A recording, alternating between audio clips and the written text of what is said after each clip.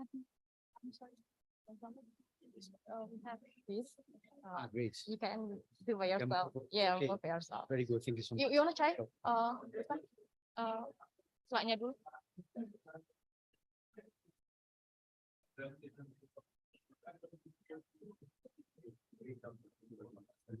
Is it good? No?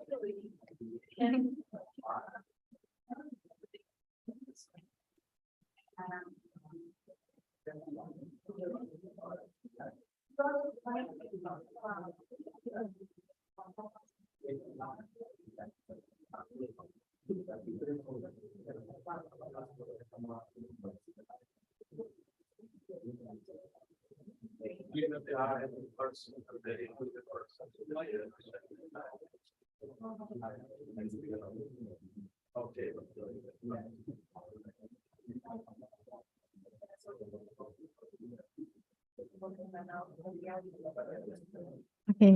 welcome again to all the participants of workshop today. It's very nice to see you all here, and we hope you have been enjoying yourself the workshop so far. Ladies and gentlemen, the next session is going to bring by Mr. Gonzalez that will hold managing risk for topics. Without further ado, please, Mr. Gonzalez, the floor is yours. Thank you so much. Good morning, everybody.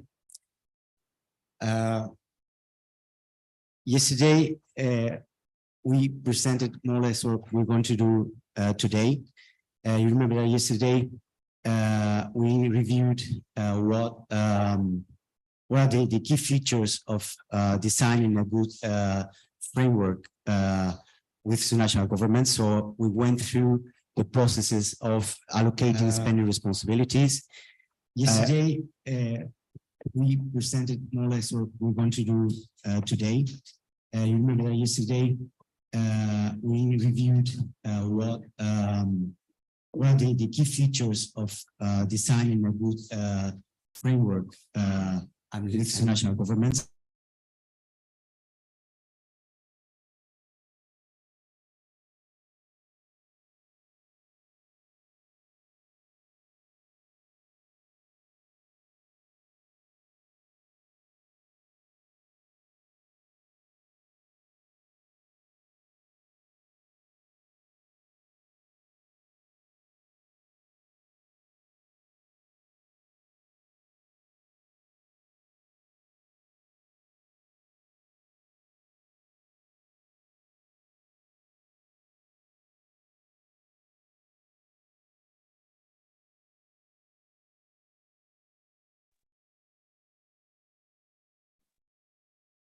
Okay, so yeah, we saw how to attribute spending responsibilities to different subnational governments.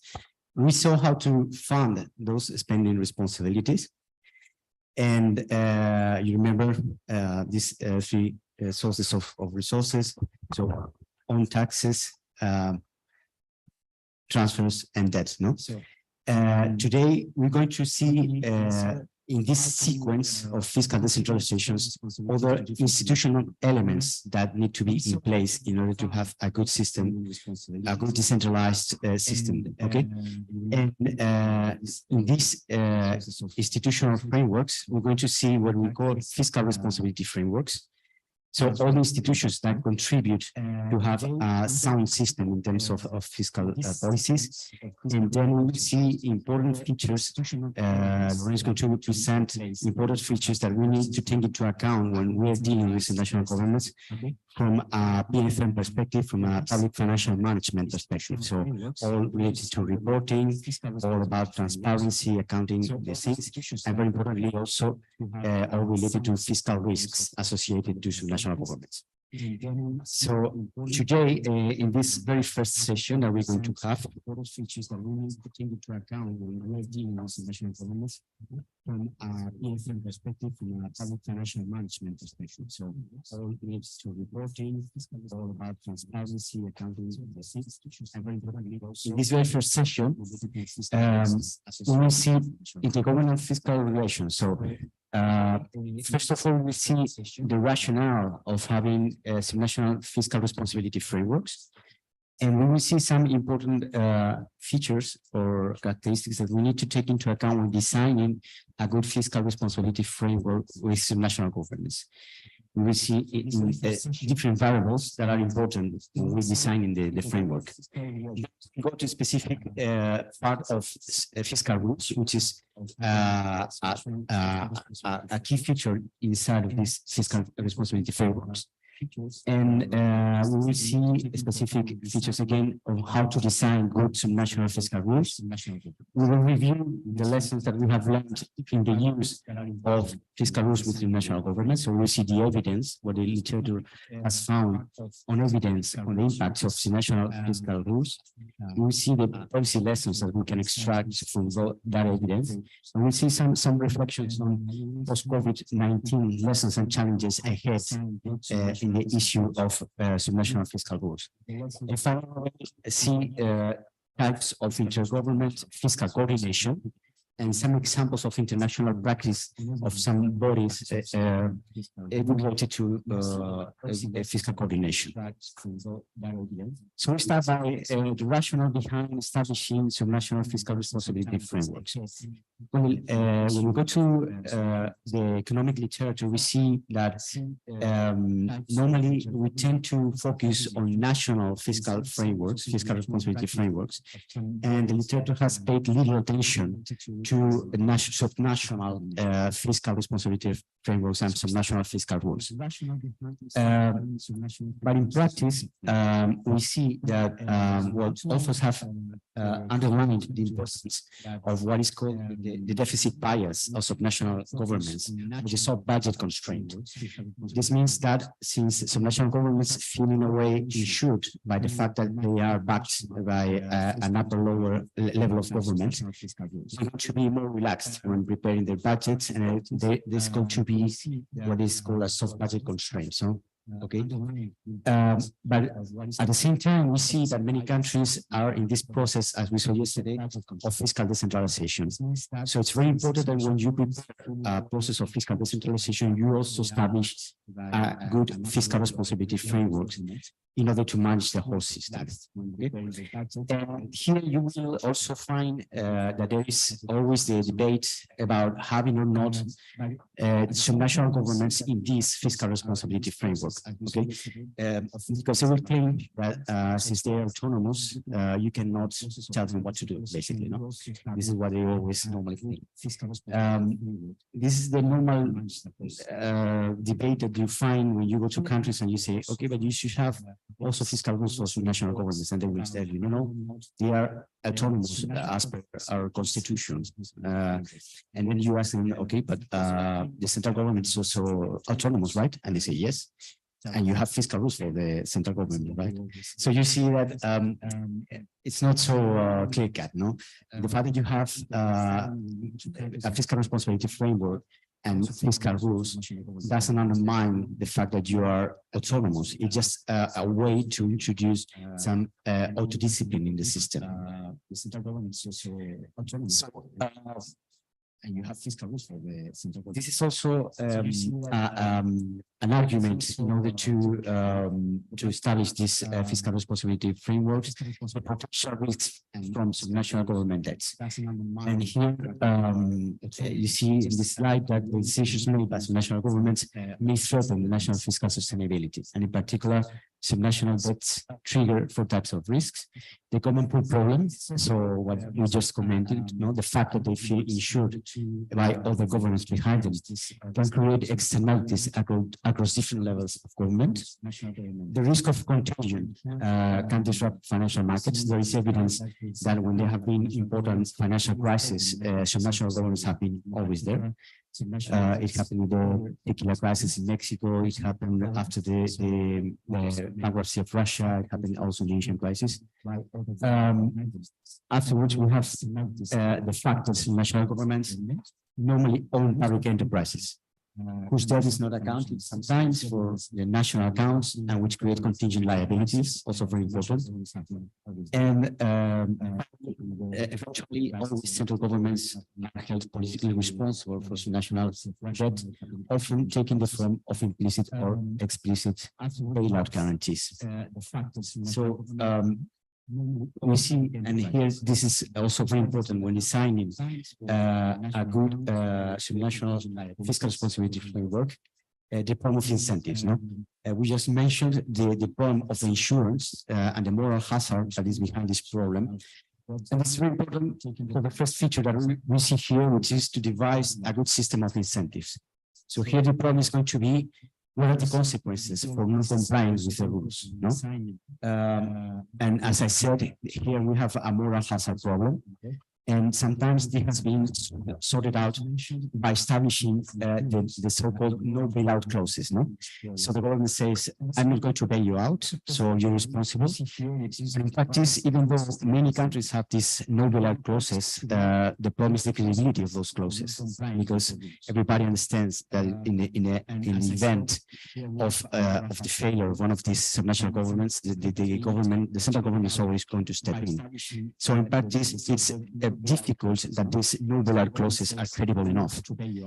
And so what do we do with the consequences of non-compliance? The typical measure that we would apply for this problem would be to establish sanctions in the cases of non-compliance, in the cases of non-compliance with fiscal rules, okay?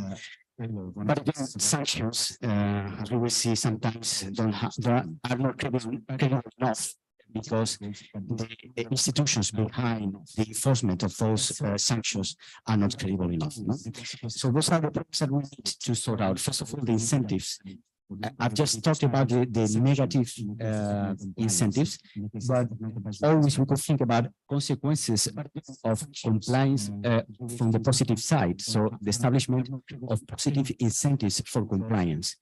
And here we see that in establishing fiscal responsibility frameworks, the positive incentives have received less attention from the literature. And we find many less examples of positive incentives for compliance than negative consequences in the case of non-compliance. No? We know that many countries have penalties or sanctions. But for example, I can think about an example in Spain. We thought about public loans from the central government to national governments in better conditions than in the market for the case of good behavior in fiscal policy. No? That's an example of positive incentives. But in practice, as I said, the positive incentives is something that has received much less attention than the negative incentives. Then we would also need to have a medium-term perspective, no? A medium-term focus, so that the calendars and the resources, when we are going to allocate resources to national governments, are well aligned with this medium-term approach. It's very important that the national governments have information, and it's also very important that they have medium-term information, so that not only they receive in time, which is very important, the resources they're going to receive in next year, but also, if possible, for the 3 or 4 years ahead. The protection of investment in economic cycle. This is a feature that has been very problematic when designing fiscal responsibility frameworks, because the current set of fiscal rules normally don't take into account this possible problem of protection of the investment along the cycle. Here I'm quoting the studies of Artanaz, Cavallo, Izquierdo, and Puig, with 70 countries. They saw that in episodes of fiscal consolidations, the reduction of 1% of the deficit meant the reduction of 0.7 GDP in the next few years, meaning the reduction of the investment. So we see that investment has a lot of impact on GDP. And it's very important that the fiscal responsibility frameworks, especially the fiscal rules that we're going to design, takes care of how to protect the investment, because it's normally the type of expenditure is going to be cut in times of recession. Here I'm also quoting the European Fiscal Board in 2019 that found that in the European Union, the average expenditure decreased from the period 1998 to 27 to the period 2011 to 2018. So this is also a result of the recession, no? The reduction of investment in Europe. Times of recession. Another key feature that we need to take into account is the legal framework when designing fiscal responsibility frameworks. And here we see that the legal framework normally takes into account the protection of three interests. First, the protection of subnational governments' fiscal autonomy, then the protection of central governments in the case of having sound finances, so the right to have a good fiscal balance for the general government. And third, the right of citizens to be informed, so all the legislation related to transparency. And in interaction of these three interests, we're going to have a specific the specific determination of the legal framework, right? And then we will also have where do we place all the related to the fiscal responsibility framework.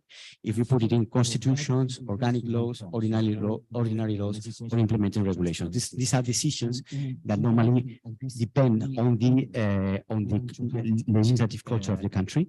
But it's, I think that the most important aspects of the fiscal responsibility framework should be in the constitution or in organic laws, okay, so that they cannot change from one government to the other. And then we will also have the importance of institutional factors. This is very important also in the case of fiscal rules, because the institutions are the ones who are responsible for the enforcement of the system. It's very important that we devise incentives to get compliance. So, for example, ownership. It's very important that the national governments feel themselves as participants of the system.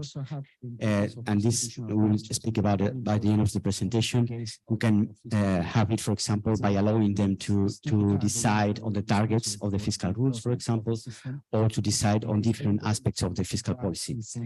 And then also very important, very popular nowadays, in independent institutions that are also a help in managing the system, for example, the fiscal councils. No? So independent institutions that make judgments about how the fiscal policy is being made and how the fiscal framework is working. No? For example, or to decide on different aspects of the fiscal policy. And then also very important, very popular nowadays, in independent institutions that are also a help in managing the system, for example, the fiscal councils. And very important in the key factors, also the prerequisites. What I call the prerequisites is, first of all, the things that we said yesterday, no? That there shouldn't be any vertical or horizontal imbalances.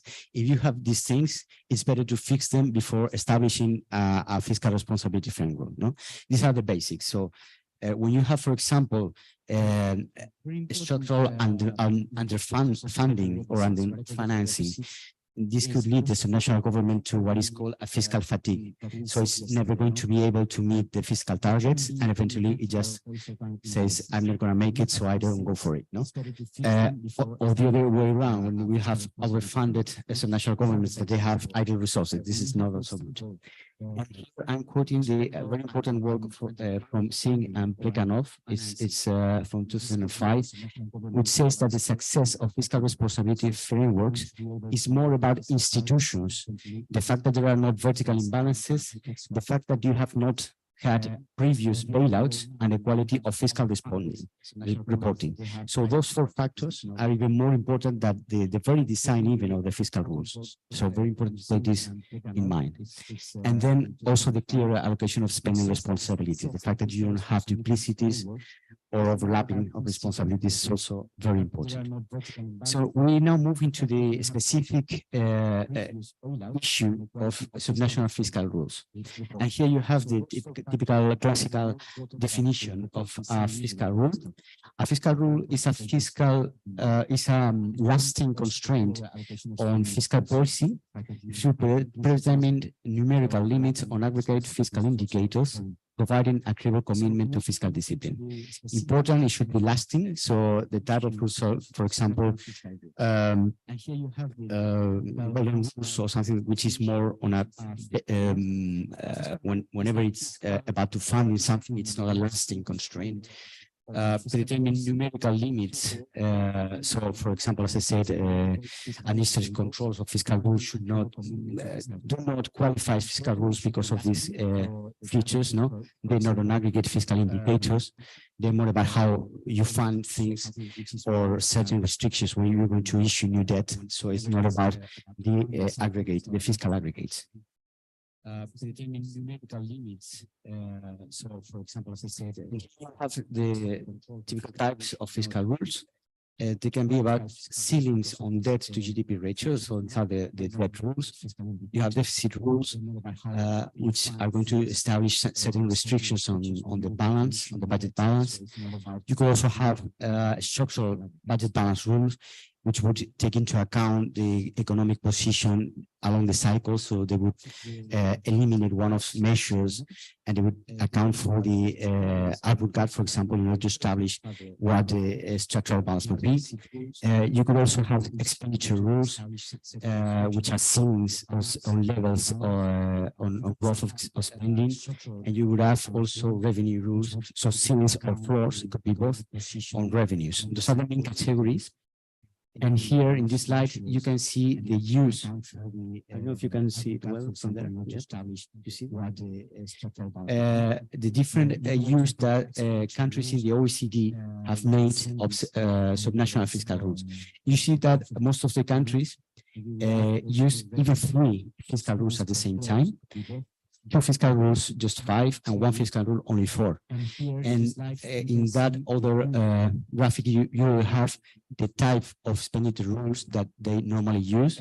As you see, budget balance objectives and borrowing constraints are the most usual. Although borrowing constraints that we see is not a fiscal rule as per the definition that we just gave. Expenditure limits, here you have 22, but they're growing more and more popular. And here you have the the use of restrictions of subnational government new debts and the debt servicing in OECD countries. So not a fiscal rules, but subnational restrictions on debt. No, so on the level of debt is the highest number of countries, 16. On the debt service, we will also have restrictions, 9. On the issue of new borrowing or caps, 9. Other 2, and only 9 are not using any restriction at all. So when we're going to design subnational fiscal rules, as we just saw, most of the countries use a combination of subnational fiscal rules because normally fiscal rules can serve different policy objectives. We just mentioned also the rules based on budget balance adjusted for the cycle. So the structural budget balance rules, because it's a way to avoid procyclicality. This is a key feature that can help us better address our fiscal policy. The fact that we are going for counter-cyclical policies. But the problem with structural balance budget rules is that they introduce factors such as the estimation of the output gap, for example, that are not easy to estimate, that sometimes require a certain judgment by economists and the policymakers. So sometimes they're not so transparent, and the current trend is now to go for more simple approaches. This about the expenditure rules. Here we say that they do not avoid procyclicality in that terms, but can help create buffers in upswings. This is a little bit the thing that we said yesterday about subnationals that depend much on natural resources. No? With expenditure rules, you would have, like, in a way, sort of a rainy day fund or a stabilization fund in good times, because you're going to spend less than what is indicated by cycle. So it's a way to create savings. Okay. The problem with the expenditure rules is that they are very sensitive to the initial conditions. So if you start in a very high level, you basically live on that level of expenditure, and you will not be spending an optimal level of expenditure. And the other way around, if you start by a very low level, you will not be able to have expansionary policies. So expenditure rules are appealing and are being used nowadays more and more, but the design of how they are, it's crucial because since they're intertemporal, they have some features that are difficult to manage afterwards, okay? And well, we just saw also the fact that the investment expenditure is covered by the rule. It's controversial. Some countries vows the expenditure investment. The good practice is to include it also, but the problem is that, as we just saw, this is the expenditure is going to be reduced when that times come. And also very important, the inclusion of escape clauses. Escape clauses is the fact that you can use some clause that is going to allow you to not apply the rule in cases of recession, in cases, for example, of severe, for example, like the COVID circumstances that are totally out of the control of governments, natural events, things like this. And it's very important that these escape clauses are well defined, that they have a very clear trigger, and that some independent institutions can assess if the trigger has been well done or not, has been well activated or not. Then the capacity to implement the fiscal rule is always going to be very dependent on the PFM capacities of subnational fiscal rules, of subnational governments, sorry. So if you have subnational governments which don't have good PFM systems, which don't have enough capacity, you cannot go for very sophisticated systems of fiscal rules, okay? Then the enforcement mechanisms, as we said, because the credibility of the system is at stake here. It's very important that the authorities and institutions that are managing the system have enough reputation and credibility, because otherwise the system is going to fail. Then decisions about having the same rule for all subnationals or per type of subnational. This is always a decision that we will have to make. And also, if we introduce some type of horizontal differentiation, no? It's not the same. For example, in Madrid, we have, in Spain, we have two municipalities, Madrid and Barcelona, which are much bigger even than some regions in terms of budget.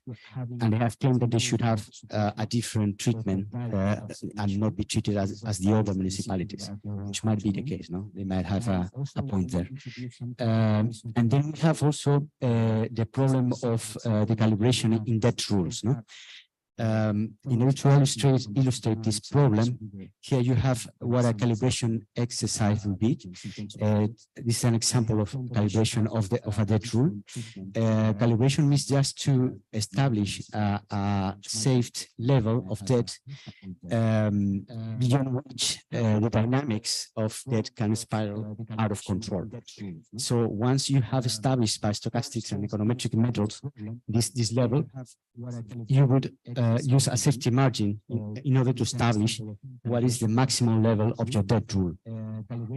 So you will establish here in this example minus 20% to establish your debt anchor or the debt rule ceiling. Okay, so this in practice for subnational governments is very difficult because shocks in subnational governments are going to be very correlated with the shocks in other subnational governments and with shocks at the national level. So it's very difficult in practice to do this exercise of the calibration of the rule. So in practice, what we do is to go to more simpler approaches for the debt of subnationals. Here, for example, we have some examples in international practice of government approval for new debt. In Ireland, we say not only local governments request ministerial approval for borrowing, but they also can only borrow from the central government. In Korea, they only require approval from the Ministry of Public Administration and Security for borrowing on foreign markets. In Latvia, they have established a council to address borrowing and guarantee requests by local governments.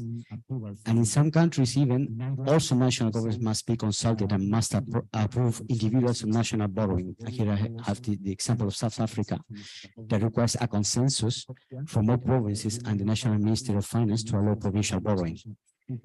Other times, you have that the countries limit borrowing to specific purposes, generally to finance public investment. So this is the golden rules. No, borrowing can only be funded, can be used to fund investment. That's a golden rule. And then borrowing abroad or in foreign currency can also be sometimes forbidden for some national governments. Here we have in New Zealand, only Auckland is allowed to borrow abroad. John maybe knows more about this because it has very huge borrowing needs and they are superior to the local market. So it's allowed to borrow abroad. In many countries, they don't allow national governments, in particular local governments, to issue bonds. And here I say from some bad experience during the financial crisis, several countries have put in place rules to limit speculation and the use of derivatives by some national fiscal rules, as is the case, for example, with the Netherlands. Another key feature when designing and implementing some national fiscal rules is the transparency and simplicity. The problem is that with what is called the second generation of the fiscal rules, so those after the financial crisis, the systems have gone totally complex, with a high number of fiscal rules interacting with each other. And now while we are thinking about how to reform the new fiscal rules framework, one of the key features is going to be transparency and simplicity. And also very important, the coherence among the rules. When you have those complicated system of rules, sometimes the rules are not coherent with each other. Here, for example, in Spain, we have examples of this, that the objectives that we have by applying the rules sometimes are not coherent, and you have absurd results, and that creates difficulties for national governments. In order to address this problem, the IMF has proposed a model which is very simple, with only one variable, which is called the anchor, and with one operational or two operational variables that will have an impact on the anchor. This anchor could be, for example, the level of debt, and those one or two operational variables could be the level of deficit or the expenditure rule. This is how I say country-specific, and there is no one-size-fits-all solution. And as I said, two operational rules instead of one can also be good. But the important thing is that the anchor is going to give an idea of what we are intending, no? And how effective are subnational fiscal rules according to the economic literature? Well, first of all, we see that sometimes it's difficult to measure the effectiveness, because just by the fact that you're establishing the framework, there are going to be changes in your fiscal policy. So there is sometimes what is called an endogeneity problem.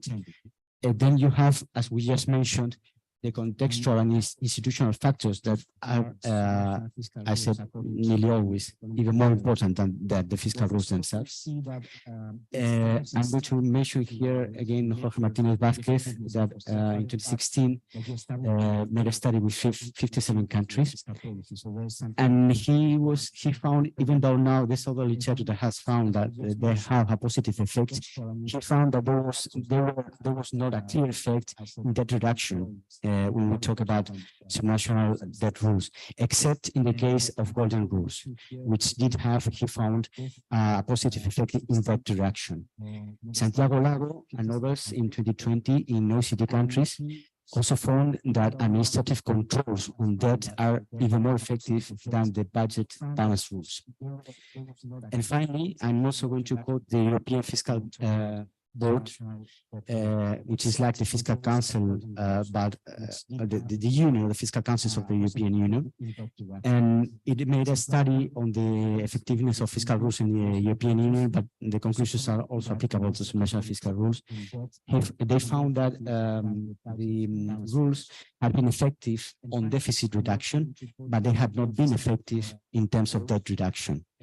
And also they have not been effective in the specific feature of the protection of investment expenditure during the cycle, but they had been effective in improving PFM systems. So in a way, when you introduce fiscal rules, you're introducing fiscal discipline, and that is improving your PFM systems, even though the effect on the deficit and the debt is not so clear. So here I'm summarizing the conclusions by the OECD on the use of subnational fiscal rules. First, what we just mentioned before, institutional constraints on subnational fiscal targets do have a disciplinary effect. We just mentioned this. Subnational constraints cannot substitute for a properly designed system of intergovernmental fiscal relations. So, as I said before, it's very important to bear in mind the sequence. First, you need to fix vertical imbalances, and then you go for establishing fiscal frameworks, fiscal responsibility frameworks. Third, cooperative approaches, when they are not based on formal rules, cooperative approaches require strong enforcement and coordination mechanisms. Well-designed fiscal constraints may improve the market's perception of subnational fiscal policy, and constraints on subnational fiscal policy necessitate a clear commitment on the central government to enforce them. And what's happened after the COVID crisis? I think there's been a global trend. Fiscal responsibility frameworks have been totally outpaced by events. In many countries, they have been suspended in bulk instead of applying escape clauses. And now everybody is thinking about how to establish and how to come back to the establishment of fiscal rules. But now that we're returning to fiscal rules, many countries are thinking about how to reform the current set of fiscal rules, because as we just mentioned, they have not been effective, at least in terms of debt reduction, and now the levels of debt are very high. So now the ideas that are currently being debated, first of all, how to focus on debt reduction. And here, many countries are going to this IMF model of having an explicit debt anchor that is going to drive the system of fiscal rules. Simplicity, only one or two operational variables, so we forget about all the second generation fiscal rules. Reduction of investment in expenditure, medium-term focus, and the importance of institutions and coordination. And this leads us to our last part of the presentation. Once you have devised a fiscal responsibility framework, a key element is going to be your coordination with the subnational governments.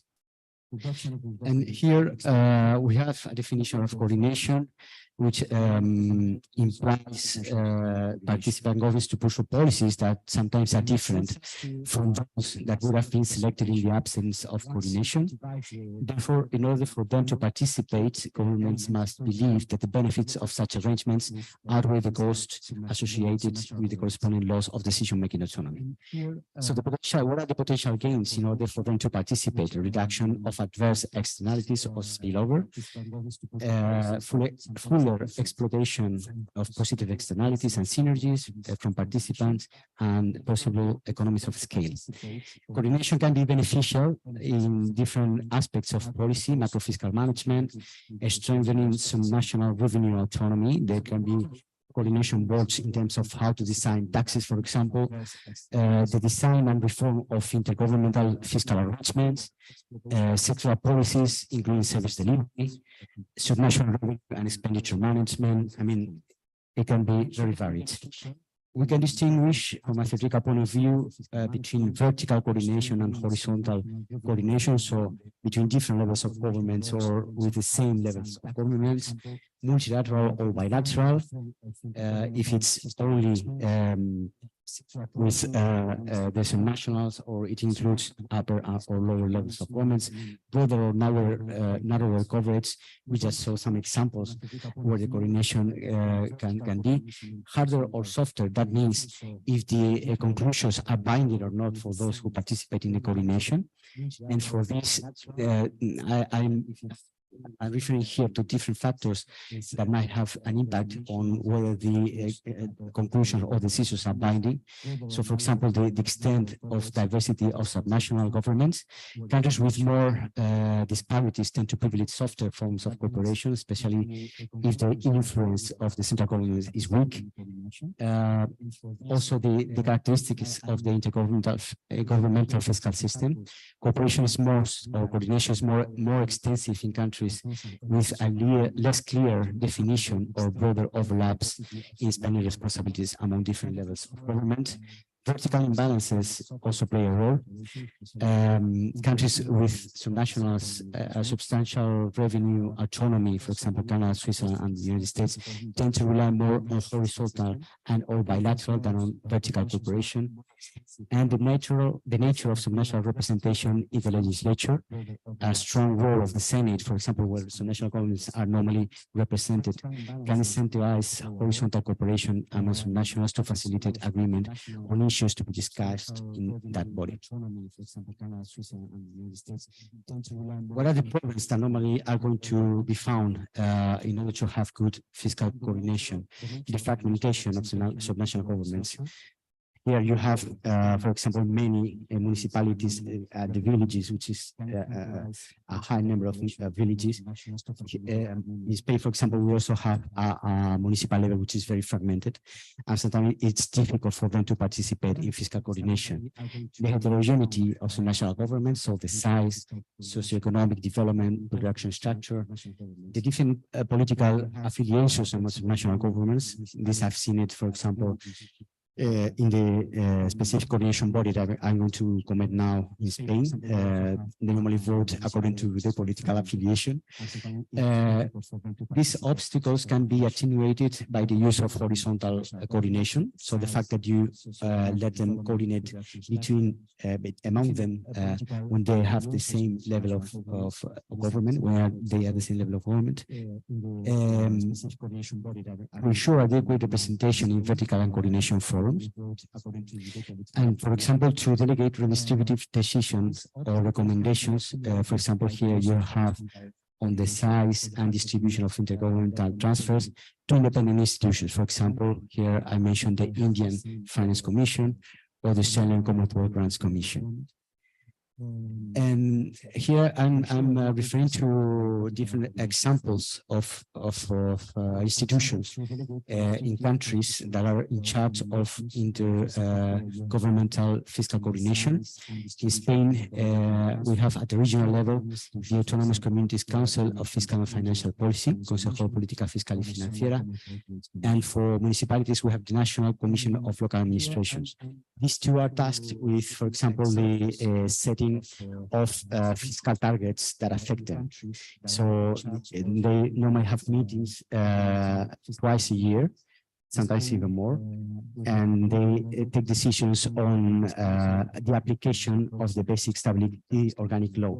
So not only the establishment of fiscal rules, but also the general government ceiling, for example, something that is voted by them. Then we have in Belgium the High Council of Finance, which has two sections, one looking into the public sector borrowing requirements, the other into taxation and social security contributions. In the United States, we have the National Conference of State Legislatures and the National Association of State Budget Officers. They play a role of intergovernmental councils, although in practice they have no enforcement powers. Germany, the Stability Council, which recommendations are not binding. In Argentina, again, this is a voluntary approach, so the Federal Council of Fiscal Responsibility, and you can adhere to it or not if you're a province. In Mexico, I'm quoting different bodies, the National System of Fiscal Coordination, to which the national governments must adhere in order to receive the whole transfers from the federal government. The National Meeting of Fiscal Officials, the Permanent Commission of Fiscal Officials, and for the Fiscal Coordination Board. And here we have that the Government Accounting Law created a National Council of Accounting, Harmonization and Consultative Commitment on Accounting Matters. So you see that the range of tasks that these intergovernmental bodies can have is very varied. No? And this is the end of my presentation. I will be glad to take questions that you may have. Thank you very much. National Council of Accounting, Harmonization and Consultative Commitment on Accounting Matters. So you see that the range of tasks that these intergovernmental bodies can have is very varied. investment, there is a slide in your presentation that mentioned that reduction in investment, there is higher than the reduction in current expenditure will result in the reduction of GDP in the next 3 years. So my question is, what kind of investment is that? Is that like we know that there are different types of investment, tangible investment, intangible investment. You can invest in public health, public education, and infrastructure. Is there any information about what kind of investment that can actually contribute to the reduction of GDP if the level is lower? I think that in this specific study that I just mentioned, they only refer to infrastructure investment, so physical investment. Yeah, in this specific study, I understand that there must be studies on the impact of all the types of investment. But what I have been referring to in my presentation is the typical conception of fiscal investment, which has an impact on the future growth. They only refer to infrastructure investment. I still have 2 more questions. I hope Fiscal that's investment. okay.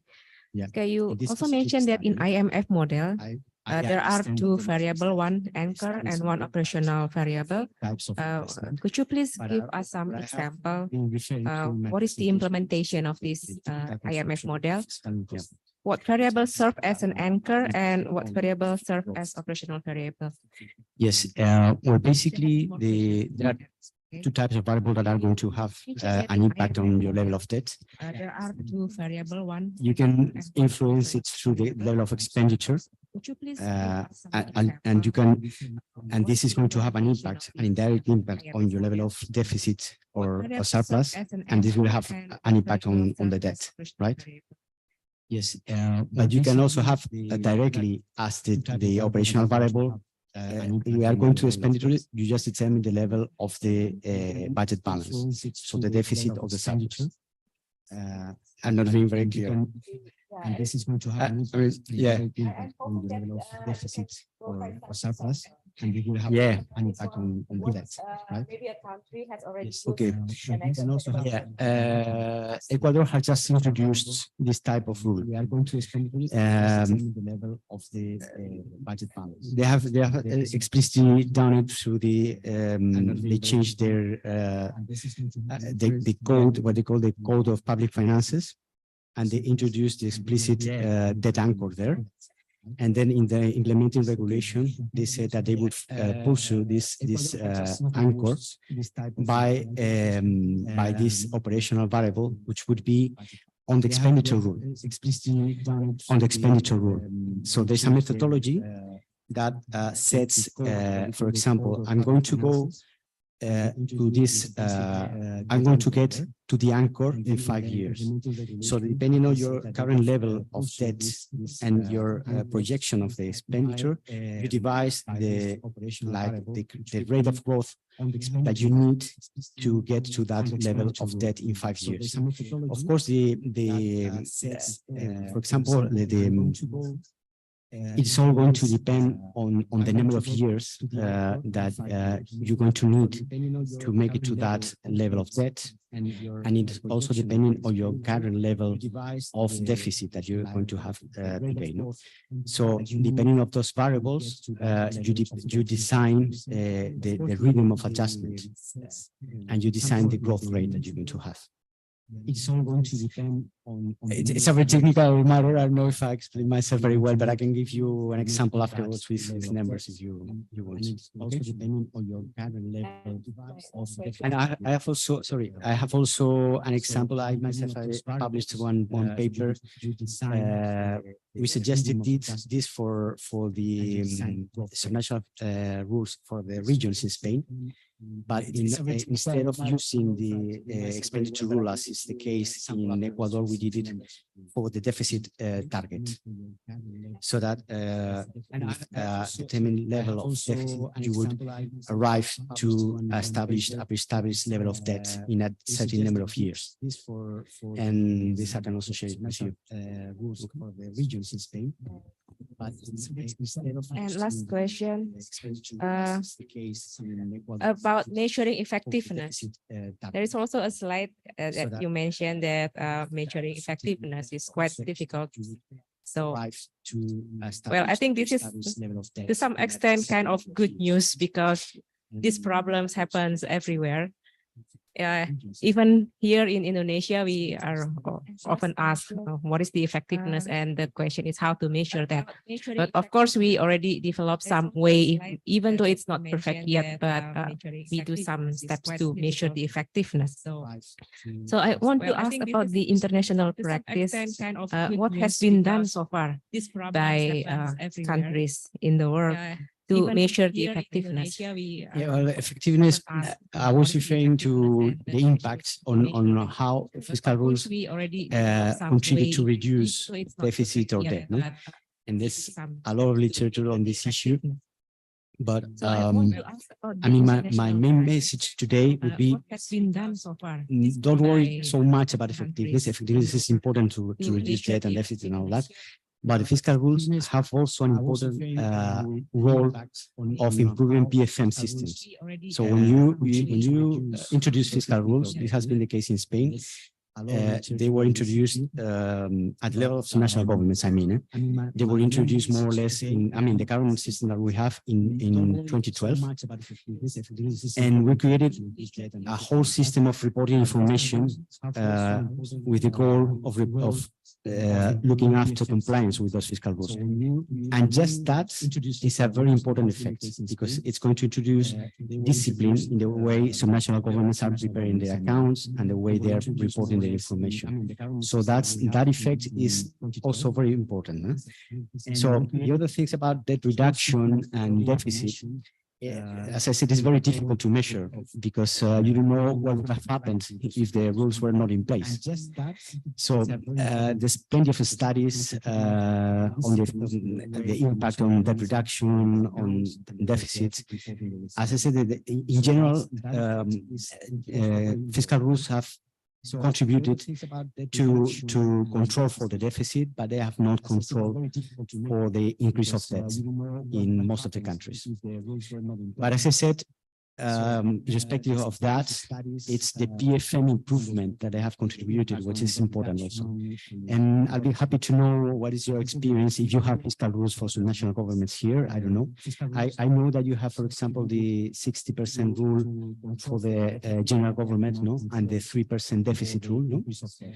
But I don't know if there's a way to have the national governments also contributing to these general government targets. And I'll be very happy to. Selena. I know that you have, for example, the 60% rule general government and the 3% deficit rule. But I don't know if there's a way to have the national governments also contributing to this general government target.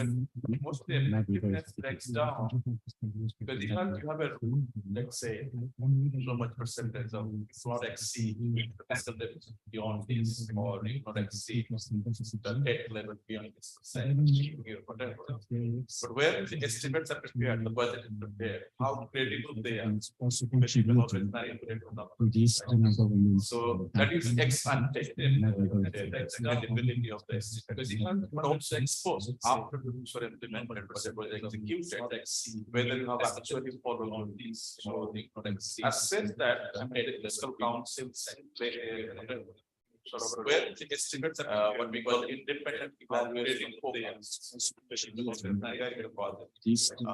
so that is ex ante responsibility of the assessment, but also expose independent forecasts executed and whether gives a view on the government's budget forecasts. And I said that, and it is certain council very ready that estimates of where the estimate what we call independent evaluation programs Ministry of Finance. Take that, take there you have six export and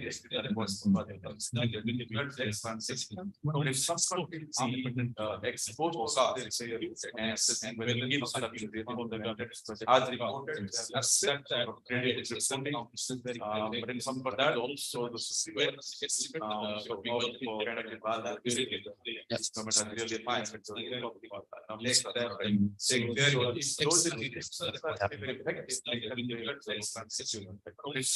Yeah, and they are more and more used. Fiscal councils are being increasingly used all around the world. Lorena had And something. just if you were talking about effectiveness of it, of spending, more in particular on development, Okay. I will approach some of that in the next presentation as well. Because You were referring to that, and they are more and more used. Yeah, I was talking council, yeah. You were referring to the effectiveness of spending of nationals. and just if Okay, you were that, yeah, talking about that's the difference. I misunderstood the question, sorry, spending, sorry. or Yeah, but Lorena will develop on that afterwards. I will approach some of that in the next presentation as well. Because You were referring to that, they are more and more. Yeah, I was talking council, yeah. You were referring to the effectiveness of spending of nationals. just if Okay, that, yeah, that's the difference. I misunderstood the question, sorry, sorry. Yeah, but Lorena will develop on that afterwards. I will approach some of that in the next presentation as well. Because You were referring to that, they are more and more. Yeah, I was talking council, yeah. You were referring to the effectiveness of spending of nationals. That's, yeah, that's the difference. I misunderstood the question, sorry, sorry. Yeah, but Lorena will develop on that. But we're effectively guaranteed by subsidies as implicit guarantees. That leads directly to this list. That's very Yeah. compromised. Yeah, by I misunderstood the question, sorry. The external activity. Yeah. Not directly guaranteed. They're positive. But it's the effective puts into very strict system. And then you have to find out how. Exactly. Yeah, I think that's the key message today, you know, because sometimes we believe that it's very important to have a very good design of the fiscal rule, very technical with structural balances, things like this. But in practice, it's much more important the institutions that are behind the rules than the rules themselves. So that I think it will be the key message today. Exactly. Yeah, I think that's the key message today, you know. Because some more questions that it's very important to have a very good design of the fiscal rules, very On technical the with, lesson 2 on the structural slide balances, 5 policy lesson on but in the practice, it's much more effectiveness of important the traditional institutions that are fiscal behind constraints says that the rules themselves. subnational constraints cannot substitute for a properly designed system of intergovernmental fiscal relations. Yeah, you know, because some more questions that Subnational, the both things seem to be two separate things. How should subnational fiscal constraints be regulated? Is it included as a part of intergovernmental fiscal relations system, or is regulated separately from intergovernmental fiscal system? No, it's all part of the same. It's what we call a fiscal responsibility framework. Has institutions, has fiscal rules. It's all included. So, but this, what I mean by this statement is constraints or in the form of fiscal rules, for example, are not a substitute for the rest of the framework. So it's just what I mentioned just before. You can have the best fiscal rules in terms of design, that if you don't have enforcement mechanisms and you don't have institutions, you don't have good EFM systems, it's never going to work. If you have, for example, what called the prerequisites, the vertical fiscal imbalances, it's not going to work. We have the cases, for example, of regions in Spain, which have this thing that I refer to as fiscal fatigue. So every year we set a target to them, but they have so much debt and they have a terrible mess of BFM systems that they simply, when they set this target, they say, I'm not going to make it. And they have systematic deficit 1 year after year. So it doesn't make any point in having a very good fiscal rule if the rest of the things are not working. But as I said, it's all a whole system, no? It's a framework. That's what we call it, the fiscal responsibility framework. When they set this target, they say, I'm not going to make it. and they have systematic deficit 1 year after year. So it doesn't make any point in having a very good fiscal rule if the rest of the things are not working. But as I said, it's all a whole system. No, it's a framework. No more questions this session. Fiscal responsibility framework. They have systematic. Okay, thank you, Mr. Gonzalez. I think that's all for this session. Now we will take break for The rest of the things haven't worked.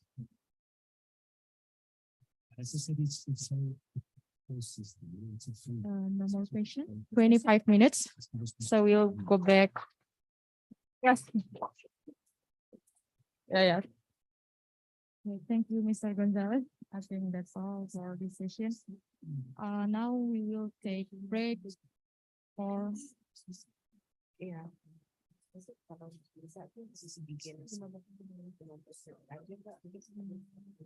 25 minutes. So we'll go back. Yes. Yeah. Thank you, Mr. Gonzalez. Now we will take break for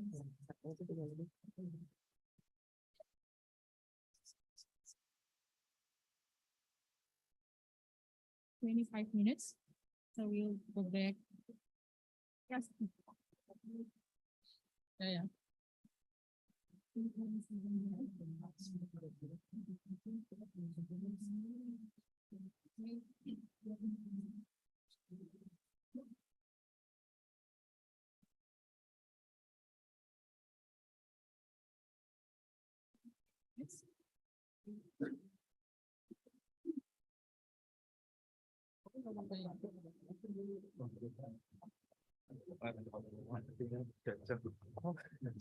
Yes.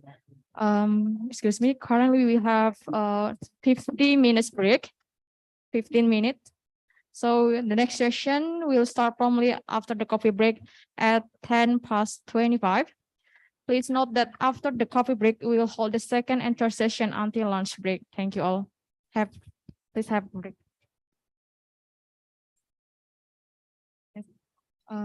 Excuse me. Currently, we have 50 minutes break.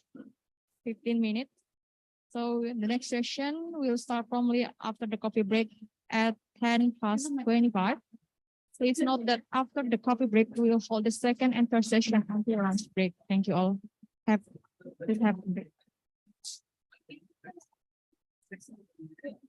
Currently we have 50 minutes break. There 15 minutes. So the next session will start promptly after the coffee break at 10:25. Please note that after the coffee break, we will hold the second and third session until lunch break. Thank you all. Please have a break.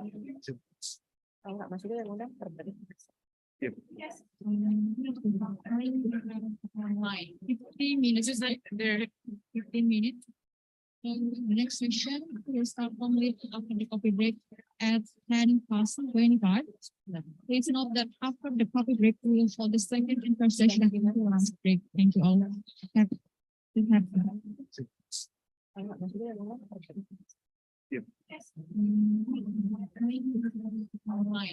50 minutes break. There 15 minutes. The next session will start promptly after the coffee break at 10:25. Please note that after the coffee break, we will hold the second and third session until lunch break. Thank you all. Please have a break. 50 minutes break. There 15 minutes.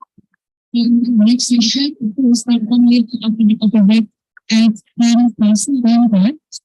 Please note that after the coffee break, we will hold the second and third session until lunch break. Thank you all.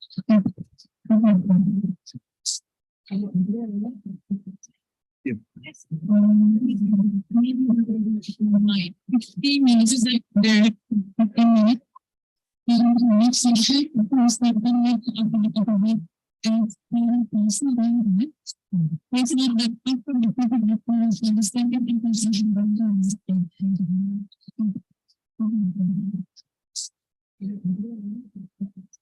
50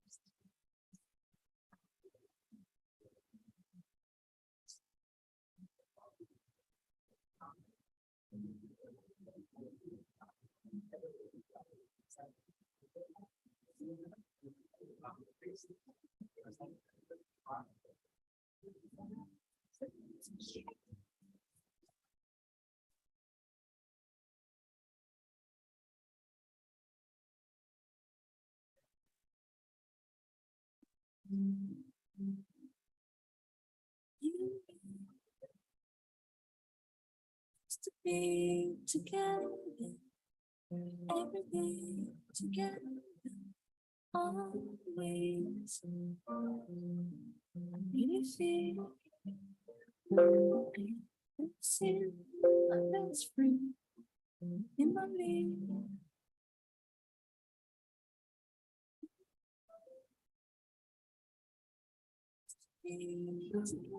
You love him too. I love him. He gives me everything and tenderly.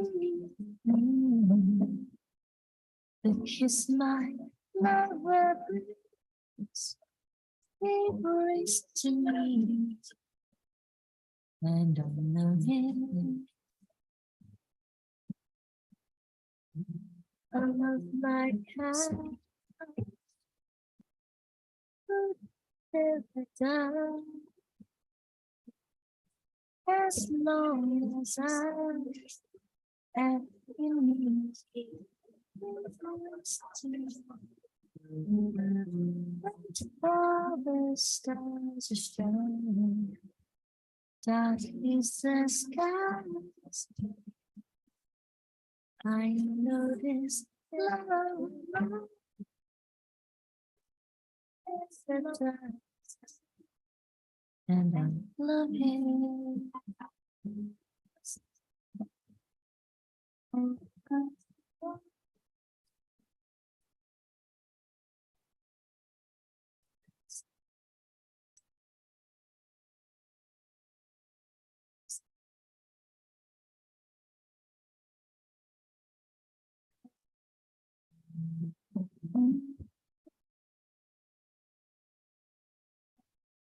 Bright are the stars that shine, dark is the sky. I know this love will die, and I love him.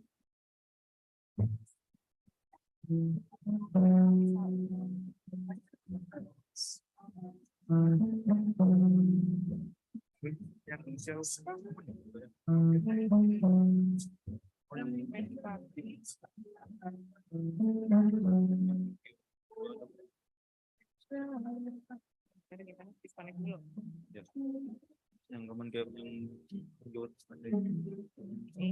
ya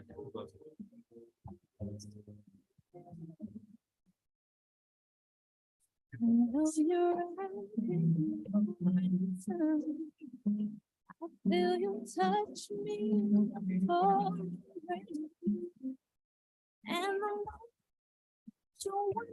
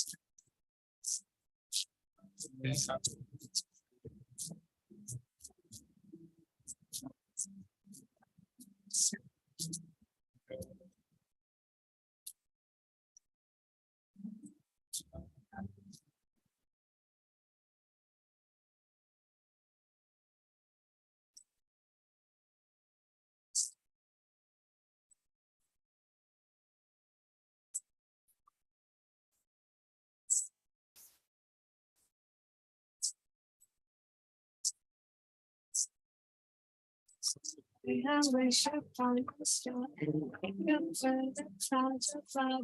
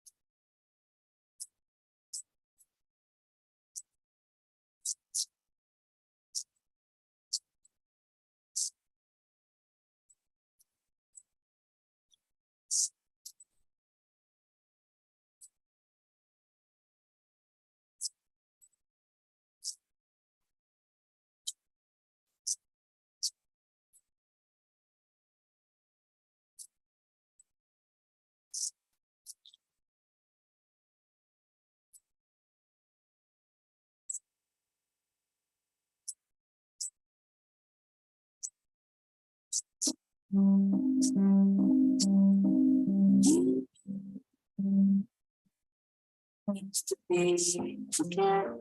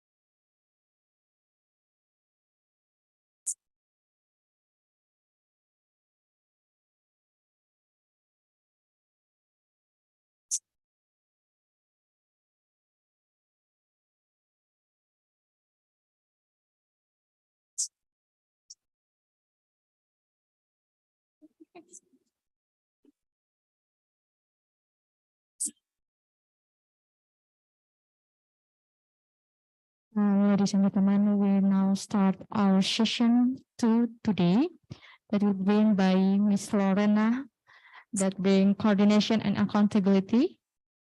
Ms. Lorena, the floor is yours. Thank you. So good morning, everyone. Okay, so a couple of things have come up since yesterday, and I hope that this session helps you gain ideas of how to manage and coordinate with subnational governments. So this session is about public financial management national governments, so not national governments, but with national governments. So first of all, a couple of items that we're going to be seeing right now is measuring PFM. It's all proxies. How do we measure? Come on, right? Introducing code and then coordination of budget cycle with national governments from some countries that might be relevant for the case and the discussions that we have government. So now disclaimer, but this is the topic, right? And we're going to have only around 30 minutes for presentation so that we can speak right. To address in a very high level. But I believe you. You can code and be the right direction. For examples and some that might be rough. That's the first topic. Now disclaimer, how do we measure the events? Topic. How do we measure how financial management? 30 minutes for presentation so that we can speak any ideas. So address in a very high level. But I believe you. You can code and level of spending. Okay. Direction. Other ideas how to measure public financial management. The first topic. Now disclaimer, how do we measure the events? How do we measure how financial management? For presentation so that we can speak on any ideas. So address in any other ideas of how you measure. You want to know how your public financial management is doing. What would you measure? Code and level of spending. Okay. Compliance. Other ideas financial management on the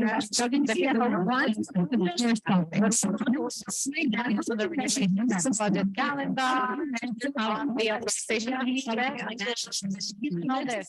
I think that is a very good proxy as well. So we're getting to that. PFM as a role at the national level, as in depth of national level. What is your perception? You work with subnational governments. Okay. If we were to measure the development of public financial management on your ministry, and then we go to a local level ministry, would we find the same level of development?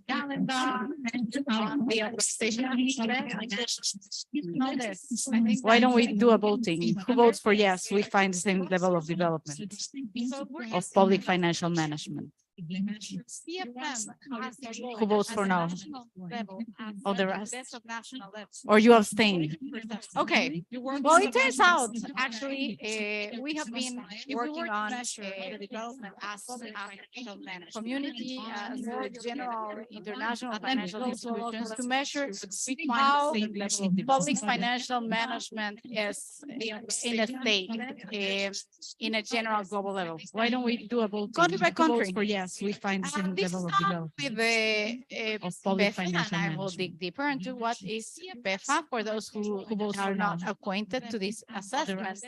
And or you abstain. We find here, well, it turns out is that in the measures of budget credibility, budget preparation process, fiscal reporting, public investment management, legislative scrutiny of budgets, financial data integrity, in your budget reports, annual financial reports, and external audit, we generally see that the national level is more developed than the rest of national level.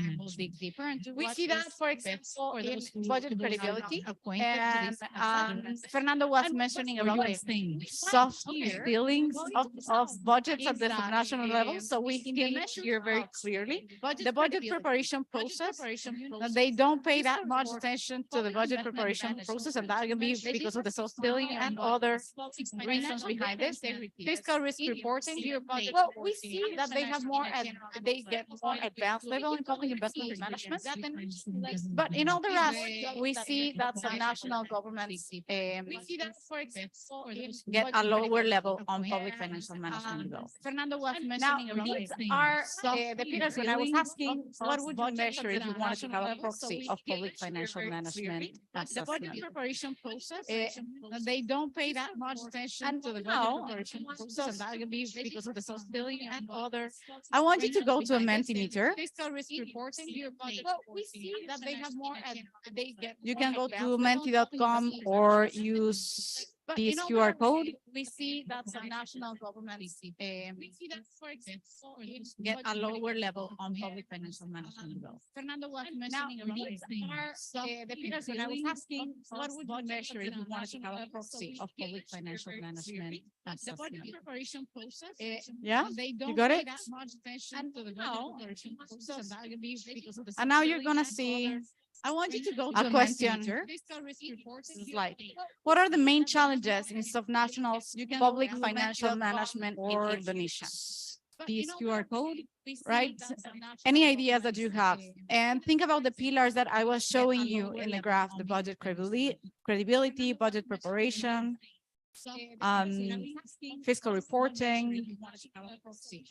On those pillars, what are the main challenges? Yeah, in Indonesia. And now you're gonna see, I want you to go to a question. Slide. What are the main challenges? Variety of local governments in terms of capacity and capability. Yes. This QR code, right? We have any ideas that you have? Urban, close to Jakarta, far from Jakarta. We have different levels of development.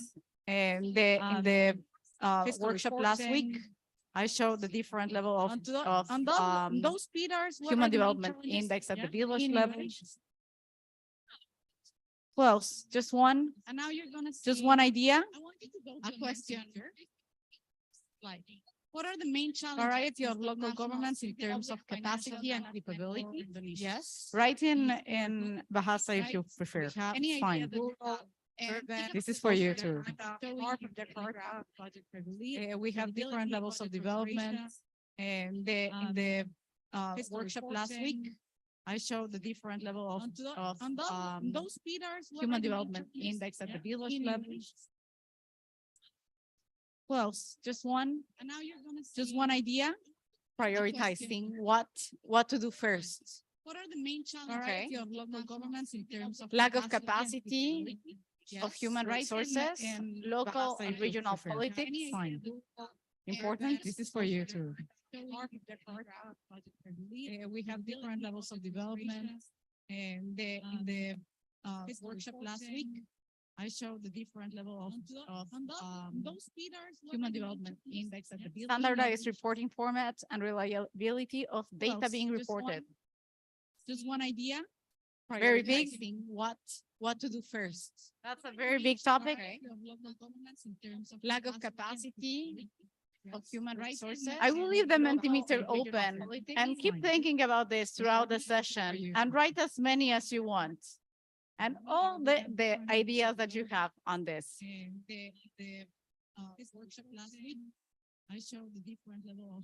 I see a couple of you writing, so I will leave a couple of seconds more. Standardized reporting formats and reliability of data Well, being just one- reported. Just one idea. Very big. Prioritizing what to do first. That's a very big topic. Lack of capacity of human resources. I will leave the Mentimeter local and open regional and keep politics. thinking about this throughout the session and write as many as you want. I'll come back to And it all at the end of the ideas session, that okay? You have on this. Because otherwise, okay, local politics again, leadership, something that I see I a do couple not of you understand, writing, so but I we will can leave get a couple of translation. seconds more. Standardized reporting formats and reliability of data being reported. Just one idea. Okay, I Very see big. answers coming in. What to do So we have Very big many topic. different reasons of why, I of will why leave them PFM open. has and keep challenges thinking in about this subnational throughout the governments in session and Indonesia. write as many as And you those- want. I'll come back to it at the end of the session, okay? Although they are Because Yes. otherwise, okay, local politics again, leadership, Can have this. something that I do not So understand. although so we those can are get very Translation. context specific for Indonesia, trust me, they are very much shared across the Okay, world. I see answers It's not coming just in. the case of Indonesia where we So we have have many different these reasons of problems and why, vulnerabilities, and where we see that of we have why problems with DFM coordination, problems has with challenges data, as a problems national with government. prioritizing and I'll come back to it coordination at the and end of local the session, politics and okay? national They are- politics. Because Now, otherwise, okay. getting local back to politics how again, we measure leadership, this something public that financial so management, those let are me very go back context to specific for Indonesia. this perspective. Trust me, they are very much shared across the Okay, world. I see answers It's not coming in. just the case of Indonesia where we So have. So So who is different acquainted problems with the and why, PEFA and assessment? Where we see that Of we have why problems with coordination, problems with data, problems with prioritizing. Has anyone heard of and- this? And coordination and local politics and national politics. Because otherwise. Oh, okay, you're already how Googling. can Wait, we measure I have my these presentation and I will financial say what it management? is. Those are very go back context to Okay. specific for So Indonesia. PEFA means public expenditure and financial accountability. This is a program that is not new. It started in 2001. And it was a program by the European Commission, the IMF, World Bank, and the governments of France, Norway, Switzerland, the UK. And the question was, how do we measure how public financial management is working across the world? Because what we can measure, we can improve. Because otherwise. Right? If we don't Oh, measure you're it, already how do we Googling. improve? Wait, I So, have my presentation and I We will. established a standard methodology for diagnosis of assessment. So And this is PEFA called the means PFA, public the PFA expenditure framework. and financial And accountability. then, This this is a is program that is an assessment that is done at national it and was subnational levels by the European in Commission, different the IMF. countries. And it has seven World Bank pillars, and the the ones that I governments of showed you in the graph. Switzerland, the UK. Here, How do we measure? how these are our seven pillars. We see that we're measuring here, and they are budget reliability, transparency of public finances, management of assets and liabilities, policy-based fiscal strategy and budgeting, predictability, and controlling budget execution, accounting and reporting, and external scrutiny and audit. Now, PEFA, what it does, it gives us a scoring methodology that we see here. It's And it has very seven intuitive. pillars, the ones that I A, showed B, you C, in the D, graph, E, Switzerland, the UK. or Here, until D plus, we D measure- minus, we don't get to the E. These are our seven pillars.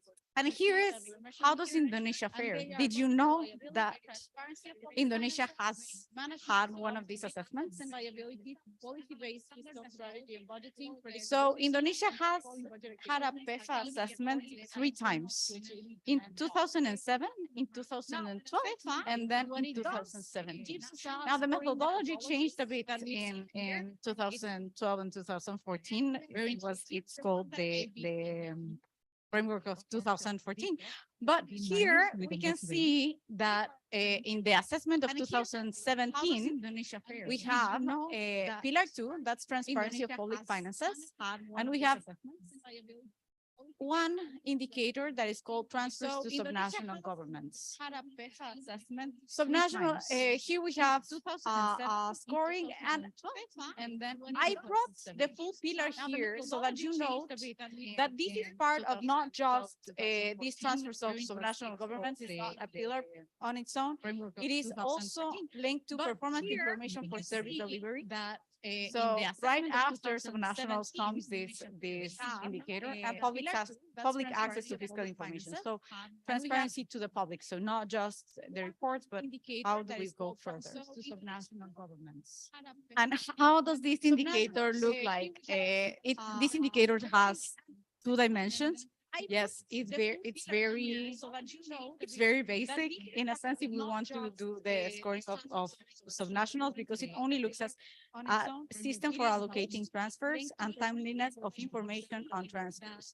And here we see that Indonesia got an overall B, and with a C in system for allocating transfers, because of, you're gonna see it here, because of changes in the rules of a specific fund that allowed some 2 dimensions, different criteria that was not explicit. Maybe that is the very fund that you basic. were In a talking sense, about if you yesterday want as well, the source that of came up in one of the subnational, because questions. it only looks But at, that's what I was system telling you. for We have only allocating 30 minutes. We transfers will and not dig timeliness much of deeper. I information will leave you with this And here we information see so the that you can check out the report. and also this. And the timeliness of information on transfers, here we get an A. It's very in clear that system for the allocating information is transfers. very timely. Because And of, actually, you're it mentions gonna here, see it the here, DG Fiscal because of Balance changes of the website rules of updates the data right after. that allow this indicator some So dimensions. going back, now you see this, Maybe that is the fund that you this were part talking of about yesterday as well, score and that came up in one of answering the this questions. question again. So going back, So I was telling do you, we have only 30 subnationals minutes, we have will the not same dig much development deeper. of I will leave PFM you as the with this national governments? information And so I that hope you that can check with out the this report. presentation of And the what is timeliness of FIFA, information now on this graph transfers, makes here we more get sense to you. It's very clear that Along the that pillars and information along is these very indicators, we see And that actually, subnationals do information have a in the lower DG level of fiscal development of balance public financial management. update the data right after. So going back, now you see this part, we're gonna stay there, score and answering this question again. So going back, and you do subnationals have. Now, how else can we measure how financial management is evolving? So we have established from the IMF, that is called the Fiscal Transparency Code. Has anyone heard of this? Subnationals do have a lower level of development of public financial management. No hands? Never? Okay. So the Fiscal Transparency Code is based on 4 pillars. That is fiscal reporting, fiscal forecasting and budgeting, fiscal risk analysis and management, resource revenue management. So although it's called fiscal transparency and it looks at the published information of this item, management it is a way in which the IMF goes deeper into how the coverage of the fiscal reporting is done, how the frequency and timeliness of reports, how comprehensive reports are, the policy orientation, for example, if we're doing performance budgeting, public participation as well, the credibility of the budget, and of course, whether we have an independent financial institution that is evaluating our macroeconomic estimations and so forth. So we see we have here 4 pillars. And in one of these pillars, we capture a subnational fiscal risk. But we also capture the part of comprehensiveness and this consolidation with subnational governments, how easy it is to consolidate reporting. And this has to do with the whole public sector approach that the fiscal transparency evaluation takes. So here the example of Ireland that we have the composition and finances. So we can see that the public sector is composed by central government, local governments, and public corporations. So, and in one of these pillars, in the fiscal transparency evaluation, we look at how comprehensive fiscal reports are, but we also identifying gaps on whether the full public sector is reported into the assets and liabilities and in general in the public sector balance sheets and the financial statements of the government, if it's consolidated with national, subnationals, public corporations, so that we have a clear view, not just of central government, but rather the full public sector. Now, I told you that in fiscal 3, we do have an indicator on subnational governments. We here see it's pillar 3 on fiscal risk analysis and management.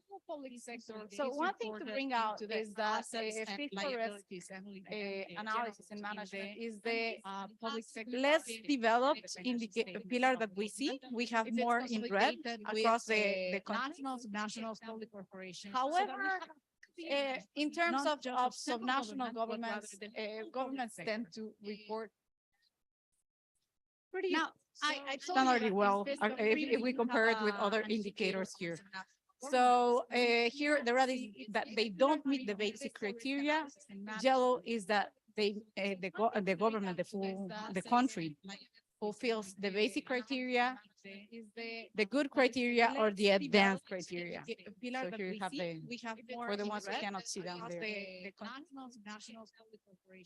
So this fiscal transparency evaluation has been done in 37 countries, 9 in advanced economies, 18 emerging market economies, 10 low income developing economies. So we have done only 2 in Asia Pacific. The rest has been done in Europe, Western Hemisphere, Middle East, and Africa. So here you see the fiscal transparency evaluation results. Again, this all comes to, so we are talking about improving fiscal public financial management. First, we need to measure and understand what we are saying so that we can actually grab from something and start improving. So these are the 2 proxies that I brought you today on how to measure public financial management and its coordination with subnational governments. Now, what about coordination across the public sector? So now we measured it. Okay, we look at how do we coordinate across the full budget cycle. And subnational governments, and this is nothing new that I'm going to say, we need to integrate a comprehensive public financial management, and we need to coordinate with them because they are delivering a lot of services. We can say, okay, we already transferred and we do not care because the autonomy and they can't report to us.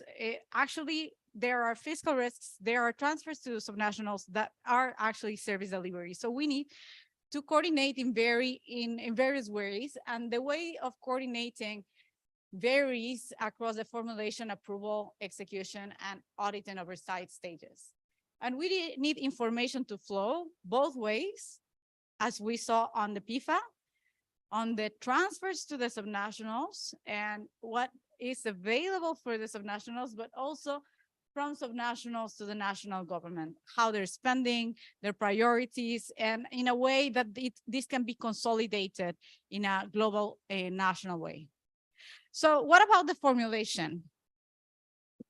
In the formulation stage, it's one of the obvious moments where we would need coordination. However, since we have, in many cases, formulas for the distribution, sometimes we say, this is going to come to the formula and we do not have to take care of that. However, establishing priorities into in the conditional transfers or earmarked transfers, depending on how you refer to them, might change the way they allocate, and we need coordination around this. Additionally, in public investments, when we are deciding and developing our national budget, we also need information of what public investments will be performed by subnational governments. What if our plan overlaps with a plan of building a road from a subnational government? Yeah, we're building a highway and they already had a plan of building a road, which does not make sense. Or having a new energy post there. So this type of information, we needed to formulate our consolidated portfolio of investments. Yes, I'm talking about a lot of information that you're gonna say and you're gonna be thinking, but we can't select which projects they do. No, but having this information allows coordinating, and you just need to consolidate, not decide for them. And you can have rules, norms, and standards for project selection. For example, the norming of which projects are done might not be the right approach, but norming the way that they do cost-benefit analysis of projects can be normed. So not norming the projects per se, but rather what information and how these projects are defined and formulated. And the other one is performance budgeting. So linking planning instruments and harmonizing methodology. And finally, coordinating into the financing of the subnational governments. For example, on the debt planning, cash management that we have been talking about since last week. Now, coordination on the budget, across the budget formulation, well, we have one country and we have one national development plan. Yes, subnational have their own parliaments, their own autonomies. However, we cannot say they should go to other health indicators. It's one country. The poverty levels are the same. Now, how do we coordinate this? And the sustainable development goals that have been approved and have been signed by the government of Indonesia, they are a whole of government and actually a whole of country. They are a state commitment, not a national government commitment.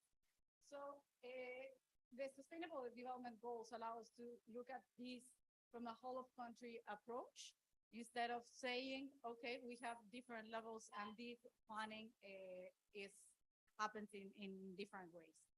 Now, can we coordinate different levels of planning across different levels of government?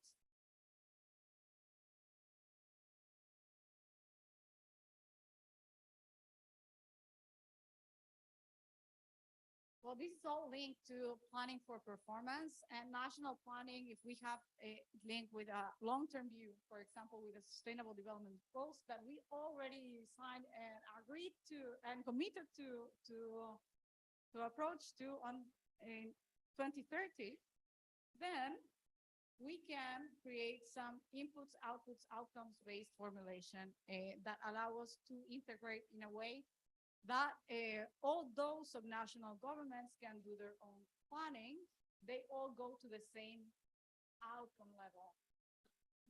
And in this way, we can do this coordination of national long-term planning across not just looking at the budget cycle. We can think about how programs are designed and projects are designed. We said yesterday how they report at the activity level, for example, how these are designed, and we can get performance information. Now, I have a couple of examples here. I have the example of Malaysia and the vertical alignment. Those who were last week, this is an interesting example of long-term planning vertical alignment.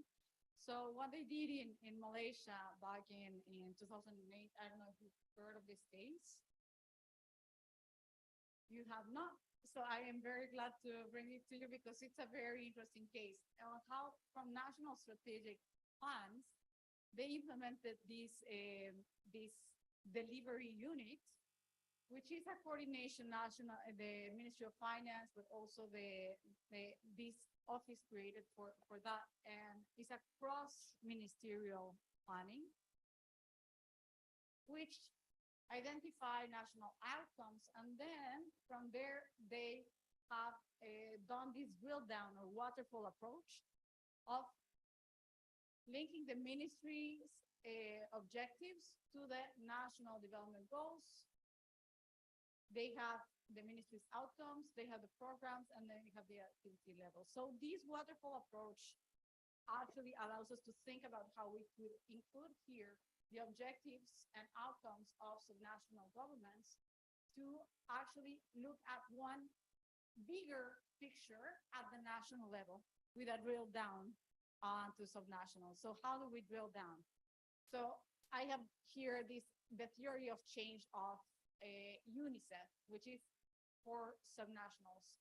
UNICEF has been working a lot on public financial management. Why UNICEF? It doesn't seem like the usual suspect to work on public financial management. However, they're doing a lot in Southeast Asia, actually. And the point here is to create a schema to achieve impact.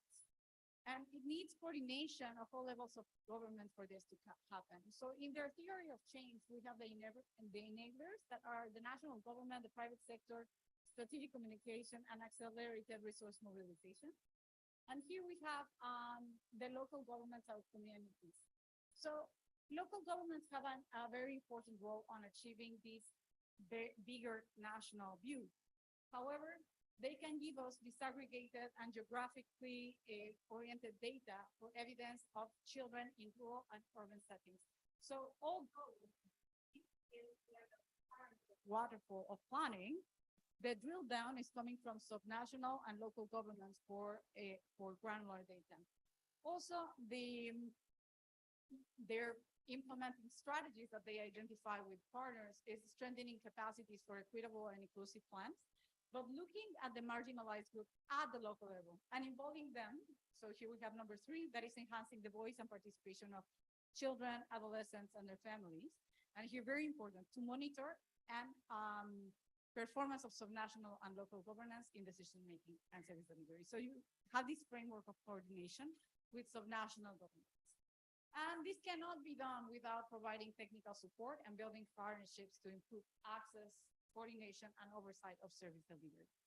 So here is a way in which this that I was talking about from the case of Malaysia and how this drill down or waterfall can lead us. And this is implemented by, in a way, by this methodology with UNICEF. Another case that I have here, and you're gonna see that I have the case of Mexico. Why do I bring the case of Mexico? No, not because I actually worked in this case for a very long time. I was part of the Ministry of Finance doing this, but because it is a relevant case for Indonesia. Mexico has 2,458 municipalities. 32 states. It doesn't have the amount of population, probably has half the population as Indonesia. However, the complexities of relation between municipalities and states and the national government can relate to that of Indonesia. So even though they have this problem of how do we measure efficiency and effectiveness? So the national government has been working since 2008 to develop a whole approach of performance evaluation system and performance-based budgeting. And this, the basis is the use of the logical framework to develop the programs, and from there having the correct indicators, sources of verification, and all the assumptions. So this is the basis for the logical framework. So what Mexico did is to allow connecting different levels of planning by drilling down through the logical framework. So that is a waterfall approach of the logical framework, and allows flexibility for sovereign and autonomous planning, but keeping the reporting straight. So I will show you in a few more slides how this has been implemented from a system point of view. And what is important here is that the overall objective is maintained for all the national government and subnational governments. Then they report on output level of indicators that are standardized indicators, but they drill down and the targets are determined by the local governments. And then the input levels, those vary, and input indicators can change from subnational to subnational government. So here we find an approach of how to measure efficiency and effectiveness. And what Mexico standardized was the methodology. So it was standardizing the logical framework for reporting indicators. And from there, this allowed connecting the planning from national to local governments. Now, how was this harmonized? Through the legal framework, the general accounting law established formats for reporting. And then Mexico could not standardize, use a logical framework per se. So what it standardized was the formatting. And from there, from the reporting, doing some training, it started to create this incentives for reporting better indicators. So in this way, Mexico starts measuring efficiency, effectiveness, and impact of different policies. Now, on the approval, we need to consider the sequential budget calendars. Usually, local governments have less time to prepare their budgets because they're waiting for the approval of the national budget to know how much they can allocate. So their planning is usually limited, and then we have the problem of the incentives of the soft ceiling that Fernando was mentioning. And that leaves less time to discuss the budget. And that's something that we need to control for. And limiting pork barrel funds. So a lot of pork barrel funds that are determined in parliaments or in Congress for projects at the local government happen in the approval phase of the budget. How do we limit this? This can be through different types of incentives and different ways of managing this. So for this case, I have the example of participatory budgeting in the Philippines. It's called the bottom-up budgeting. Have you heard of this one? Yes? I heard it, yes. Okay, the bottom-up budgeting is a participatory budgeting where communities compete for national funds. So one of their diagnosis was that they were having a lot of pork barrel funds that were going to subnational governments in the approval phase. So what they did is to change and have a big program called the bottom-up budgeting, where communities can compete for these funds, but they need to go to the communities and consult them and prepare the projects together with the community, and then they can get the funds. So it's a full strategy in which communities are deeply involved from the stage of the planning, selection, and all the monitoring of the project. Now, for this closure, this program has had several iterations. Now they actually withdrew the program, and now they're relaunching the program. They just relaunched it last year. Why? Because you have certain constraints, for example, when you're developing with the communities, how to avoid capture of the program and how to actually have projects that will finalize in something that is, if it's public investments, that is feasible and the cost benefit is positive. However, they still find a use case for this project, and although it has been evaluated many times, they find it positive. That's why they're bringing it back again. And with each evaluation, they have been improving the way the program is designed so that communities can be integrated in the development of the budgeting. So with this, they have been able to limit the pork barrel funds. Now, in execution phase, what is more important is the reporting of the national government. So whether we have a consolidated system, yesterday that's why I was asking whether you have a system where they report and what level of granularity they report. You will need all the detail that they would have so that you can also take the same decisions and you can monitor in detail. And these data needs to be timely. Now, a basis for this to happen is the harmonized accounting. So the chart of accounts, whether it is adopted in the same way or whether it can be bridged in real time. It's better to have it harmonized than to have bridges. If you have them all using the GFS, then there would be no issue. And why do I say that it's better to have them harmonized than doing bridge tables? Because not all the people that want to use the data might have access to the system. So when you want to publish the data from these different subnational civil society, for example, where the public wants to use the data, they will also need to bridge this data to actually use it versus actual harmonization. And finally, on this harmonized accounting, it's important to have consideration for reporting of smaller subnational governments because of the capacity that they might have for reporting and keeping their accounting in all this level of detail. And finally, reporting of investment projects. So what I was telling you in the part of the formulation, the full investment portfolio and having clarity of how we are investing as a whole of government. We also need a reporting and monitoring of all the investment projects, whether it can be in a single system or it can be a consolidation from reporting of the subnational governments, but it's data that we need to have. So here I have an example of digital tools for reporting. So again, why I have Mexico here is because it makes a similar sense in some of the challenges, technological, and the size of the municipalities as in the case of Indonesia. So Mexico has had a system since 2008 for reporting. So it has implemented 3 iterations of a system for reporting: 2008, 2014, and 2017. Why were these iterations happening?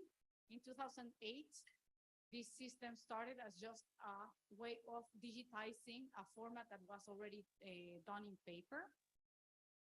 In 2014, there was the realization that the quality of the data was very bad, and it was impossible to see how the report was actually working, and if they had finished reporting, if they had actually reporting all the investment projects. So there was no way of knowing if this was correct. And then in 2017, it was an iteration to improve the user experience of reporting because it was taking up to 5 days for a subnational government to report.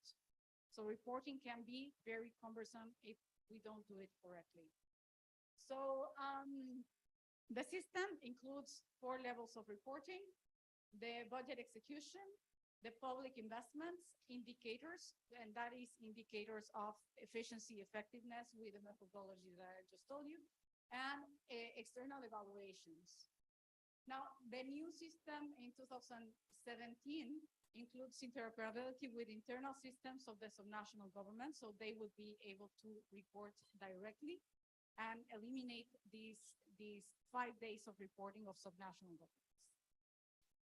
So on the spending side, they report earmark transfers and other decentralization funds. It's not applicable to revenue sharing funds, so non-earmarked revenues. It allows for bulk reporting or APIs, so connecting directly through the system, although they haven't used it because the systems of the subnational governments haven't been mature enough to do it. Now, the reporting is done in the full chart of accounts, admin, economic, functional, and program level, so all the level of detail. And you can see here that it has embedded controls of whether the full amount has been reported or not. The local investment projects, they need to report all the local investment projects, whether they have funding only of these earmarked resources, but also if they have other sources of funding from other government programs, other types of financing, external financing. They report the geolocation and the contracts and upload photos. These are very useful for the auditors as well, and they are very useful for transparency. These reporting can be done in bulk reporting, or also, again, if the subnationals have system to report this, they can do a connection system to system. And finally, the performance indicators. So that's why I showed you before the standardization of the methodology of reporting and the format of reporting. So in this system, they report, for example, if we're talking about scholarization, if we're talking about dropout rates in schools, because schools are part of the subnational government's mandates. So these standardized indicators are for earmark transfers, and they're linked to the national level logical framework. So we have a full linked performance plan, and there is quarterly reporting on the indicators. So if you ask, how are we doing in scholarization? Well, that's something we'll measure every year. However, at the output level, we can have timely information for this. Now, another important item, and because you were one of the things that came on in the Mentimeter was the quality of the data. So as part of this full strategy, Mexico implemented a quality of information index to know how well the governments were reporting in the system. So for these 2 pillars, they measure for public investments, for spending, and for indicators, how well they are reporting. So here they're not measuring how well they're spending, but how well they're reporting. Because then when you have good quality of data, then you can do the analysis of how they are spending with the data with different dimensions. But as I told you, the original problem was that there was very bad quality of data, so this was a priority to improve.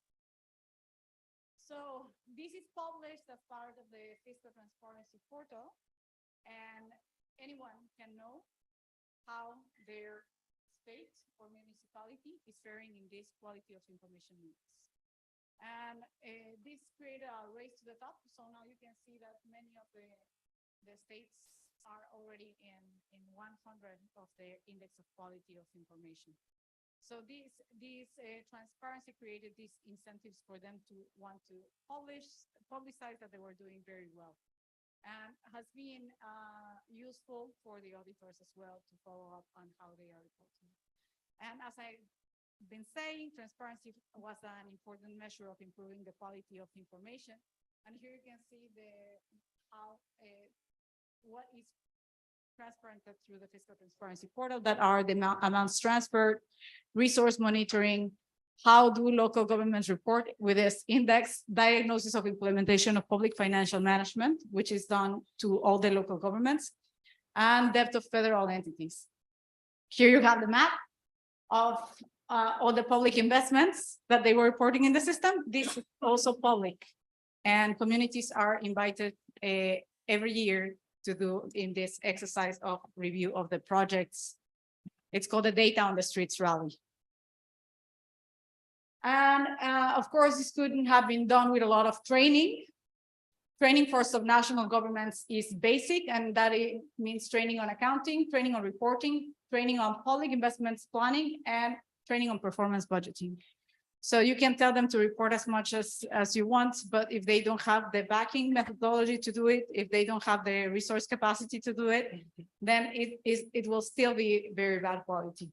And this training is done in person and live training. So I saw that we are already transmitting through YouTube. So those are kind of the measures that are taken, but also massive open online courses and small private online courses on performance budgeting.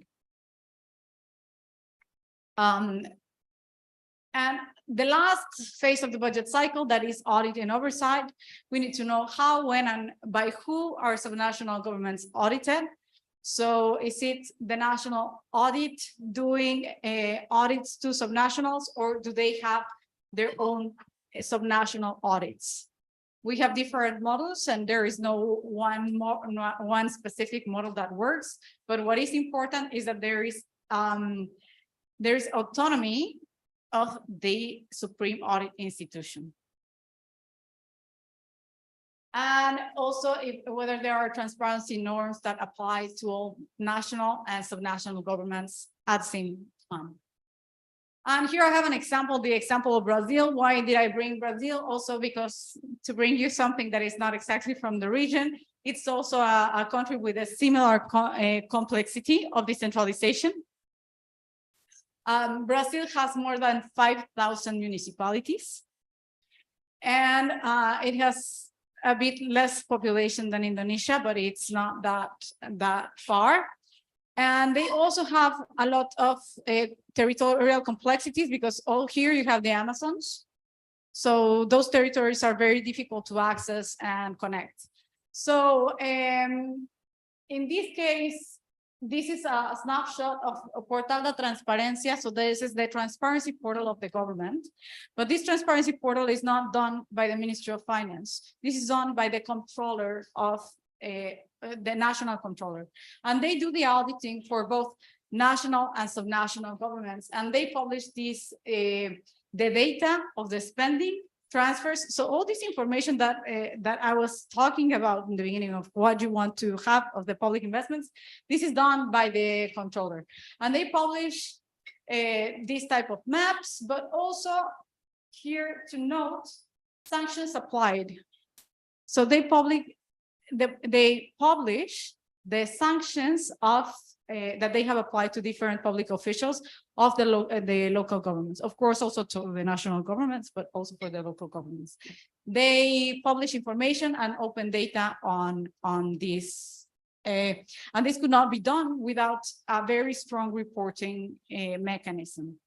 This reporting mechanism started to the controller, and now the Ministry of Finance has actually begun their own their own reporting mechanism a few years ago. And with that, we have covered the full budget cycle. As I told you, this is just a snapshot. It's a very long and complex amount of information. However, I hope it gives you a couple of ideas of where to search for efficiency and effectiveness in spending and improving PFM at the local level and with the local governments.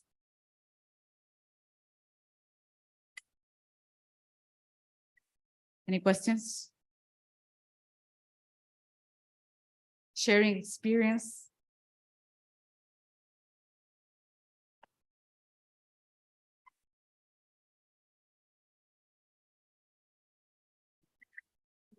Okay. You mentioned about the harmonization between subnational planning and central government plannings. Well, actually in Indonesia, we already do that. So every years we have a process called like Musrembang. It's like a forum in which the citizens can give their aspiration to local governments, to village governments, and then village governments bring that ideas to local governments then brings the idea to central governments. So there are several steps in that Musrembang process in which all level of governments can discuss about what to do. And we also have a national planning agency in Indonesia who set the national priority. And actually the national priority will be the guidance for local governments to plan their annual plan actually. So I think Indonesia has been doing the international experience for quite a long time. However, in case of budgeting, I think there is still some challenges that needs to be addressed. Like for example, the issue of national priority that is not followed by local governments can still be found. And local budgets does not really support the national priority. So I think until now, that kind of challenges is still faced by Indonesian government. My question is there any experience from other countries where subnational government do not comply with national priority and they don't manage their budget according to national priority? So maybe they have other things to do, and in the national point of view, maybe this can hinder the achievement of national priority. So if that happens, is there any experience from other country what to do to prevent that from happening? And if that happens, what to do to correct that? So definitely, yes, there are many experiences in which that happens. But I wouldn't say that the subnationals not following the national priorities per se only, but in most cases, you don't have sufficient information to assess whether they are going towards national priorities. So you have your national development plan, they might have their subnational, the municipal development plan, and no one has assessed whether they are linked and how they are connected in actual terms. They might say in the initial sentence that they are connected to it, but is this backed by the data that is inside? So I would have it as one, are they disconnected? And the other one is, are we assessing how connected they are? And I will use one case of, sorry, Fernando, of Spain. They have been working on aligning the budget to the Sustainable Development Goals, the SDGs that I mentioned. And they prepared this methodology at the national level. But now, again, you have been hearing of how strong the autonomy of subnational governments is in the case of Spain. And when they went and said, well, we need to bring in the subnational governments to this, They said, no, my budget, my priorities. And interesting fact is that many of these subnationals have done their own SDG budgeting on the side. So they are using the same priorities, but still the coordination per se to provide this information in a vertical way is not happening. Now, has this worked differently in other places? Well, these sustainable development goals have given some countries the possibility of doing this non-partisan way of looking at development and allows for a non-partisan discussion on this. So it leaves the political issue a bit outside, because then it's not the national development plan, only political that comes with a new government, right? And you get rid of the politics a bit outside. So there's a case of Paraguay, and they standardized the methodology of budgeting with the performance budgeting and linked to the SDGs to both the national and subnational governments. I think this is the case also for Bangladesh, but I would need to check that for you as if you would like to know more. So that is one way of doing it. I hope this helps.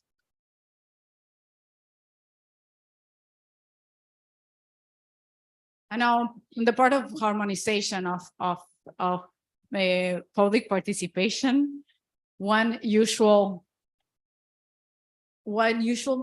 mistake when we're doing public participation is not documenting it. So you have these forums, you have these priorities, and then how do the villages, how do the citizens know that their priorities were taken into account? How did they change priorities? So most countries that do some type of public participation mechanism of the sort, they usually do not publish what happened. And I guess if you are going to take your time and participate, you also want to know if it helped, if it was used in a way. So just a food for thought for this for annual forums that you have for the villages as well.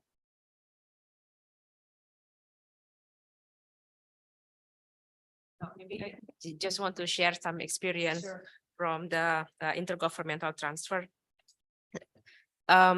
Yesterday we discussed about the many types of intergovernmental transfer in Indonesia, and some of the intergovernmental transfer is directly aimed at supporting national priorities, like the specific allocation fund. It is directly aimed at to achieve that purpose.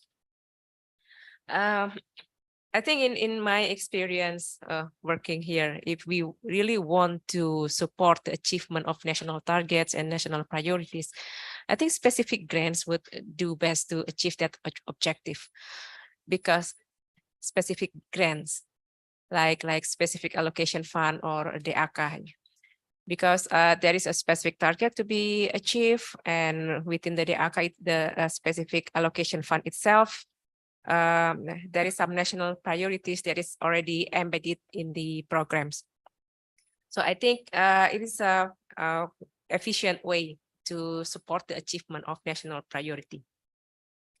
As for other types of intergovernmental transfer, especially that is non-earmarked in nature, it is actually the choice of local governments. So they can use the budget to fund their priorities and their programs. Of course, there are some, maybe I can use your words like fiscal rules to make sure that local government allocate at least some part of their budgets to support national priorities. Like, for example, mandatory spending. In Indonesia, we have mandatory spending for local governments for education budget. They need to allocate at least 20% of their budget for education. So some part of this budget comes from intergovernmental transfer. So maybe that's one way to direct local government spending toward achievement of national priority. And other mandatory spending is for health. Local governments is also required to allocate 10% of their budget for health sector. So this can also help to achieve national priorities in health. However, Well, we also realize that under this decentralization, local governments have the freedom to choose what they want to do. So yeah, we try to communicate the national priority, and within our system, there is also some efforts to guide and to direct local governments toward that. However, as I mentioned before, there are still some local governments there whose programs and budgeting is not really aligned with national priorities. So yeah, that's something that we still need to work on. So it's about incentives. So this case of having this budget for some priority items like education and health. So it's very similar to the case of Brazil. They have the same floors, the mandatory spending that also national governments need to apply. Now, these they have found to be a bit distortionary of the priorities when your demographics change, because they have it for elementary school, for example, and the priorities can't always follow this same floor. However, they still need to spend. That is creating some underspending in the final budget. In the final budget, you can see the budget credibility failing. However, what they have done at the national level, for example, for the health sector, is this cost accounting methodology that you are exploring as well. And that's why I was asking yesterday.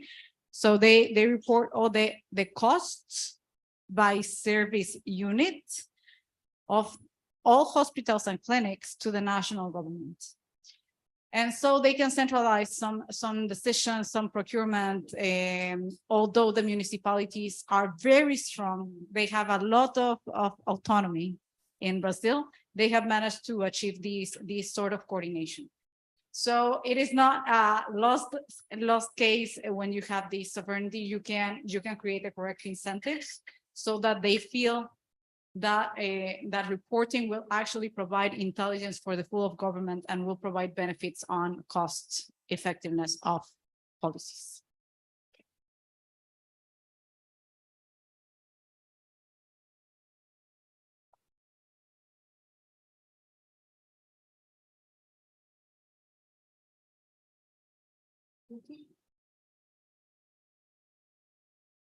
Okay, so with that, we did very well with time. Any questions?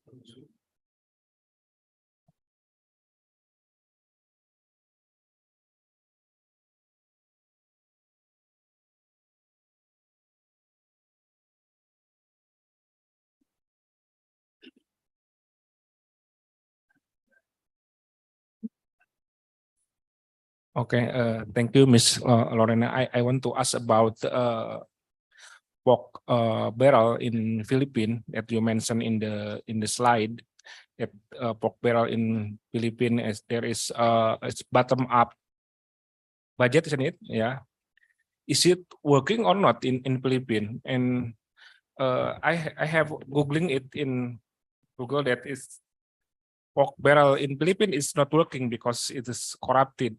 Since they are actually it is bottom up, but still the budget and also the decision is still can be influenced by the political elites. Actually, in the bottom up approach, it should be based by the people, but in reality, sometimes the elites, by the political or by business elites, they can use their hand to use the people or the budget. What do you think about the pork barrel in Philippines? Is it also can be work if it is implemented in Indonesia? Yeah, so the case of the bottom-up budgeting of the Philippines has been an ups and downs story.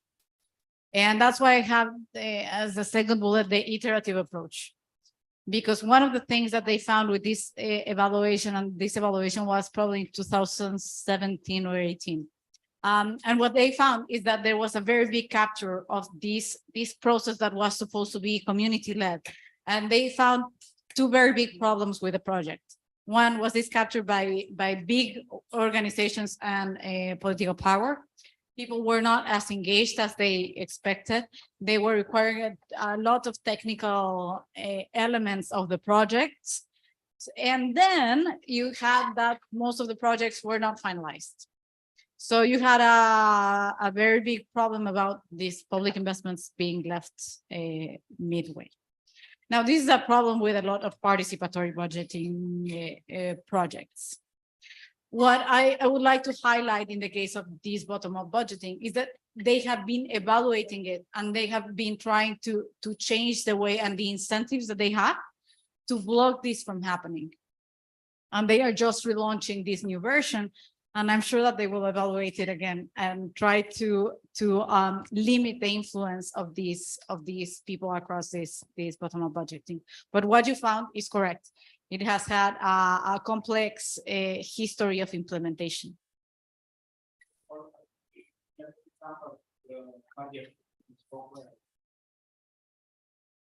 I mean,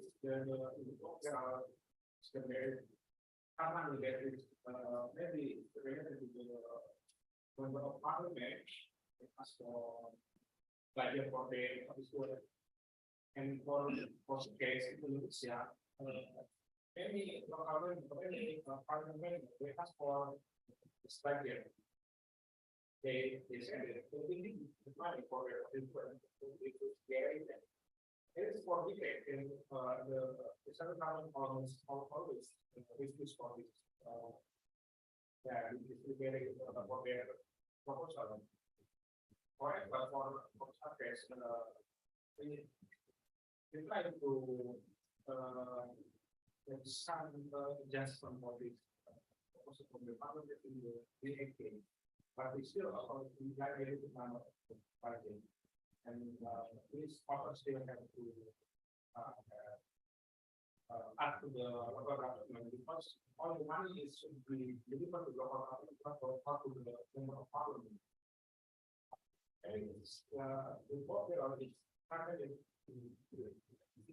it would be I think it should be established that more okay. Because is very hard. Yeah. So it's and what I was telling you in the beginning, it is very common to find those common problems with local governments. In the case of Mexico, we had a similar problem with pork barrel funds and the tagging of specific projects for Congress and because their districts needed them. So the same story. So one of the changes that was done is to pass this into programs that were grants for subnational governments. So they would still have these resources. They will also still be tagged for the subnational governments, but there was a creation of this format to judge or to assess the projects. And they had to go also to the public investments portfolio. So they needed to be registered in the public investments portfolio to be subject to this possibility. So that although you don't completely eliminate this, you do ring fence it and make sure that these public investment projects are at least viable, sustainable, and comply with some basic rules. Now, in one of these cases, so there were two programs, one for metropolitan development, so urban development, and the other one for more local communities. So for the urban development one, there was a criteria as well for climate adaptation and mitigation concepts. So the projects were also assessed on how green they were, and they were given more points. So if they had these considerations, for example, of renewable energy, for example. So those are things that can be done. The approach of the Philippines is one, the approach of Mexico is another one, but yeah, the solution is a myriad of concepts that you can use.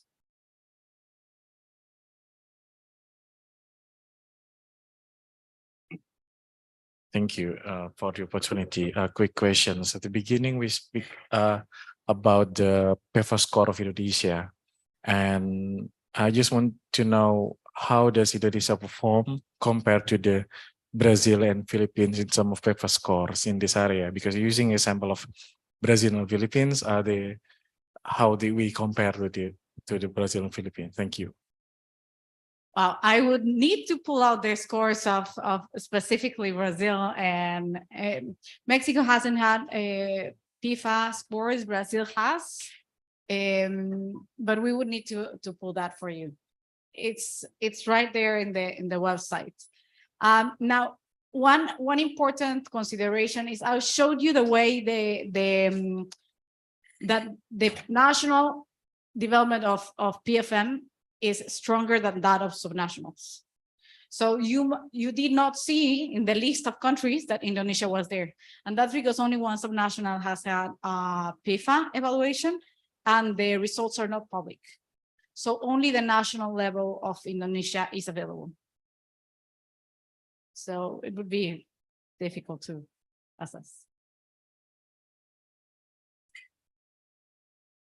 Now, all these elements, even if you do not perform a PIFA evaluation, you can use it as benchmarks and do evaluations together with the subnationals. You might find these determinants and do this sort of scoring or review.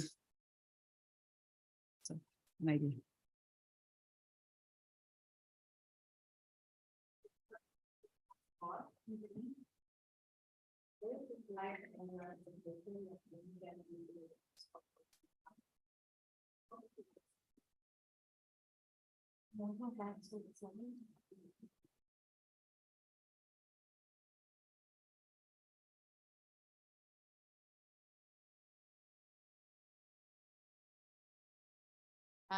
Sorry, this is where I was telling you that we have the iterations with evaluation and recently relaunched on the bottom-up watch, and that's why.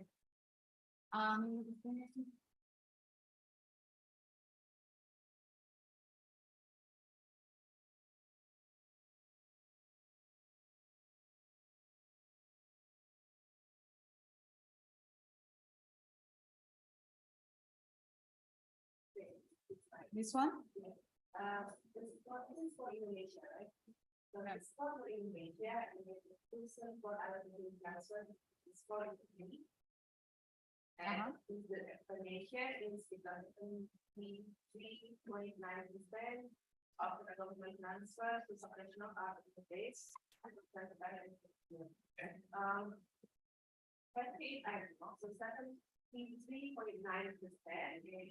That's why Indonesia get the score. Yeah. So if what is the level required to get the highest score? Okay. So I encourage you to find the evaluation, and you're gonna see the methodology. I left the link in one of the other slides. So here you would expect that all allocations are clear and transparent and predictable in the calculation, because that's where you ensure that we have an equal floor for all of them to compete for the resources. So that's why Indonesia got a C. So is that correct to assume that the expectation is maybe like near 100% of the central transfer is rule-based, transparent, and yeah, so I think there's a threshold of 95% for the A. Then you have the B and the C. Yeah, what this refers to is not that you are earmarking the transfers, but rather that you have rules on who receives what, and that when the transfers are made, the allocation is transparent. So maybe some of these pork barrel funds can also be a reason for this lower score. Those usually lack rules for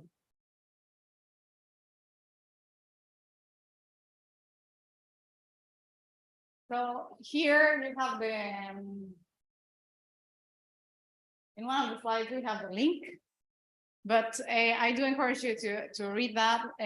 You can also find the fiscal transparency evaluations of all these countries. The links are right here, so I've left the links there in case you want to visit any of the countries as well, and how they do the coverage of subnational governments at the central, at the national reporting. So either, yeah. Can you go, please? Can you go to the slide 27, please? 37. 27.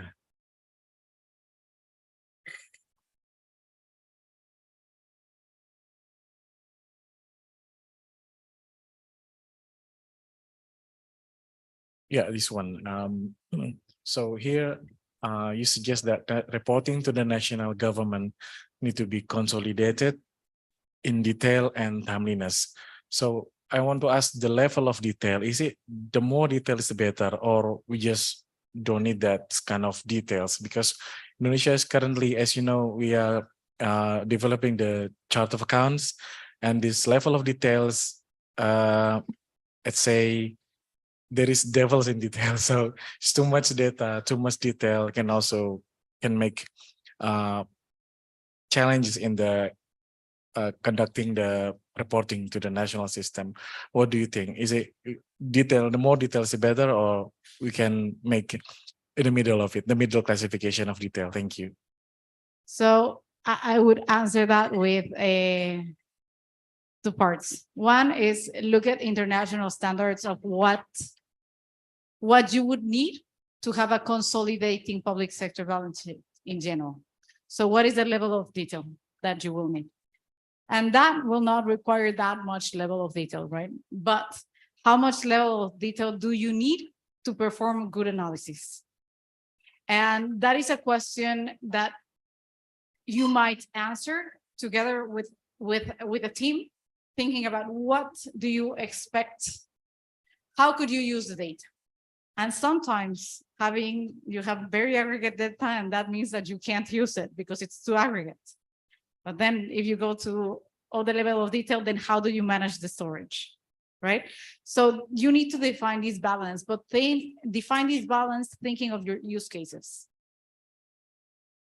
What do you want to do with the data? What types of analysis would you like to achieve? If you want to do spending efficiency and effectiveness analysis, what level of detail do you need to do this type of information? Now, I think one important item to consider here is the interoperability of systems. So you might not be, if you create these ways in which they have their own systems and you don't need to store all the data, you can drill down to their data, and maybe you just store the aggregate data, and then you can go into the granular data. So that could be a model if you want to have all the detail, but not store all the detail. Yeah, so I would recommend to work on use cases of the data and the type of analysis you want to do.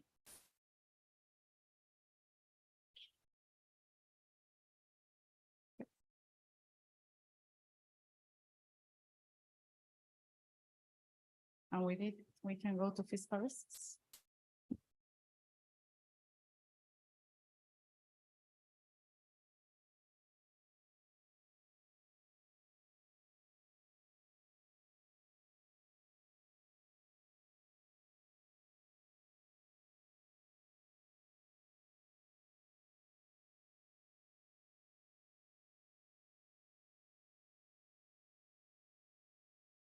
And now we go to managing and monitoring fiscal risks associated with subnational governments. So you work in an area that might not be the one managing fiscal risks. So first of all, I want to do a recap of what are fiscal risks.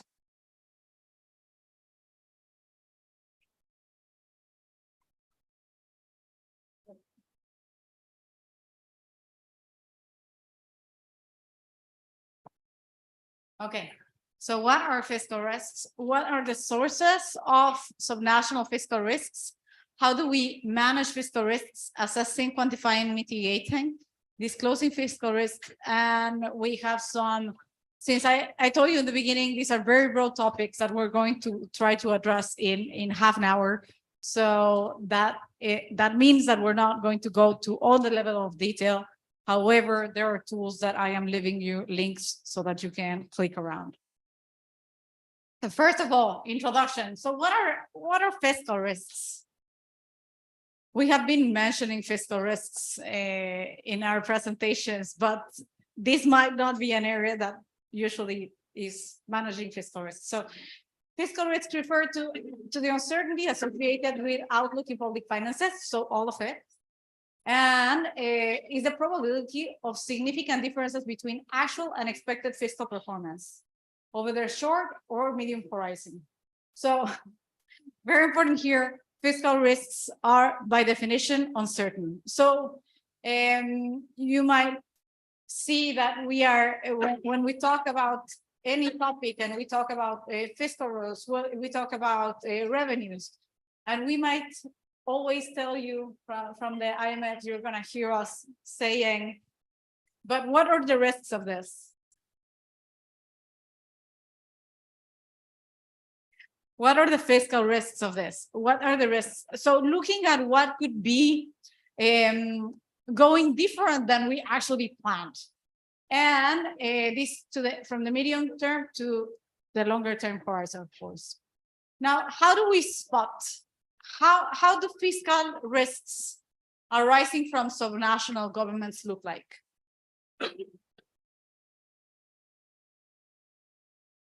For example, when the central government needs to bail out a subnational government, and that is because they were in debt, maybe with providers, can be with banks, it can be with another government. So there are many ways in which they can require a bailout. And this relates to excessive deficits. So actually this links very well with what Fernando was talking about this morning about these excessive deficits of budget borrowing. So that is when they are having this debt, but outside of the budget. It's not registered inside of the books. It's the guarantees to subnational enterprises, and when we have subnational enterprises with unsustainable debt. So we want to do a public investment project. We don't want to go, we have a deficit and then we send it to the state-owned enterprise of the subnational government. But this goes to their balance sheets. And then it turns out that the subnational enterprise needs a bailout. The central government credit of guarantees to subnational governments, and this might be called directly or through central institutions. Central government loans to subnational governments.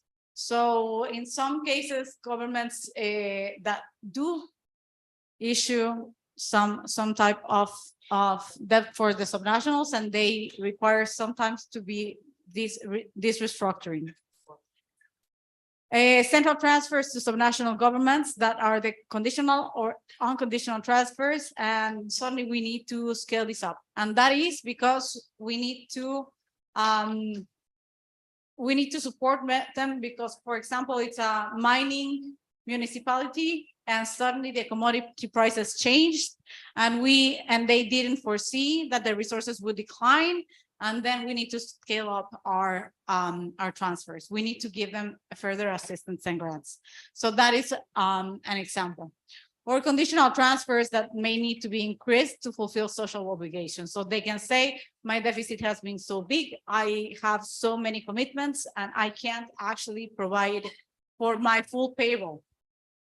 And I need support for that. So those are forms that subnational government fiscal risks can materialize, how we can spot them. Has it happened here?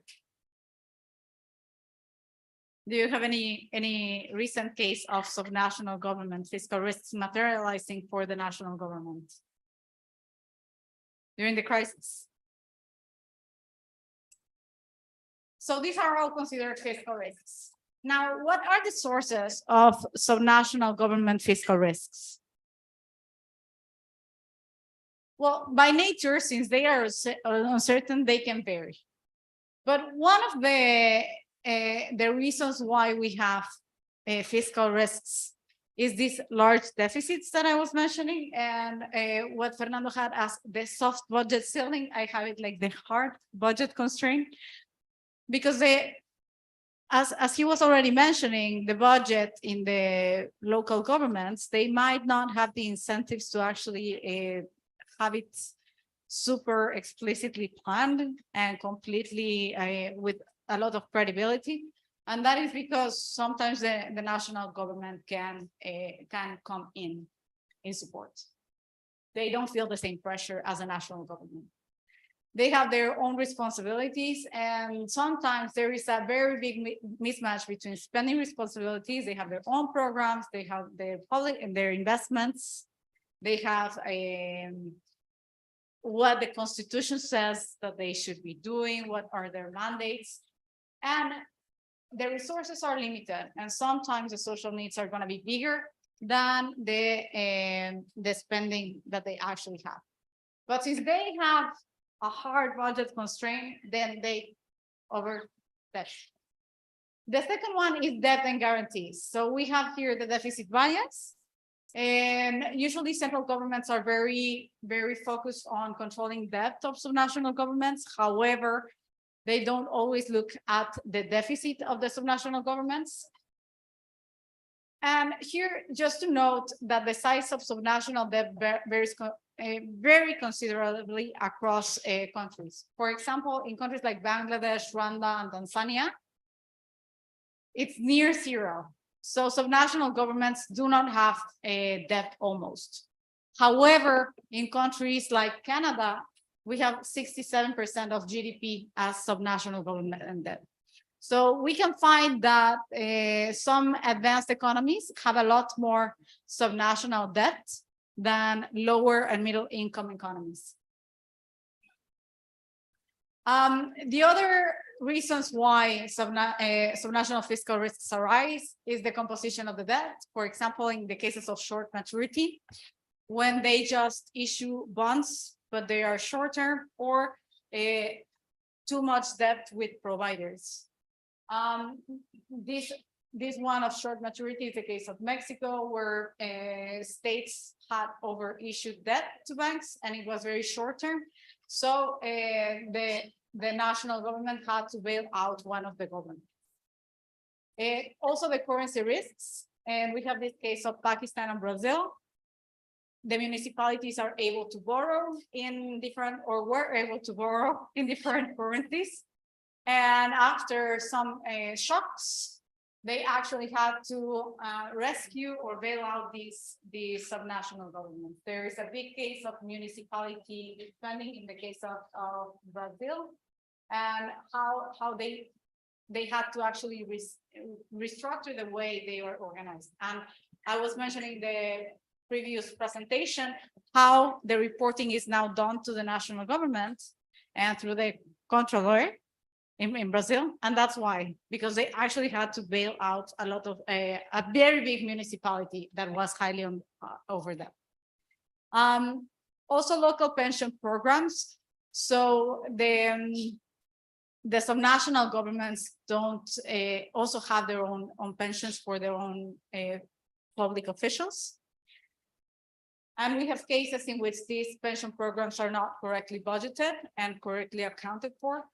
And this can erase some fiscal risks that will need then to be assumed by the national government or might need to restructure anyway. Local public investments can also be a source of subnational risk, and that's because of the same reasons with the national government. And that is delays in the projects, particularly in big projects, overspending because they are not correctly planned, because they are not correctly procured, and contingent liabilities from off-budget investments. So in this case, and that's why reporting of public investments is also very relevant. It might seem intrusive to sovereignty and to the autonomy of subnational governments. However, fiscal risks can come to the national government when we don't see that they have big public investments that will not be finished in time, that will not finish with the budget allocated, and they are not correctly planned. And finally, local state-owned enterprises. So there's a World Bank study recently that finds that low-income economies show increasing reliance on off-budget borrowing using state-owned enterprises.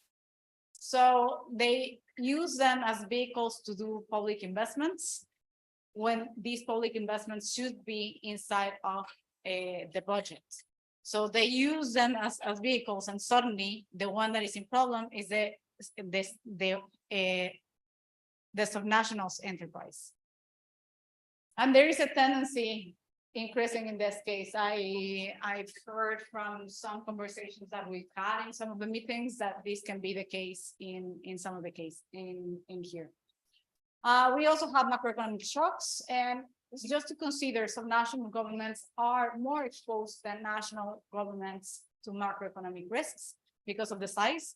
So when we have these commodity shocks, these mining communities might be much more affected when their budget and spending needs are much more unaligned. Natural disasters, when they need to intervene. And who is going to cover the difference in the budget when they didn't budget correctly for natural disasters? And institutional weaknesses. Institutional weaknesses refers to all that has to do with management, corruption, governance that can be embedded in one municipality, in one subnational government, much more than in others. It also increases the incorrect planning, mismanagement that we might have. How do we manage fiscal risks?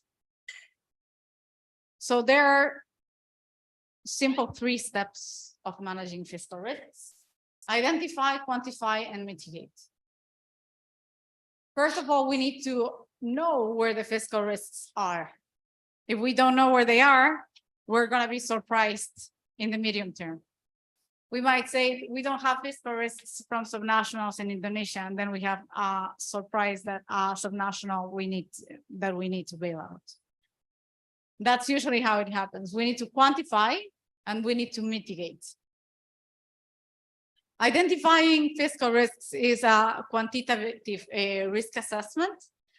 So we can look at different indicators that will provide us with an idea of the strength of the subnational government finances. So here we have a proposed framework, and I'm leaving you here the link of this framework that can be built around 5 analytical dimensions. The first one is fiscal capacity and flexibility. For example, here we look at the ratio of revenue per capita, expenditure per capita, and on-source revenues against the total revenues and discretionary expenses from the total expenses. So these indicators will already give us an idea on this dimension of fiscal capacity and flexibility. The second one is operating performance, and here we can look at operating balance against the revenues. The third one is liquidity and debt management. So what is the free cash and liquid assets versus the current liabilities, and the short-term debt and total debt. So we have been talking about since last week about the transfers to subnational governments and how to manage the cash. So this might not be an issue on the free and liquid cash. However, this is something that needs to be calculated for the full year. Debt capacity. So we heard yesterday that there is not a lot of debt from subnational governments, but these indicators are how much debt-free resources we have from the own source revenues. So not of the transfers, because they are usually used as collaterals. And the operating balance before interest and depreciation against the debt service. And the final one is asset management. So investments again, they can be a source of fiscal risks. So how do we maintain the infrastructure assets? So that's what we're measuring in the first one, that is maintenance expenditure against the stock of infrastructure assets. So very, very clear. Asset renewals and depreciation. So here it's important to remark that the subnational governments would need to have asset management in place and systematized, and capital expenditure against depreciation. So this is a framework that is included in this document. It's a how to note or how to manage fiscal risks from subnational governments. So I recommend that you take a look. That one. Now, the second step was quantifying the fiscal risks. So once we have identified the fiscal risks with the variables that I just showed you, we need to quantify how much exposure do we have. And here we look at the debt and other financial liabilities of sustainable governments that the central government may be required to assume. So not always when there is a problem at the subnational government, the central government will have to intervene. However, we need to understand and quantify how probable it is and how much it would imply for the national government if these fiscal risks materialize. And any other unanticipated financial outflows from the central to the subnational. So that is what I was telling. If we are going to need to do additional transfers to the subnational governments, for example, so it's not a proper bailout, but rather a need of additional cash, additional budget transfers to fulfill the needs. And here, in accounting terms, these risks are contingent liabilities, explicit or implicit, for the central government. And these need to be recognized. You probably can tell me, and I think you will know because there is a fiscal risks management department. And this coordination between your department and this fiscal risks management require that in accounting terms, we take into consideration these contingent liabilities for the central government. How do we mitigate? So our third step, we identified, we quantified, and now we need to mitigate. So there are different ways of doing this. And the first one, usually because mostly fiscal risks from subnationals come from debt, we need to consider debt controls that can be administrative, rules-based, market, or cooperative. So here I have a set of examples of how different countries have different indicators and a threshold on debt that would allow us to actually mitigate the fiscal risk arising. So if we don't let them have that much debt, then the central government will have to assume less. And mitigating the risks, we can have these different type of controls, and that they are direct controls, rules-based, or cooperation or market discipline.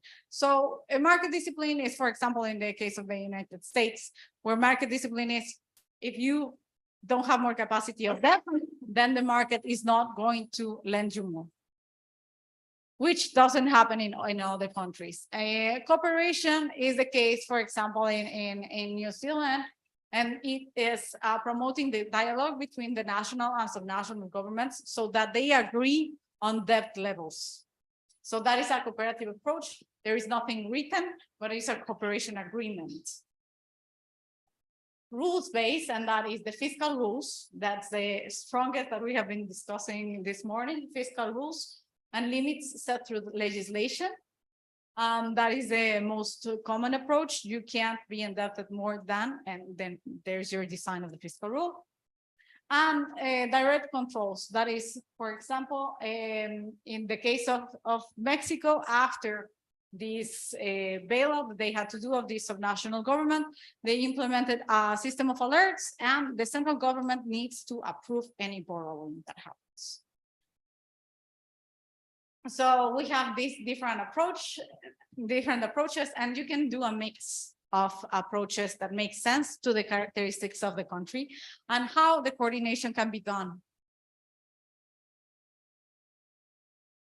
Now we can have a holistic fiscal management framework as well.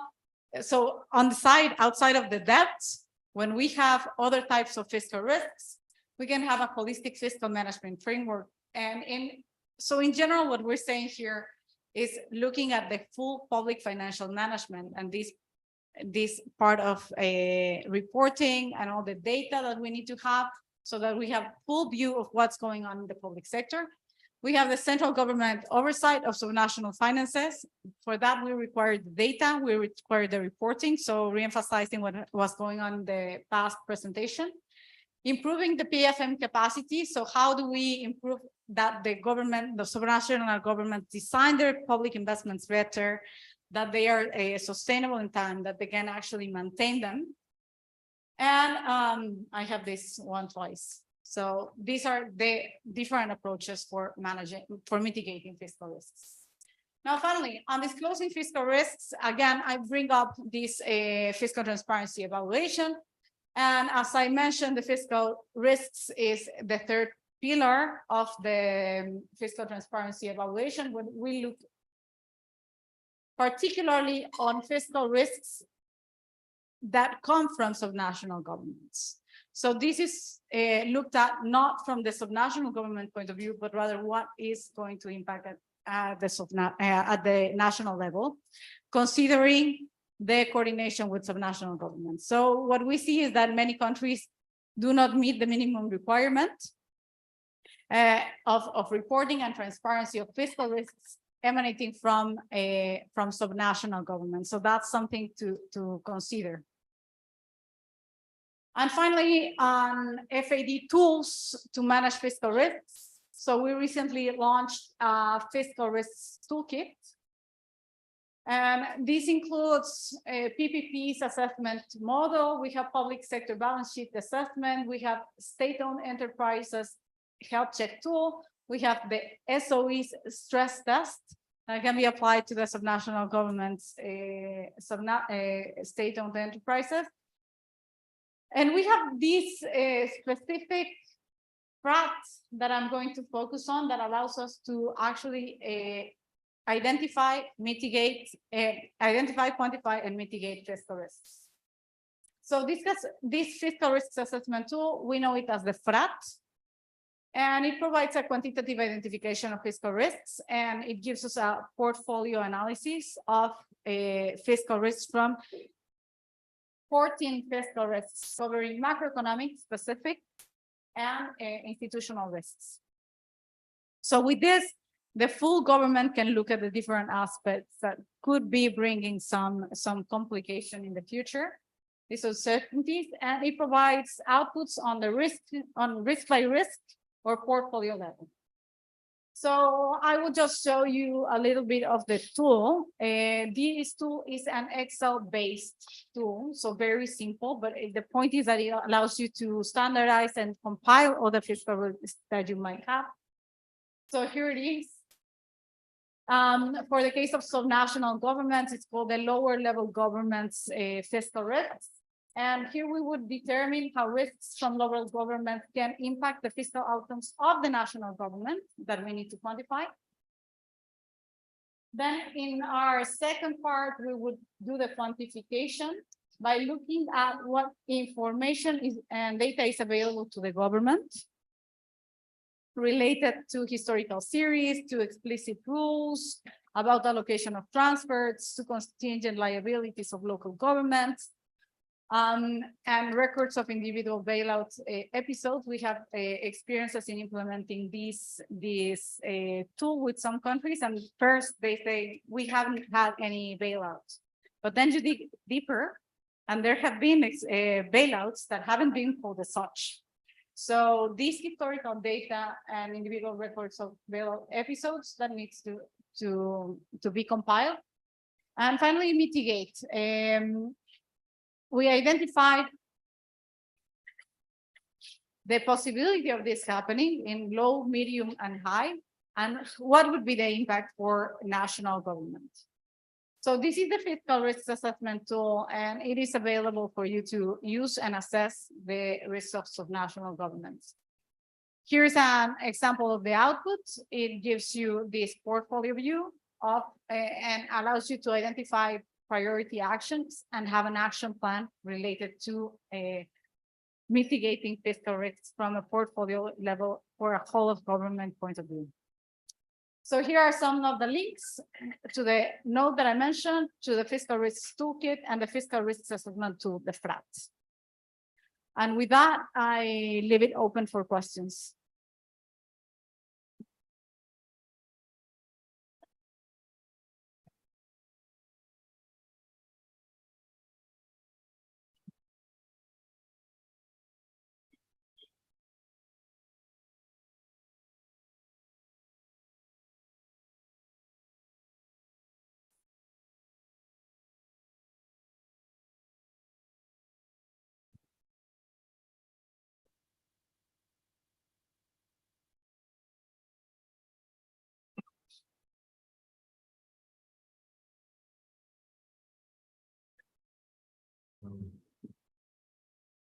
Thank you for the opportunity. At the beginning of the presentation, you explained about the sources where do subnational fiscal risk arise. From those sources, I think we can group it into from the expenditure and financing and external, like macroeconomics and natural disasters, also from the internal aspect, like institutionals. Why, my question is why you don't put the risk from the revenues, like the failure to generate revenues from local governments, like it's likely also possibly to happen. Why doesn't not the revenues is one of the tools? Thank you. Well, mobilization of revenues is one of the ways of mitigating the fiscal risks. And actually, if you saw in the indicators on this framework to identify the fiscal risks, many of these variables are very oriented to identify how able they are to generate their own source revenues. So in my grouping, it was grouped inside of the macroeconomic. So it was not explicitly written, but it's there. Yeah.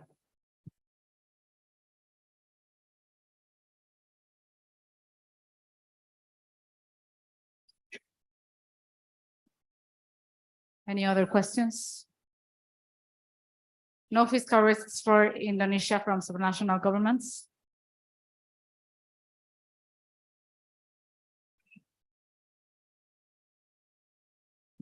Yeah, we actually trying to put the subnational or regional fiscal risk into the document of regional fiscal framework. It just been started this year, so we are developing a regional fiscal framework as a follow-up from the national fiscal framework in Indonesia. The document of a regional fiscal framework, the fiscal risk that I think is quite important to put it there. So I mean, the question is, when we put a certain regional fiscal risk in the regional fiscal framework, so how this can it like influence the local government, to perform in the response to the fiscal risk. So in the future, and probably next year, the Indonesian local government will see a document of regional fiscal framework 2024. Inside the document, regional fiscal framework, the fiscal risk. So, in your opinion, and based on the experience in other countries, how can this be a benefit to the local government, the putting fiscal risk in the document of regional fiscal framework? Thank you.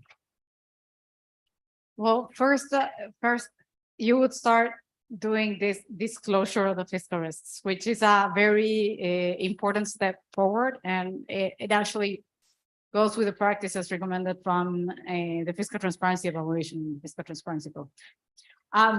However, that is disclosure, right? You're identifying, quantifying, but it doesn't mean that you're mitigating. And here you would need to see where these fiscal risks are identified.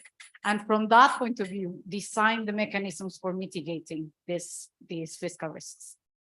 So here, the question would be, where are you finding these fiscal risks for the case of Indonesia? And from there, you can design specific measures to mitigate on that case. And create incentives for them to mitigate. Ah, okay. Yeah. Yeah. Exactly. You usually would want to have this very clearly stated. If you only have the disclosure, it's great for transparency purposes, but you also want to tell the market, the others, what you're doing for mitigating fiscal risks in general, not just of subnationals, because otherwise you come and say, we have all these fiscal risks and we're doing nothing about it. Then it might be a strange message. But if you have designed these mitigation strategies, they can go in the document, or once you have this quantification, say, we are going to design measures for this in case they are not yet designed.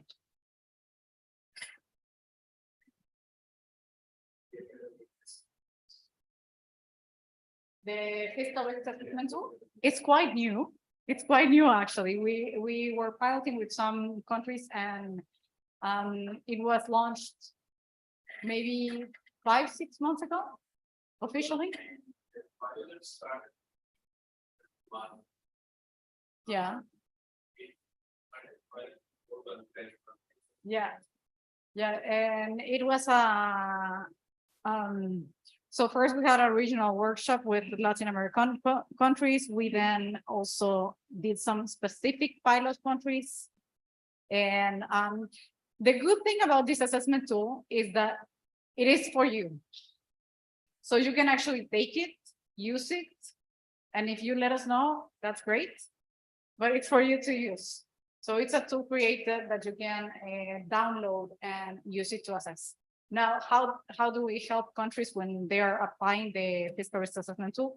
Is digging deeper and helping out with questions of where to find the pain points. But we actually have been, as part of the pilots, we have been training countries to use the tool on their own.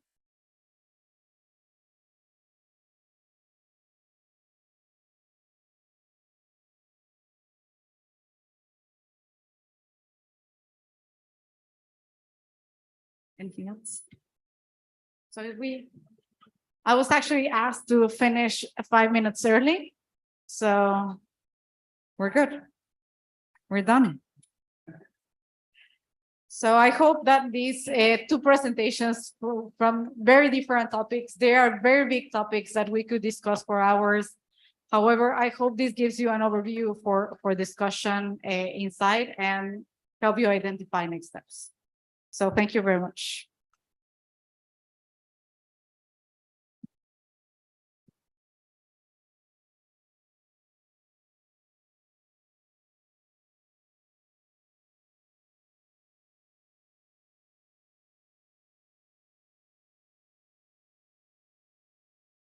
Thank you, Ms. Lorena, for the session today. I think it's a long session, but we got a lot of information. Now we have lunch break until 1:30 p.m. We'll back 1:30 p.m. to continue our session, and could be the last session from the JPK.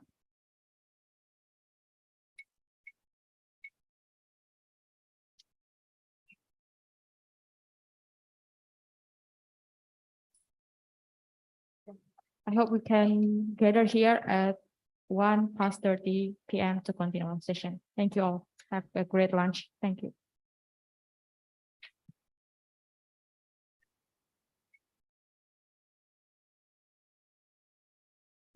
Untuk Bapak Ibu peserta, makan siang tersedia di depan meja registrasi. Silakan diambil. Terima kasih.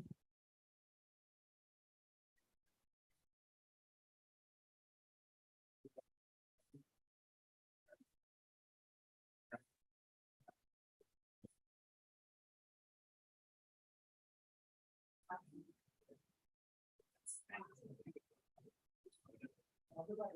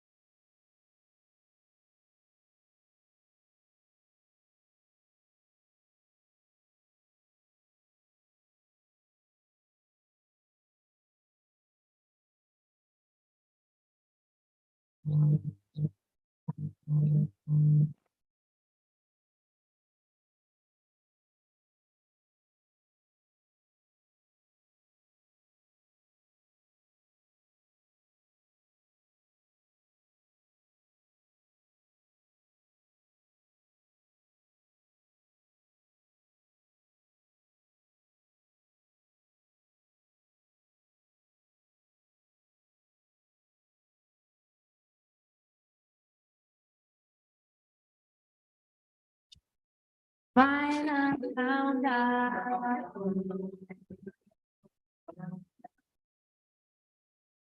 Final countdown.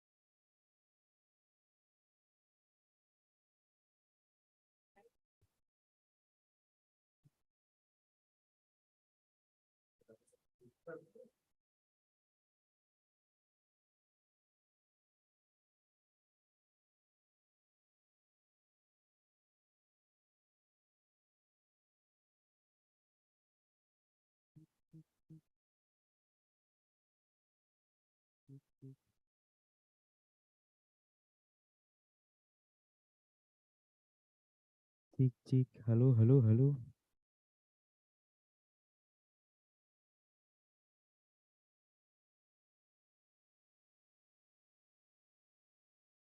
Cik, cik, cik.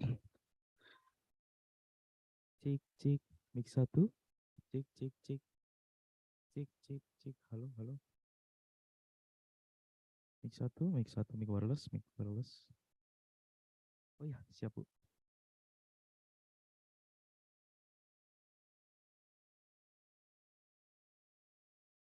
Mix satu, mix satu.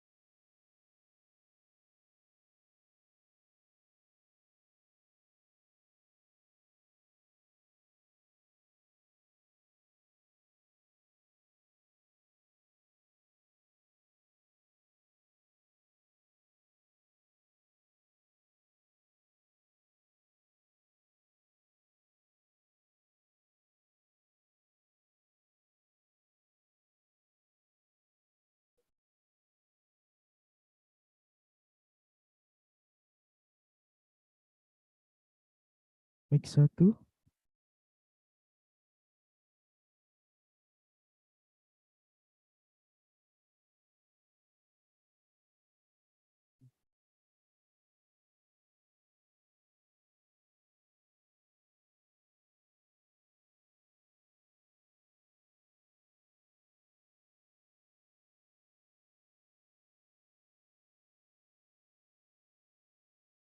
Cek, cek, halo, halo. Mix 1, mix 1. Mix 1. Cek, cek, cek. Cek, cek. Cek, cek. Cek, mix 1. Mix 1, cek.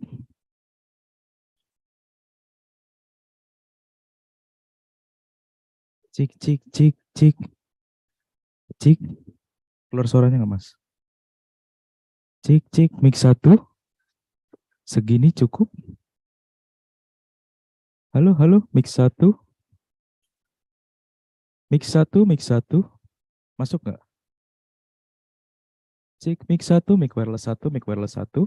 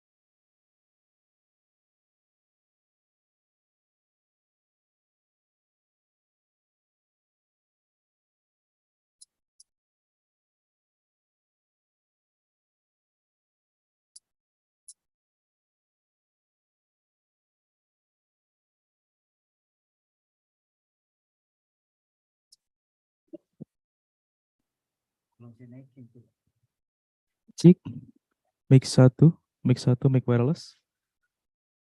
Cek, mix 1, wireless.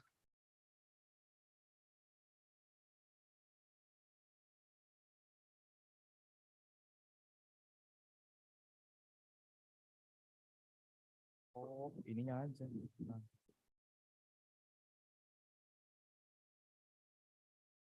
Ininya berarti peta tutup aja. Kalau emang lain, ini kita buka sampai 0 nggak apa-apa. Tetap ada suaranya kan? Cek, cek.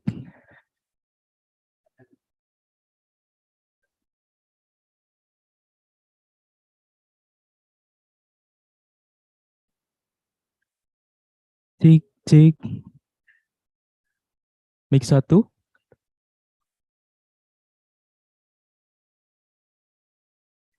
Cek, cek. Halo, mix 1. Mix 1. Masih kosong.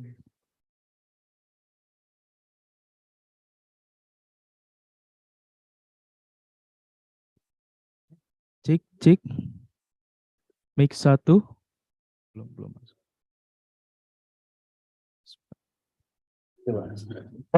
Ouch. Ya, off lagi.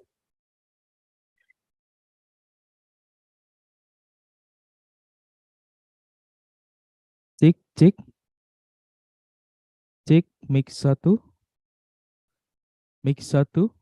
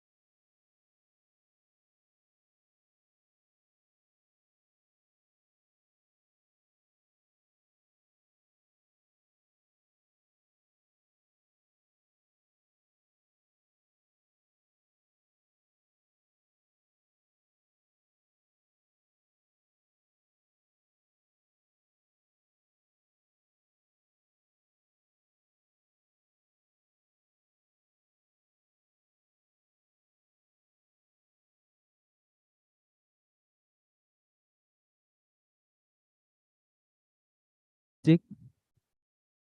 Mic 1, suaranya cukup bagus. Clear, Mbak? Oke. Segini cukup, Mas. Yang delegate.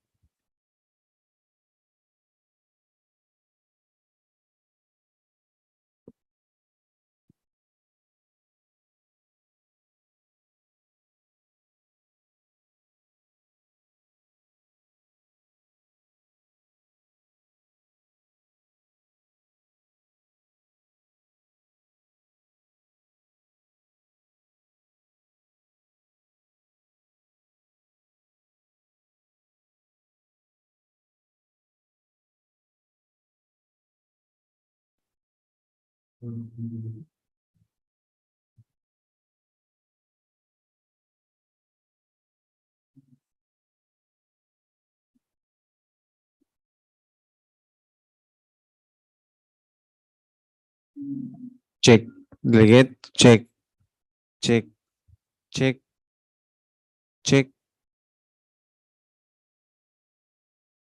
cek, cek, 1, cek, cek.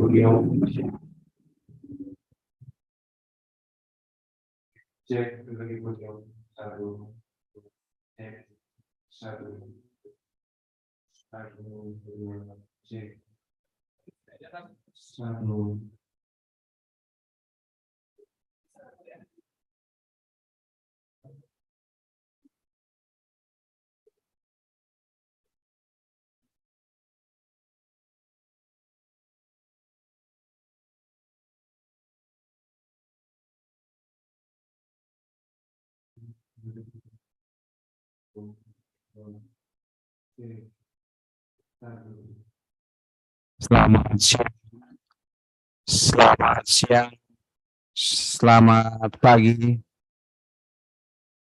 selamat siang, cek.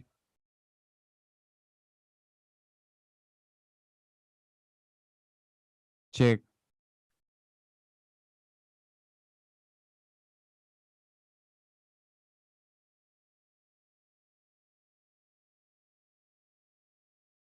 Apa? Yang di podium.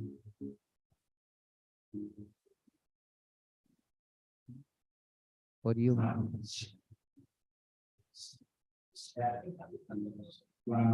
pagi. Selamat siang.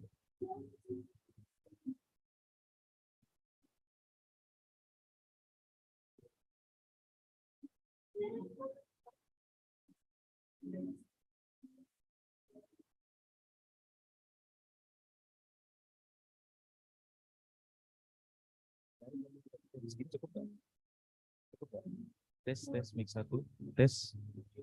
Ya, ini mixer. Enakan ini apa yang begini, Mas? Kalau HP-nya saya buka. Halo. Tes, halo. Berarti yang dari Zoom-nya aja kita setting. Mau pakai yang fokus red lagi apa yang coba ya. Tes mic 1 kali ini. Mic 1. Tes. Iya. Oke, berarti tinggal yang delegate nih, Mas, belum selesai tadi yang mimbar.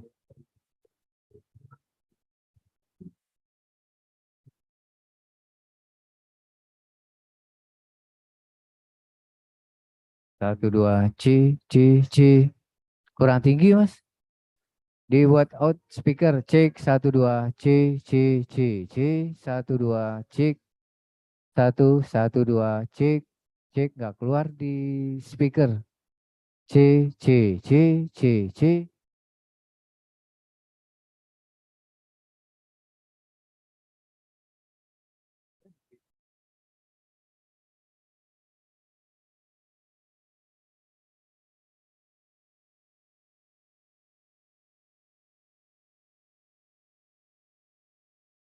1 2 cek. Nah ini cukup Mas. 1 2 cek.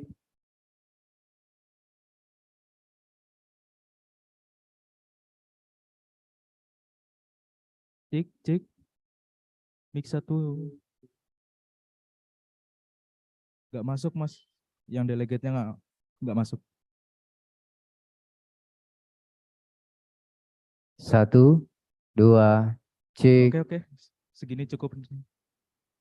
1 2.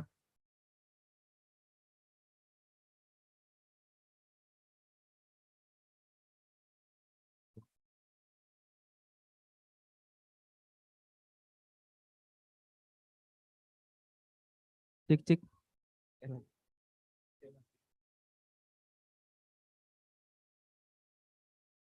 Oke, cek mic 1 wireless. Cek mic 1 wireless. 1, cek 1. Selamat siang, cek.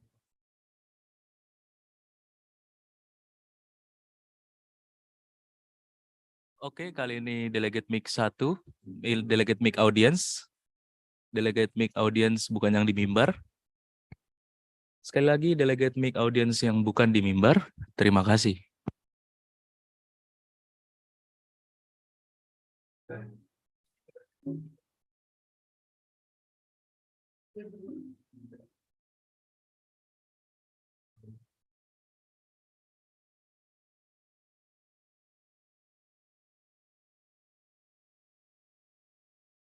Oke, halo.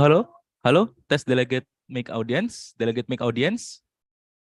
Kayaknya ini mati deh, Mas. Oh, musik ya.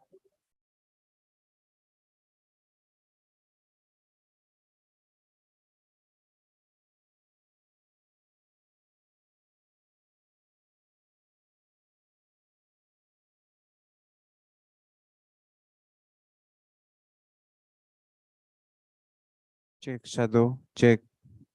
Cek 1. 1, cek.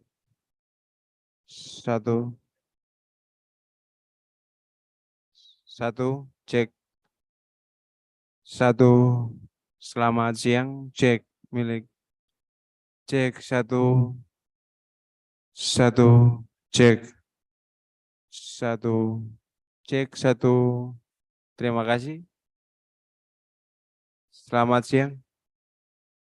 Selamat siang. Terima kasih. Cek. 1 2 cek.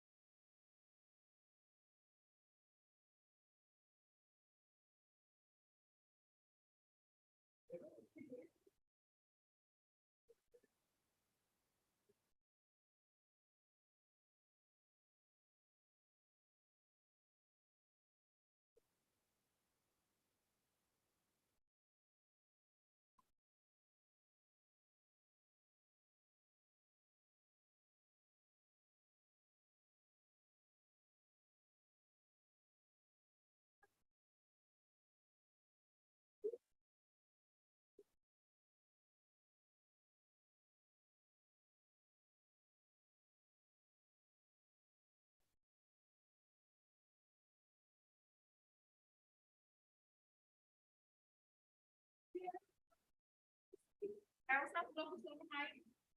Turun. Bentar aku ini ya. Tolong.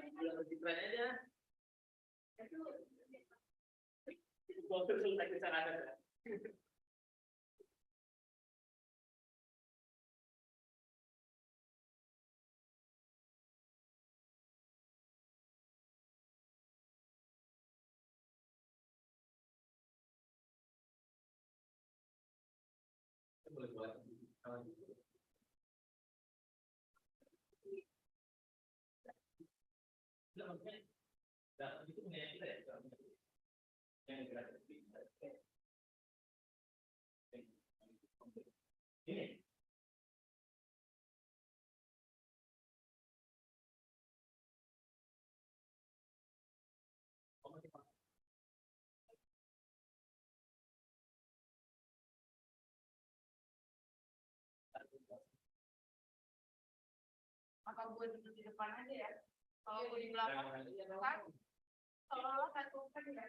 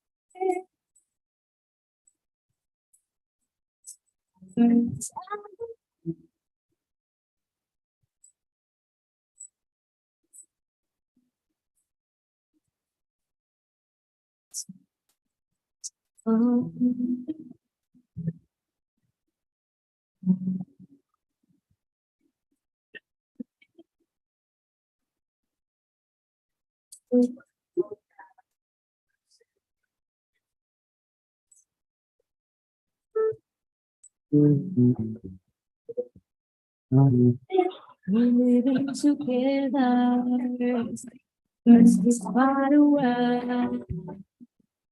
and maybe we'll come back to earth. You can tell, I guess there is no one to blame. We're living proud. Will things ever be the same again? It's the final countdown. The final countdown.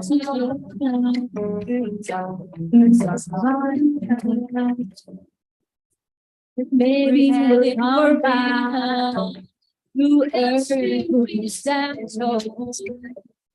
I can there is no one now.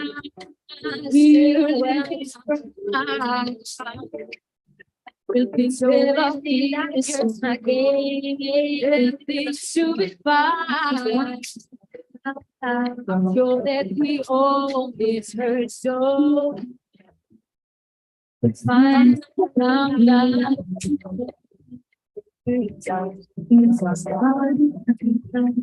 The final countdown, our love, you every step, so on the final time is very sweet. You the final countdown, so lucky is again, this to be fine. I'm sure that we all miss her so. It's fine.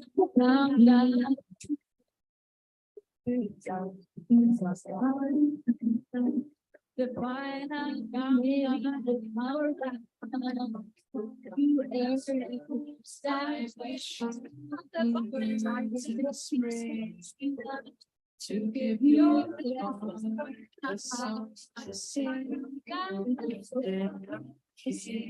But for the love, I'm sure that we all can show up. A lemonade to pull you. It's something declare. I wish you health and for the world. I wish you love. My breaking heart, and I agree that you and I so with my best, my very best, I set you free. I wish you shelter from the storm, a cozy fire to keep you warm.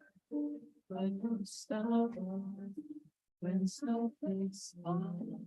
I wish you love.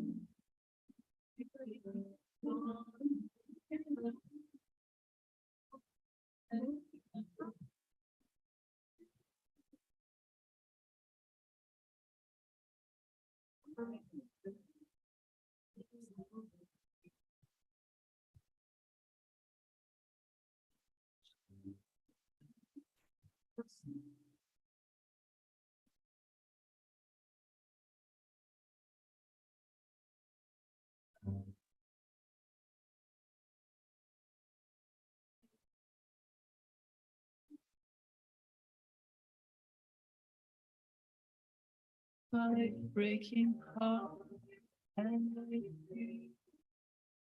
You and I could never be. Doing my best,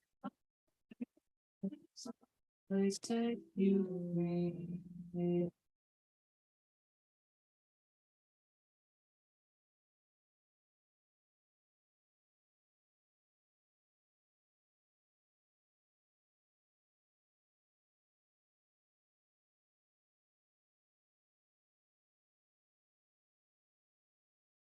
Tes mic 1 untuk ruangan, tes mic 1.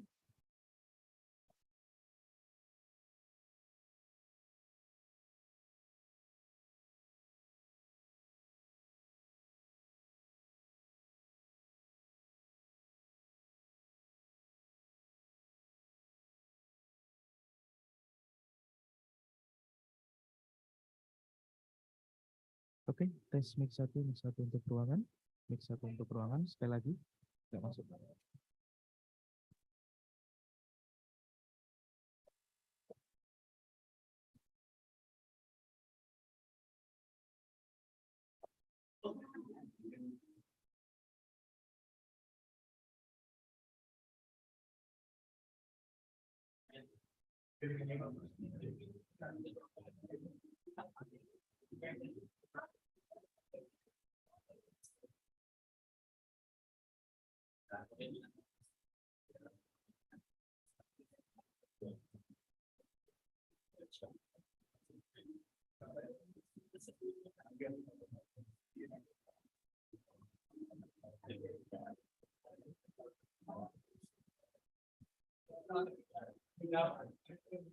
Tes, tes.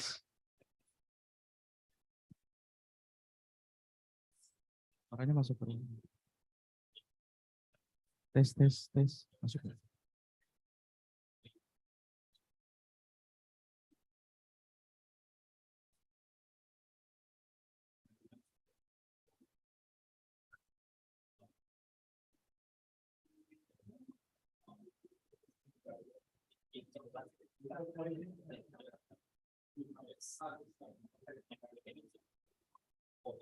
Mix satu, segini cukup nggak Mas? Mix satu, halo, mix satu, wireless, kecil. Mix satu, mix satu.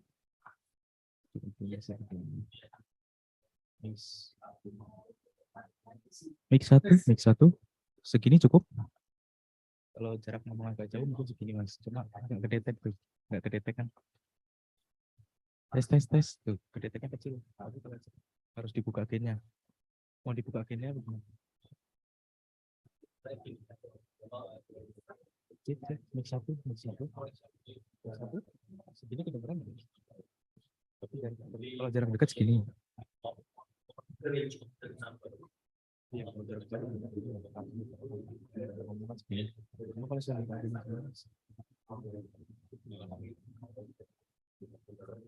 Kalau halo, segini kedengeran nggak Mas? Halo, tes 1, 2, 3, mix satu. Nah, kalau jarak dekat gini ganggu nggak? Bagus, berarti saya buka ya segini ya.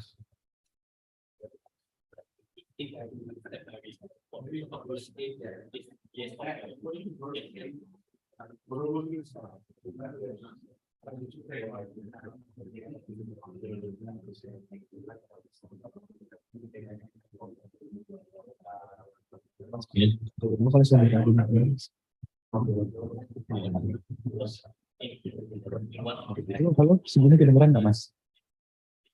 Halo, tes 1, 2, 3, mix satu. Nah, kalau jarak dekat gini ganggu nggak? Bagus, berarti saya buka ya segini ya.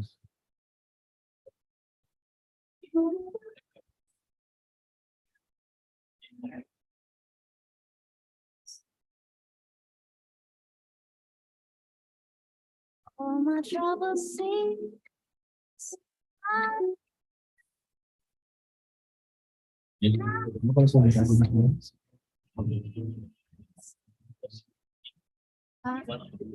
Segini kedengeran nggak Mas? Halo, tes 1, 2, 3, mix satu.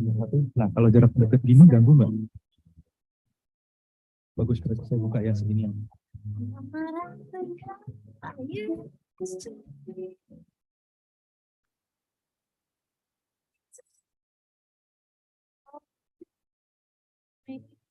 Oh, what trouble says the best. I'm suddenly, oh, wow.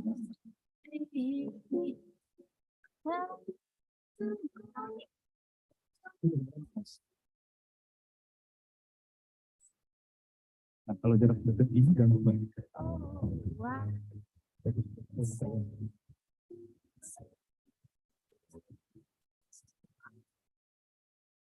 Oh, yeah.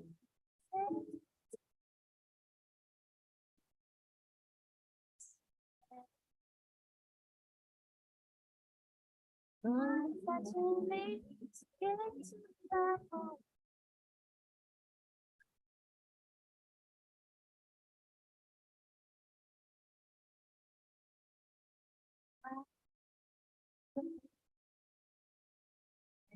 See that, oh, oh, see that, oh, oh, I believe. See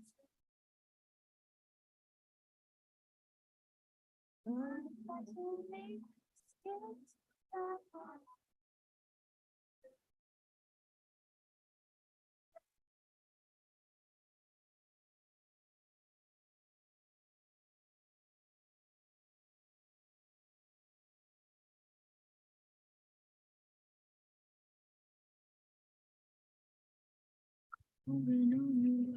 you can see off the ground.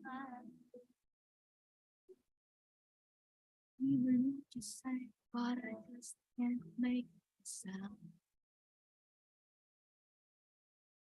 You tell me that you need me, then you go and pop me down.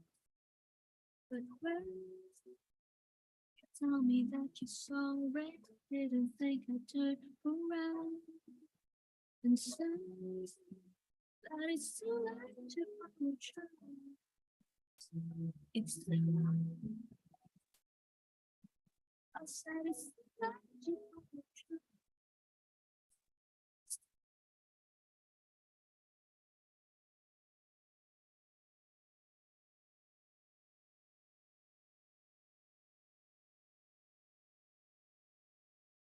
Another chance, take a fall, take a shot from you. I need you like your heart needs to beat for something new. I love you with a fire out, now it's turning blue. You say sorry like an angel, haven't let me think was you. And it's too late to apologize.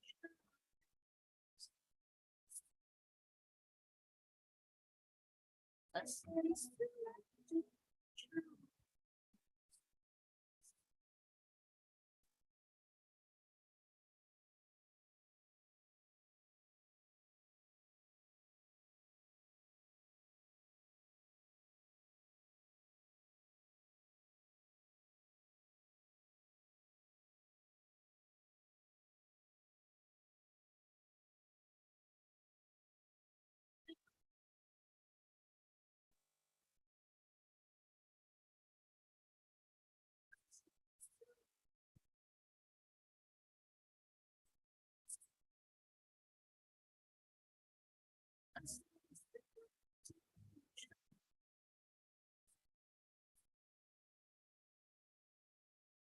I said it's too late to apologize.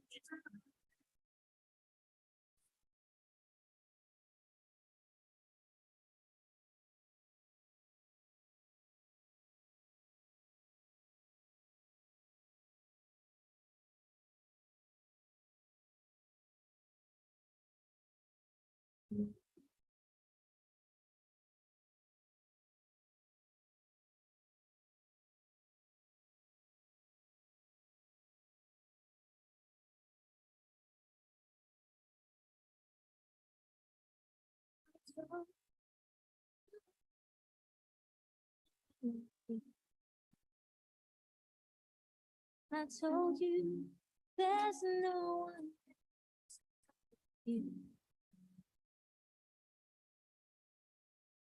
Fill my heart with gladness. Take away all my sadness. Ease my troubles, that's what you do. For the morning sun, its glory. The day when hope and comfort too. Fill my life with light. Somehow you make it. Ease my troubles, that's what you do.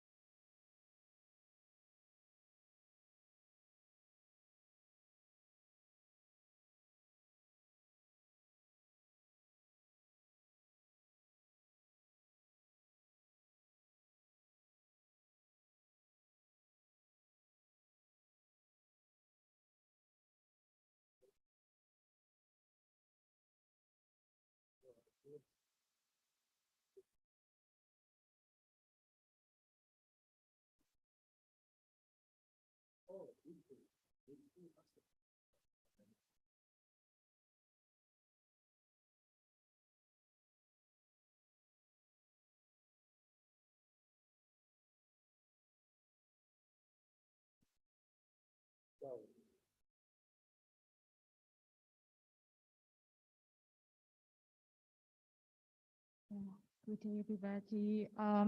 While waiting our guests or participant, I think we should start the last session today. That will presented by Ibu Fadlia and Bapak Brahma that bring about strengthen local taxing power in Indonesia. Without further ado, I please Ibu Fadlia for 1 hour. Yes.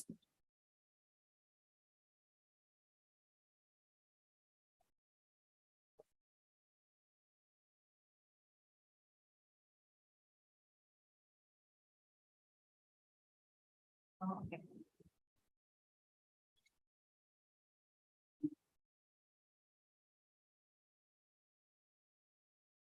Selamat siang. Good afternoon, gentlemen, Ibu. Apology from Pak Bima. He's supposed to be in this session, but unfortunately, he needs to back up Pak Dirjen for another meeting. So my name is Fadlia. I'm with Brahma, Pak Bima's team. We will presenting about local tax and local financing. So slide 4. Actually, first I thought that I can speak in Bahasa since the participants are Indonesian, but actually not even half. Okay. So as we know, to finance the delegation of the authority from central government to local government, other than fiscal transfers, which already explained by Bu Fitri yesterday, if I'm not mistaken, local government can utilize their local on-source revenue. So we will see the data on local source revenue, but we can say that it dominates by local tax. So recently, like last year, in the beginning of last year, we have new regulation, law number 1, which I think Bu Fitri also already mentioned about that. That also covers the regulation on local tax and local charges. So the design of this policy is to strengthen local taxing power while also promoting an environment of ease of doing business, investment, and encouraging fair and inclusive development to local government. Go ahead next. So we can see here that for local government, the revenue dominates by local transfers. That's the green pie there. It's about 66.4%, and local on-source revenue contributes about 25.42%, and 70% from that on-source revenue is from local taxes and charges. But actually, the local charges is very small. It's about only less than 3%. We can see from the chart here. So as we also know that local taxes and local charges in Indonesia law, it's based on closed list. So if local government want to tax something, it will always refer to law HKPD first in this regard, the latest law. Also for the local charges. If we see the numbers of local taxes and charges, next please. The revenue from local taxes and charges as also happened in other countries. 2009 to 2020 decreased and then bounced back in 2020 to 2021. It's I think like Bu Menteri always said that we are lucky to have a strong economy. So it is also can be seen by the data for local government taxes and charges here. Next. So before that, as we are aware that local tax in Indonesia can be divided into types for provinces only and for local governments only or kabupaten kota only. Here the taxes for province, motor vehicle or PKB, transfer of ownership for motor vehicle or BBM, and also the pajak alat berat ya, heavy equipment tax, and then the motor vehicle fuel tax, surface water tax, cigarette tax, and non-metals or Minerba, non-MBLD. Option on top of actually there is a special thing here introduced by the law number 1. We introduce we call it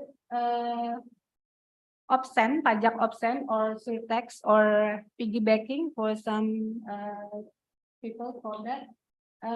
This number 7 actually this is surtax on top of local or kabupaten kota tax. So on top of local kabupaten tax, there is option that is for the province of that kabupaten kota. And then at the right hand side, there are taxes for kabupaten kota, PBB P2, and then consumption based taxes, and then the rest here. So if you can see the data, slide 7, yeah. The top 3 for provincial tax, we can see here it's PKB or motor vehicle tax. It is almost a quarter of the total revenue from the local tax and charges. And then the second one is the transfer ownership of motor vehicle. And then the third one is motor vehicle fuel tax.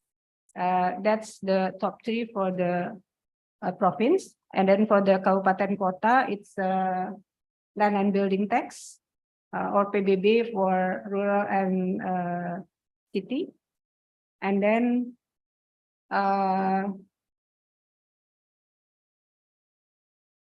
the BBNKB, sorry, BPHTB, land building transfer title, and then tax on electricity.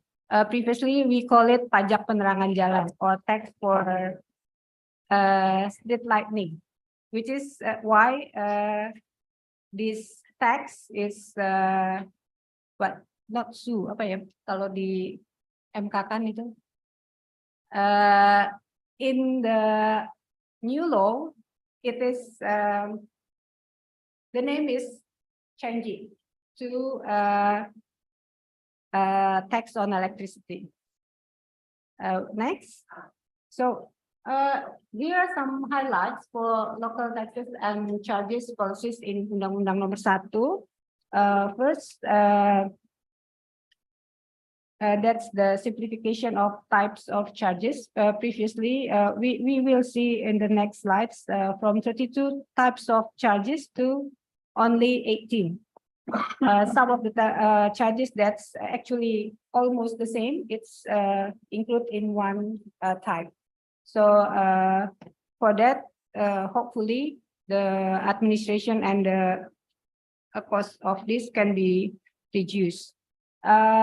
So also the integration or consolidate the consumption-based taxes, that is for hotel, restaurant, electricity, tax on entertainment, and parking. So the second highlights, it's the flexibility in providing tax incentives. So as we can see, actually the design of this law regarding the local taxes and charges, it is to achieve targets to strengthen the local taxing power, meanwhile also maintaining public access to mandatory basic services, which why the certain types of local charges is not charged anymore, but the provision of the layanan of the of the services is still there. So services are provided, but the charges is no longer there. And also, of course, to ease in line with the ease of doing business. So this law also introduced the assessment of assessment ratio of the sales value of rural and urban land and building tax. This is actually we don't this law increase the tariff for land and building tax from 0.3 to 0.5. So there is the possibility that this increase will affect or impact the taxpayers quite a lot. So that's why this law also introduced the assessment ratio. And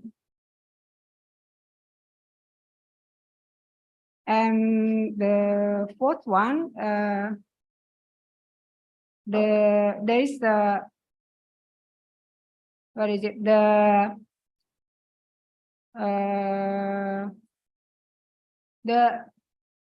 kepala daerah or the head of local government have a discretion to change or to give incentives for the taxpayers. And also there is here at the previously called it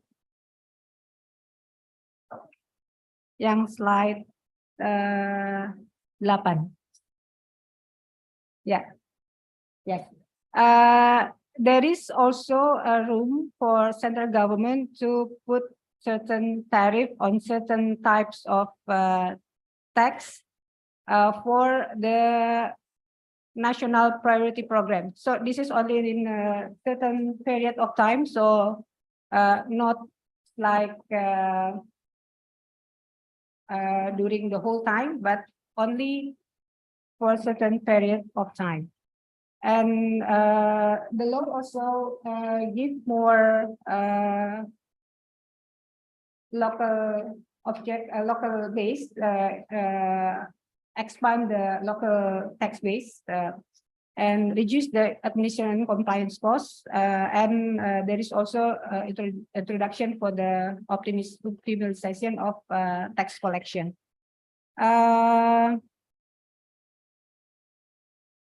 Yep. Okay, it is to the detail of the highlights that I've said previously. So with the simplification and the integration of consumption-based tax, hopefully the administration costs and compliance costs will be reduced. And then the local tax base will be expand with the discretion for the local government, also including the setting tariffs and the basis for the imposing the taxes itself, providing tax incentives to support the regional economy. And like I mentioned earlier, there is also introduction of the implementation of OPSEN or full tax. One on top of local government tax or kabupaten kota tax, and two kind for provincial tax for the local government tax. This is good because the provincial and local tax push to synergize better in order to get more compliance for the taxpayers. Also,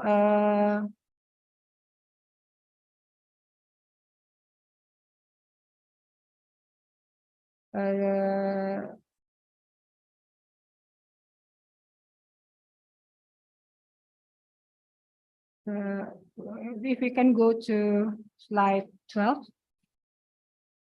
Slide 12. Yes. Yeah, this one. Is that I've mentioned earlier that we increase the maximum tariff of local tax, as we maybe you're aware that most of local taxes in Indonesia based on the law of the only put the maximum tariff. So it depends on the local government whether they put the maximum tariff or less. So it's their discretion. Most of the taxes like that. So only the maximum tariff. Actually, regarding the law number 1, the only quite significant increase is only for the land and building tax from 0.3 to 0.5. Actually, this is if we compare to other countries, still quite low. Okay.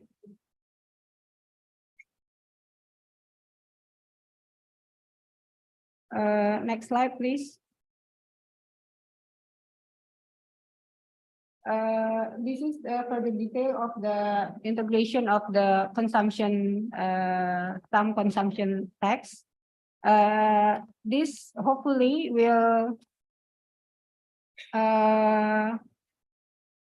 give positive impact, not only for the local government, also for the taxpayers. For taxpayers, it will simplify their payment, their tax reporting. Also, in the sense of monitoring and evaluation, it will be more easy. Last one. Actually, with the design of law HKPD, local government will only can benefit with optimum result if only there is a commitment from the head of the local government synergy between levels of government, because in the law we introduce some synergy between central, not only central but also provincial and local government, like the PKB, like I mentioned earlier. They need to improve the quality of data on taxation, and there is actually one more. They need to have management and utilize data better, because the law also introduced with the how they can utilize other party data for the sake of increase their revenues from taxes. I think that's all for my presentation. Maybe we can discuss further after this. Thank you.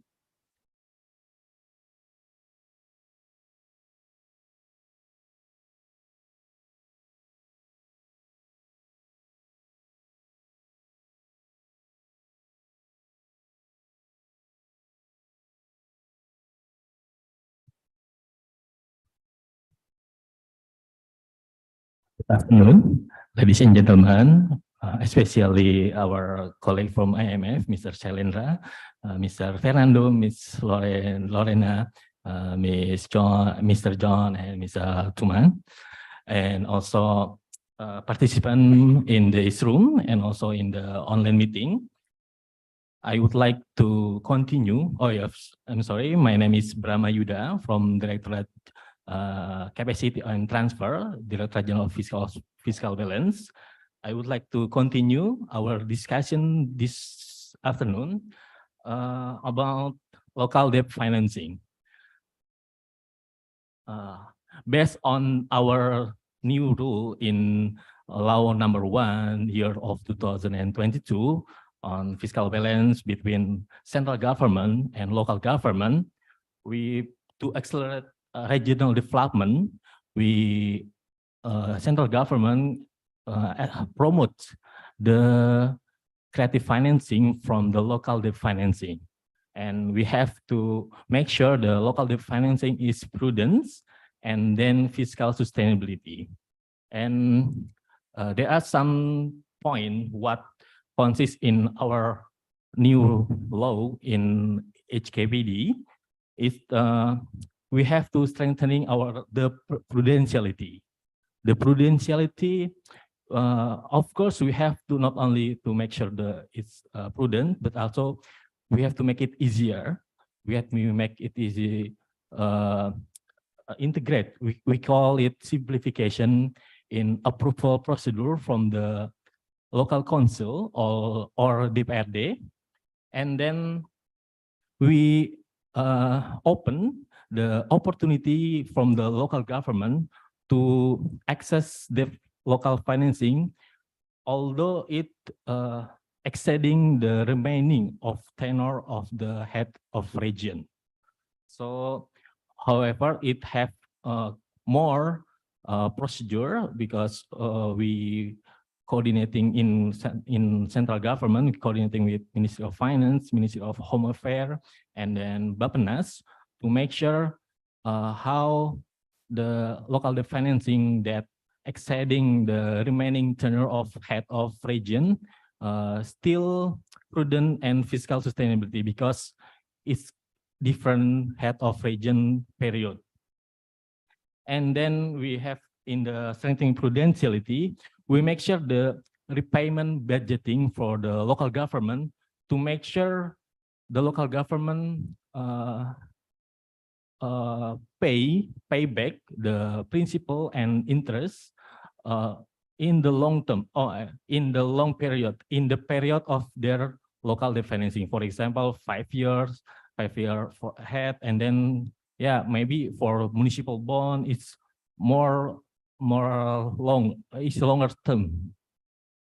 And then we also make still continue our policy how the opportunity to local financing, local government to access foreign direct fund directly. However, there is still prohibition to access foreign direct financing directly. However, we can still open if there is some kind of fast forward lending two-step loan from the foreign to national government and also forward to local government. So it's to make sure that national government still can control the deficit and also the risk, the fiscal risk in the nationality. Because can you imagine if all the local government access direct funding directly, it can increase the fiscal risk. And in the other substance in the law, in the new law, is the adding the Islamic scheme or Sharia scheme for the municipal bond. We add the option for the sukuk or municipal sukuk. It's from we learn about how the national government successfully access or issue the sukuk in the national level, and then we try to implement in the municipal level. And also the benefit of the new regulation, we can say that the first is integrating the local council approval, expanding financing scheme, and also we change of the type of local debt financing or municipal loan. Before that, we divide municipal loan based on the long term, based on term, short, medium, and long term. But in this law, the type of municipal loan consists of project financing, and then program financing. So it gives opportunity to local government access municipal loan to other project or to spending in the other program in the regional.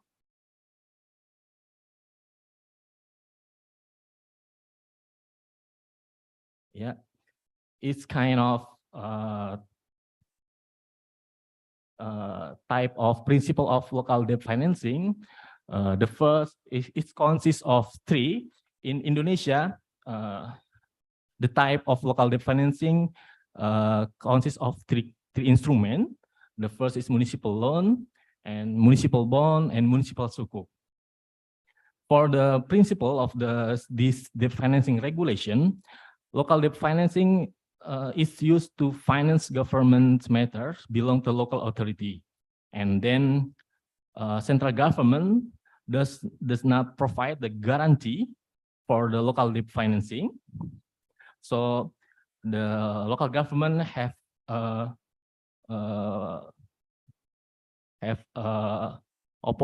obligation to successfully issue and management the local debt financing. And the maximum net value of local debt financing is from the approval the local council in the integrating in the first local budget paid in previous year. And then yeah, the head of region is allowed to finance have exceeding the remaining tenure of the head of region based on consideration from the three minister. Maybe for the type of definition we also know, so I don't have to discuss more. And then the scope of the municipal loan. For the source, there are some sources for the municipal loan. Of course, the first one is from central government. And then the law also provide how other local government, for example, from the city or region from their province. And then from the banking financial institution, for example, from local bank, for example, in city in West Province, in West Java Province can access loan from the West Java Bank, local bank. And the last is non-banking financial institution. It's provide how other institution from other banking to operate or provide loan from the for the local government. For this type of non-banking financial institution, Ministry of Finance have like some BUMN or in state-owned enterprise called PT Sarana Multi Infrastructure Corporation that providing local financing, for example, loan and facilitating the PPP. And the next scope is municipal loan can be conventional and or Sharia. And the next scope is under certain condition, for example, in the disaster or like COVID, for example, central government can provide municipal loan to finance the program and activity for handling the disaster emergency and on national scale. Lesson learned from the COVID, from the how national government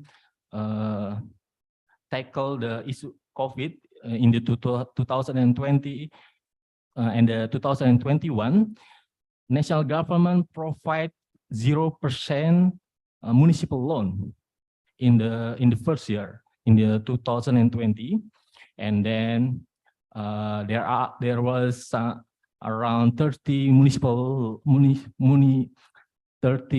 cities or regions and province, both of three kind of the municipal, access the municipal loan in national economic recovery or pinjaman pen, we call in bahasa. And then in the 2021, national government continue the policy in providing municipal loan in national economic recovery. However, the rate of the interest is not 0% again. There is some around 3% and up from the 3 to 5% from the 3 years, 5 years, and 8 years. And there are still many municipalities to access or propose the municipal loan in that year. So lesson learned from we have the kind of the municipal loan as an alternative source to funding the regional infrastructure development in regional. And next is the loan agreement signed by the head of region and the lender. Of course, after the approval from the national government or from the other, they have to make an agreement for the best for how they access the financing for the loan. And next is the purpose of the municipal loan. There are some kind of purpose we can access. The objective for the cash management. The first is cash management, of course, is for the short term. However, loan for the purpose of the cash management must be repaid in that relevant fiscal year. So if for the cash management, the local government have to repay the principal of interest or interest in that year.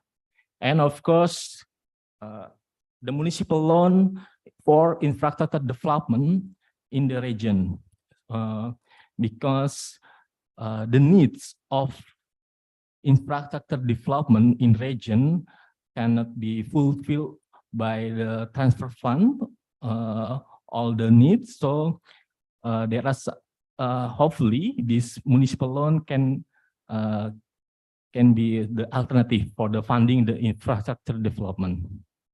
And then for the third objective, for the local debt portfolio management, and then the transfer of loan or capital participation to the local owned enterprise. And the next topic is municipal bond and sukuk or Islamic bond. Of course, this kind of instrument have to be issued in the domestic capital market through public offering in rupiah. So we issued in the rupiah, and then issued to finance infrastructure development is the most project to finance by the bonds. However, we still accommodate, the new law still accommodate to other program. And the proposal of the municipal loan from the municipal loan or sukuk have to get approval or consideration letter from the Ministry of Finance, Ministry of Home Affairs, and Bappenas, or Ministry of Planning Development. And then for particularly for the municipal sukuk, declare from the compliance with the principle Sharia principle and capital market Sharia from the capital market Sharia experts. So when prepare the municipal sukuk, the local government have to get some kind of letter recommendation from the capital market Sharia expert. And we are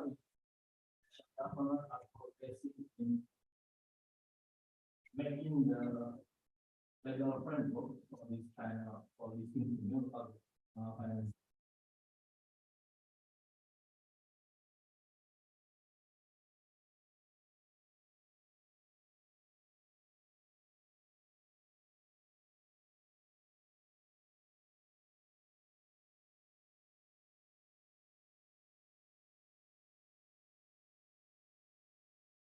In government legislation is about the public financing.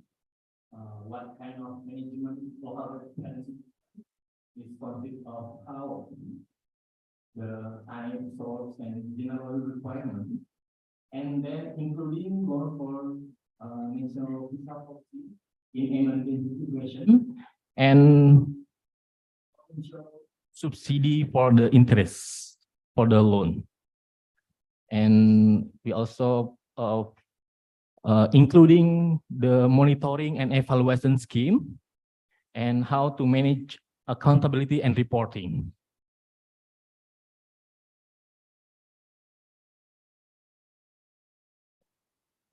That's all from me about the global financing.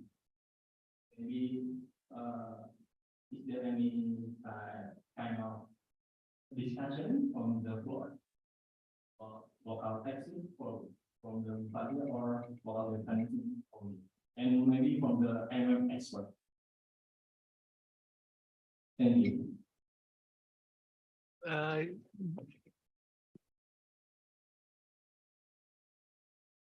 In one of the early slides, you talked about so that one about the maximum debt level being approved by the local council, I think, but it talked specifically about net debt. Is the concept of net debt clearly defined? For example, we know that many local governments have a large cash holdings. Would that be netted off against the debt outstanding, for example? What does it mean?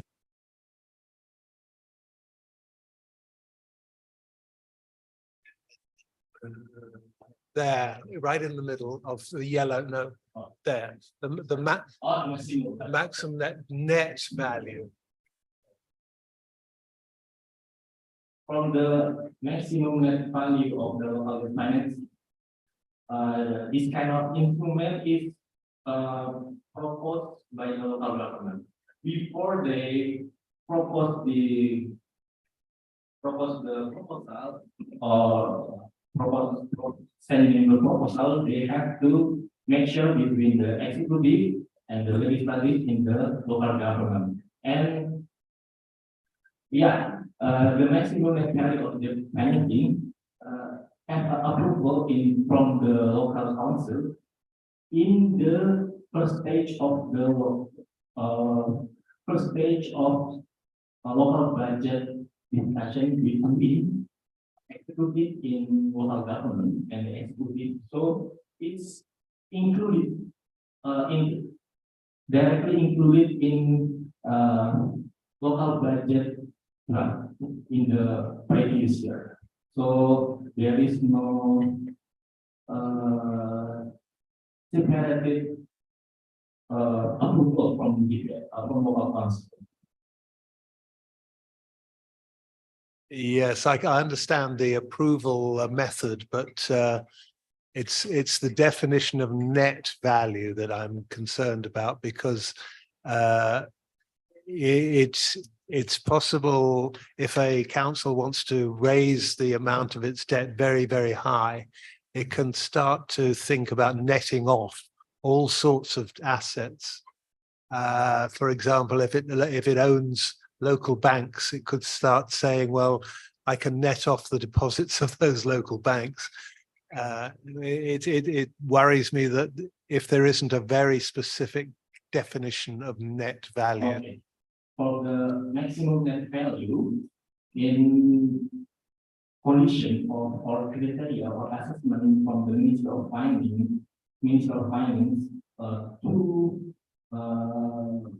providing municipal loan, or we can say the requirement is one of the maximum limit from around maximum limit is 75% from the general revenue local budget. Previous year. Yeah. And there are some kind of criteria or assessment tool. One of them, the maximum limit from the local debt financing is 75%, and other is the second tool in we have the service corporate ratio. Is the ratio how to make sure the local government repayment the principal and interest for the period in the municipal loan or local financing. The value is 2.5, and the other is the last condition is the maximum limit of the deficit local rent. So this kind of how much the value or the amount of the local financing, and then how the capacity, like Ms. Paulina said in the last session, the capacity in Indonesia we implement the corporate ratio, and then the last criteria is maximum limit of deficit local budget. So we hope this kind of requirement or criteria can make sure the fiscal rates to make make this municipal law sustainable. Thank you.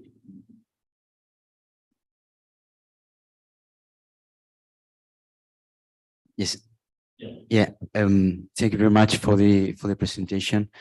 I would like to ask you about, for example, you said that there are this certain type of funding or financing from central government to local governments, right?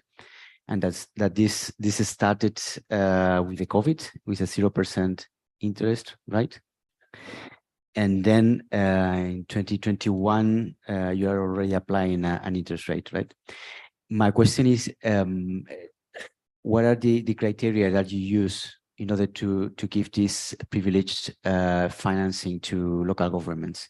I mean, do they need to justify that they are in a bad financial position, or you would give it to anyone that would ask for it? So the question is the criteria providing the municipal law in their framework in 2020 and 2021 to providing that the criteria, of course, the project or proposal is measured in line with the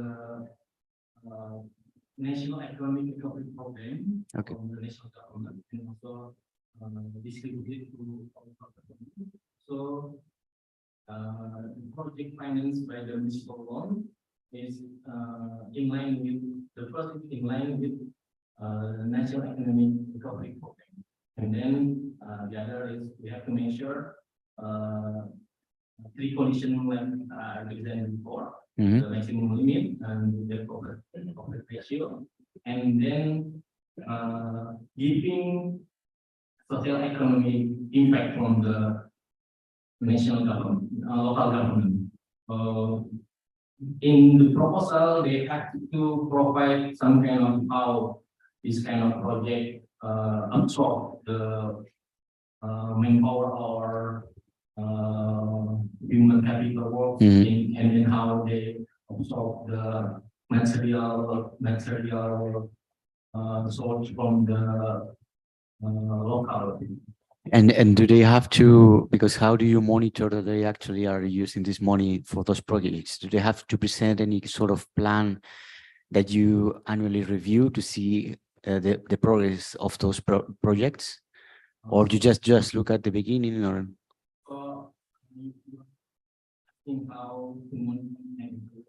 Yeah, we are in this progress to monitor and further. In previous year, we measure how the local government absorb of the commitment value of the loan, because in the loan agreement they commit to accept, for example, 100, and then to absorb of disbursement of this kind of loan, kind of consists of three steps, 25%, 25% in the first step, 25, 25, and 30, and yeah, for the disbursement stage, the operator in Ministry of Finance, we have operator Sarana Multi Infrastructure Corporation, operator for local financing, and it's based on performance-based criteria. So we make sure the operator make sure the disbursement is in line with the planning stage. And now, after the project things are in build are completed 100%. The next step is how to measure the local government by the principal and interest, and it's one of kind of our next PFM strategy. Okay. So to make sure the fiscal, because in this year, some of the recipient of this municipal loan ask or request to like delay payment of the principal or interest. And one of the kind of scheme is to cut directly from the transaction. Okay, and you would do the same with the other types of financing, the municipal sukuk, municipal bonds. You will also follow up how they are spending it. How they make sure to repayment budget. One of two things in the new law is the local government have to allocate the repayment in their local budget. If there is no payment, it can cut the income from the Okay. tax of agent and the local member. Okay, and just one last question. If there is a local government that just comes to you to say, my financial position is very bad, I am not able to pay suppliers, I need financing from the central state, is that possible? You would give them financing? It's kind of, your question is, If there is like a sort of a last resort instance that they can go to when they are cash trapped, they don't have any cash, they have supplies, they have arrears, and they need money. Is there any sort of assistance in this case? Yeah, one type of recipient of municipal loan is this kind of they in their local budget, they don't have. But this is a bond, no? It's not like a loan. It's a bond, municipal bond. Yeah, exactly. Yeah, I was wondering if it has to be in the form of bonds or it can be just a loan from the central state. If the local government doesn't have the sufficient budget to their priorities problem, it has to be if there's alternative source is municipal loan, because for the municipal loan, we know that citizens are the buyer of the municipal loan, and then they have to make sure the repayment back, and then if the municipal bond recommended for the high project infrastructure, for example, around 200 million, because the cost of issuing the municipal bond is there is some kind of cost in the market, so it's more efficient if this kind of local government will have sufficient budget in the priorities program and to accept municipal loan first. So, But I think that these municipal loans, who's the one who's financing? Is it the central government? Municipal loan, Or do you go to a bank? the source of Okay, central government. of the central government, Or the local government, government. Okay. financial, Okay, I see. or the local planning. And when they are with the central government, what are the conditions? Do you impose certain financial conditions or conditionality or any sort of program for returning to a good fiscal position? Yeah, when they go to municipal loans with the central government, how are the conditions that the central government is going to ask for? What are the conditions? So, because normally, I mean, when you are thinking about this last resort instance, normally, in order to manage the incentives and not to create moral hazard, you would ask for conditionality or high interest rate or something that really makes it a last resort resource. So the question is, kind of criteria of the recipient of from the national The criteria of eligibility, but also what you request to make sure that there is going to be a payback. For the first, I want to the municipal loan, not only for the local government who have the low fiscal capacity. There is some clustering for of the local government. So we can say that the low fiscal capacity, medium fiscal capacity, and high fiscal capacity. However, it doesn't mean that municipal loan only for the low fiscal capacity. For example, in the loan from the National Economic Committee, the province of DKI Jakarta will have high capacity, still accept the municipal loan. However, the kind of the infrastructure is more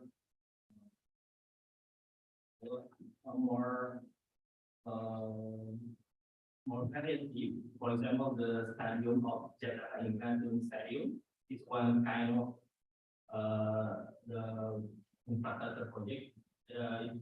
I want to say that municipal law not only for the disadvantaged, not only to the minimum, the local government have minimum fiscal capacity, but also the high capacity local government can accept it. However, regarding the condition for the maximum limit, the surface coverage ratio, and then the maximum limit of the deficit local budget, we the assessment of the how the amount of the local financing and how long the term of the benefit, because the longer term is they have to pay in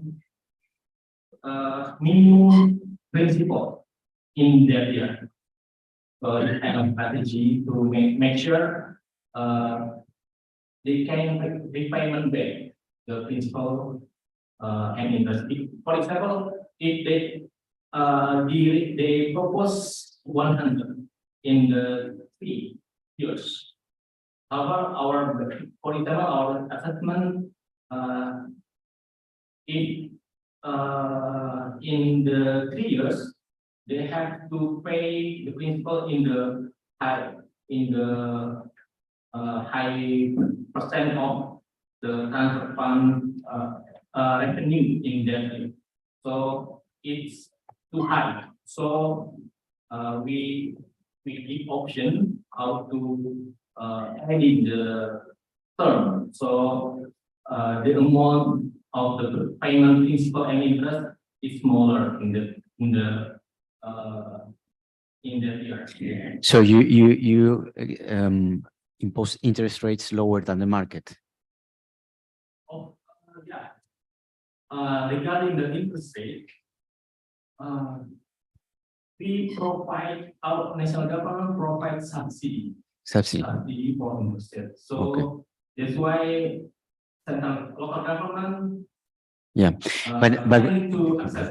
but would you impose like a plan, a financial plan for those that are requiring? I mean, those who are going to this privileged financing, do they need to justify that they're going to come back to balanced in 3 years, for example, or that they're going to improve their financial position in a certain number of years, or you don't ask them for anything? When you're giving a privileged interest rate, which is good, because let's imagine that the local government is in a bad financial position, but would they need to present like a plan, a multi-year plan, to tell you, now I'm in a bad position, but in 3 years I will be in a good position and I will be able to pay you back? In the proposal, they add in the how they schedule of the repayment debt, the interest rate, and so we can say that they implement the proxy in the local budget in the next year, and then how they schedule the payment back. So if next year they know they have responsibility to put the Yeah. application for the interest and principal in local budget next year until the term of this program. Okay. Okay. Just a very quick question along those similar lines. You say that for cash management purposes, a municipal loan can be taken. In your experience, do local governments ever borrow for cash management purposes from the central government? Local government accept the loan for cash management Yeah. to central government. From the central government. Yeah.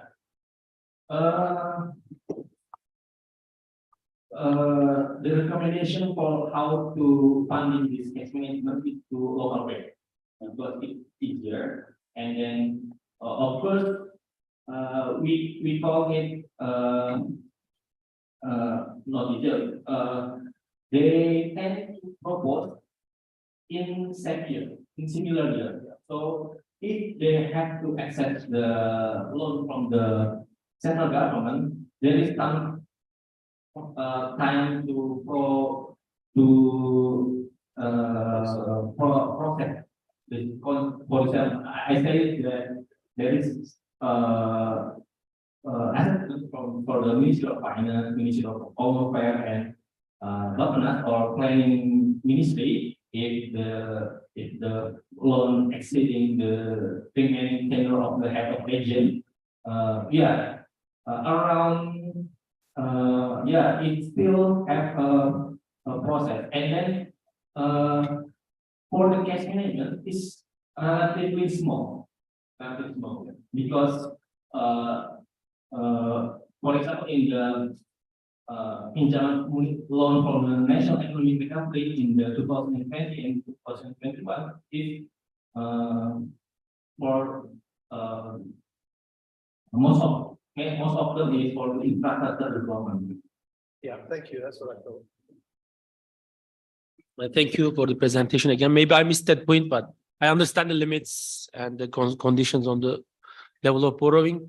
But is there any kind of obligation for the local governments to consult with the Ministry of Finance, like debt management side, in terms of the determination of the timing of the bond issuance or like the maturity of the bond issuance, like just to be compatible with each other?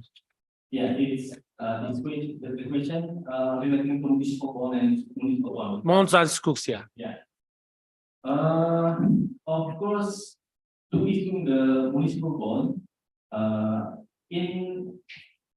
before that, in national level, there is institution in Ministry of Finance, we call it the National Finance Management and Rates, or DSPPR, who are the debt management office for the national structure. And we have in the new law, there is in statement that local government have to function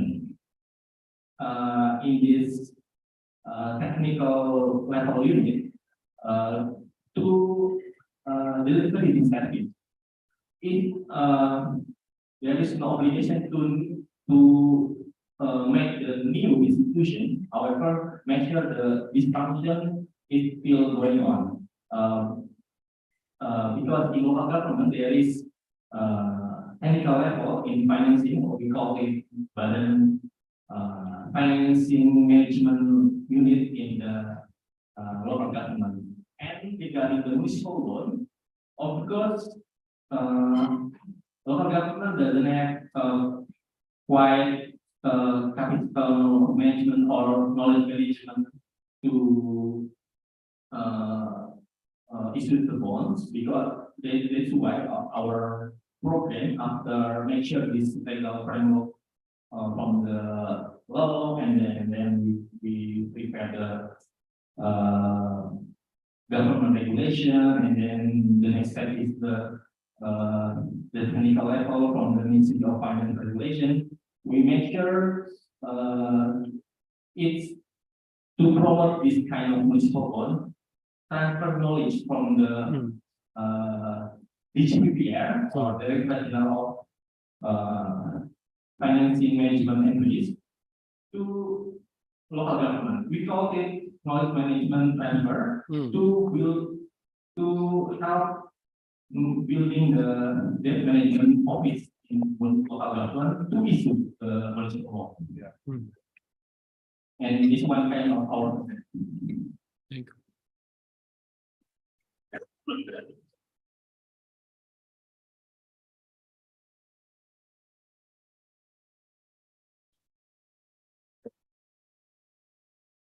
Yeah. No, thanks for the presentation, very helpful. So I have maybe 2 or 3 questions.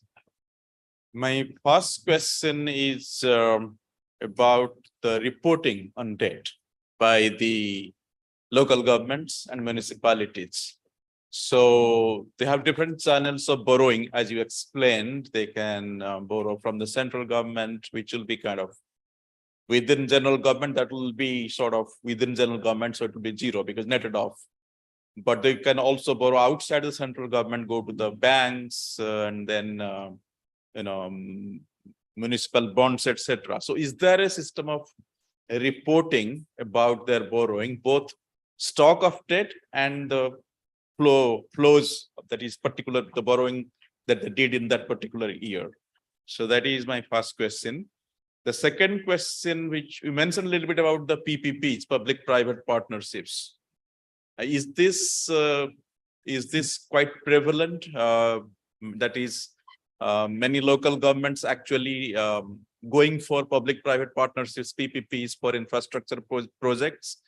If so, is there any framework that they use to ensure, because PPPs could entail a lot of fiscal risks. For example, if the local governments give minimum revenue guarantee, for example, there is a toll road or something, and they give minimum revenue guarantee to the PPP, the private party who is doing that project.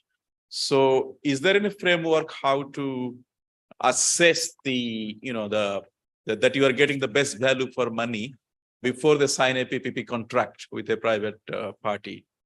So these are my 2 questions.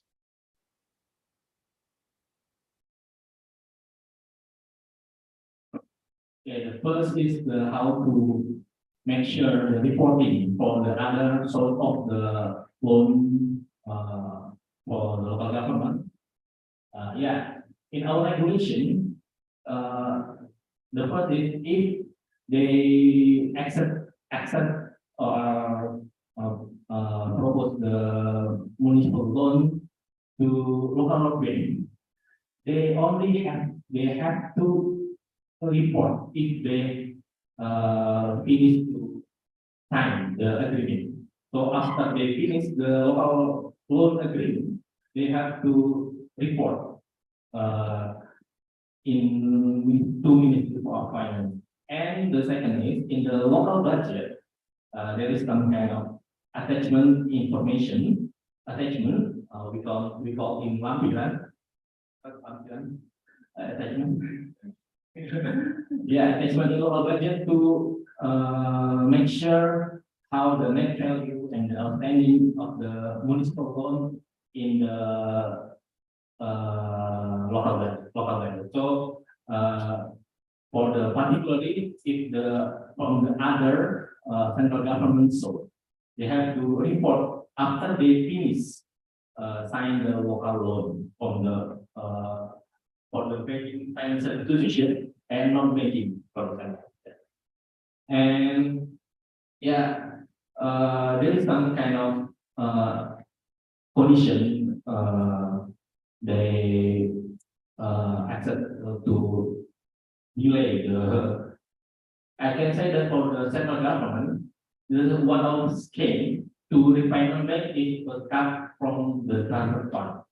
So it's of course the simple way to in our system because we our institution to transfer the transfer fund and then we just cut the transfer fund and the other criteria is to payment to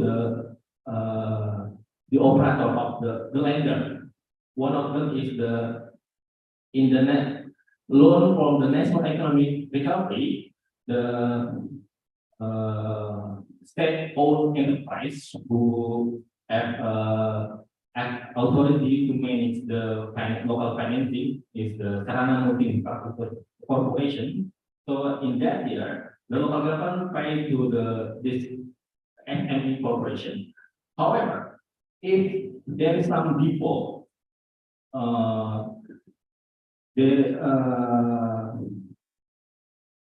there is option to cut also the transfer fund. However, if the normal condition is payment, if the operator say this local government not regularly payment back, and then we have to mitigate the risk, and then so the operator of the lender propose the cutting of the transfer fund.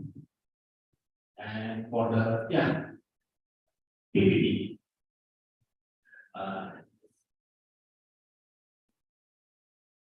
for the PPP, of course, PPP is one kind of credit financing for the infrastructure development, and I try to say the PPP because one of kind of function of this institution, Sarana Multi Infrastructure Corporation, is one of providing PDF from the PPP. So I just say the PPP. However, I can say that the first is the institution to managing how to regulate the PPP is Director of Financing Management and Risk. However, I can say that there is some government support to PPP. One of them is Project Development Facility. Project Development Facility, because to make sure the PPP is, I may say the PPP is more complicated than loan. So, and then how to financially condition and economic condition. So the assessment of the screening assessment to receiving the PPP or make agreement PPP is more complicated because to make sure how the not only build, operate, and transfer BOT, and then in loan normally the infrastructure project only build, and then going to continue to manage by the local government. However, in PPP, not only to build, how to operate, how to measure this kind of project to sustainable in long term. So one of them is government support from the PPP is project development facility, and then we can say the next is viability gap fund. So it's the instrument government support to finance this project, transfer or government support as atau financing, government support to finance. We can say that viability gap fund, and then guarantee for the infrastructure. Guarantee for infrastructure is kind of government support is operated by the Penjaminan Infrastruktur Pemerintah (PI), or Indonesian Infrastructure Guarantee is one kind of type of state-owned enterprise in microfinance. So it's because it's different kind of financing, managing the because in PPP the most thing is how do we allocate the risk? How do we allocate the risk? Which one the risk covered by the government? Which one is covered by the private sector? And to make sure the private sector want to accept the PPP, is there any guarantee from the local government? So it's one kind of the government support guarantee from the PPP as the operator. And then other government support for the PPP is availability payment, support in execution in availability payment, because in PPP there are two kinds. It's availability payment or user charge, and then kind of tariff. Yeah, if this kind of PPP availability payment is under support of government.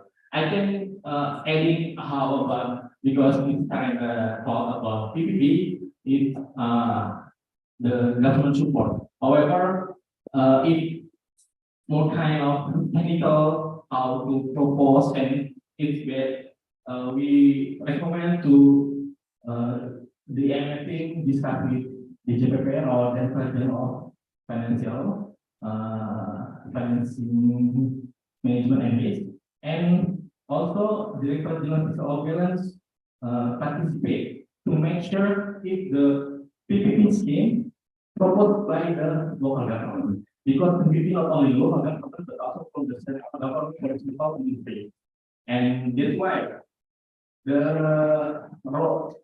institution who have authority for to the DGPR, not only for local government but also the central government, for example, ministry.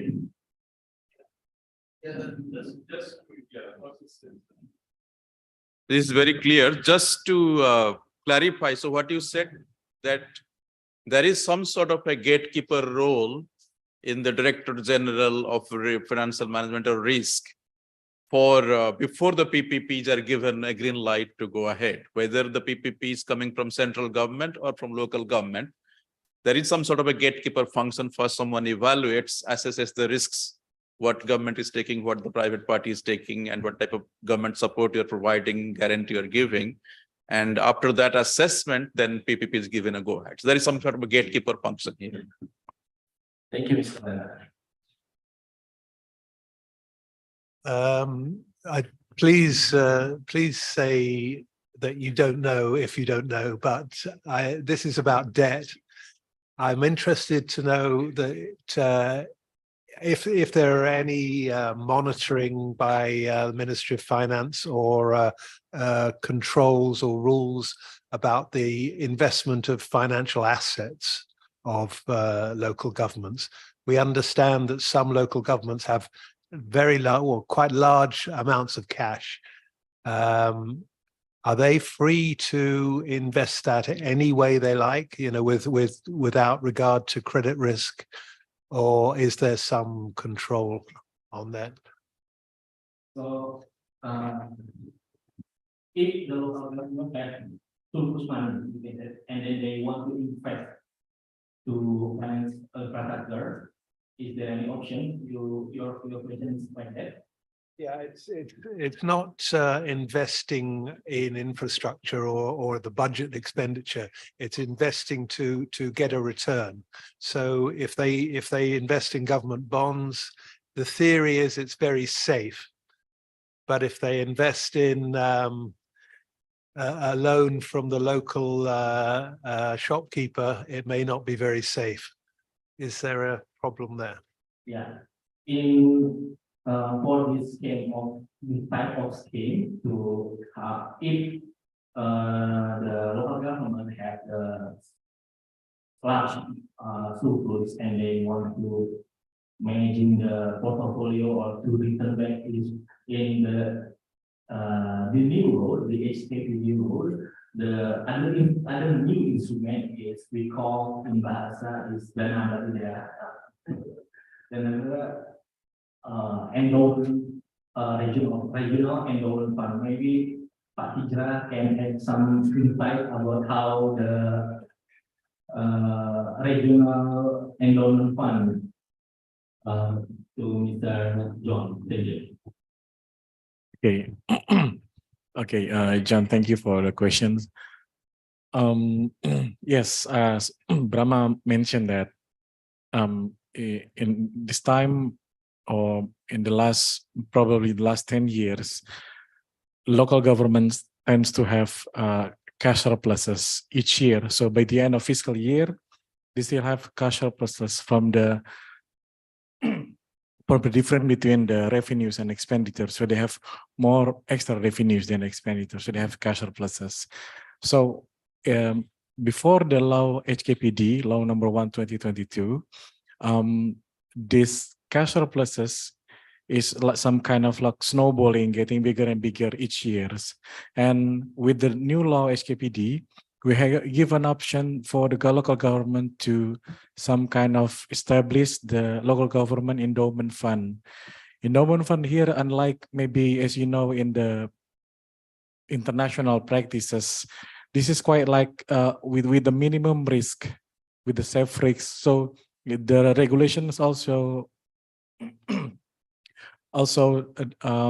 mention about the limit that of the requirements that the investments need to be free from the or non, I apologize, not risk free, but with the minimum risk. So we hope that the endowment fund can be used. One of the areas that can be used for the endowment fund is in the infrastructure. It means not in the basic infrastructure, but for the additional infrastructure or in outside or for education, for the health sector, but outside the basic services. And this type of endowment fund, local government also have the option to put the money in other entities like bank or non-bank entities. So here the investment manager or the fund manager is outside from the local government. So the local government just put their money in the banking or non-bank institutions. The bank or non-bank institution will manage the money, and local government will some kind of enjoy the yield, but they cannot. They must put the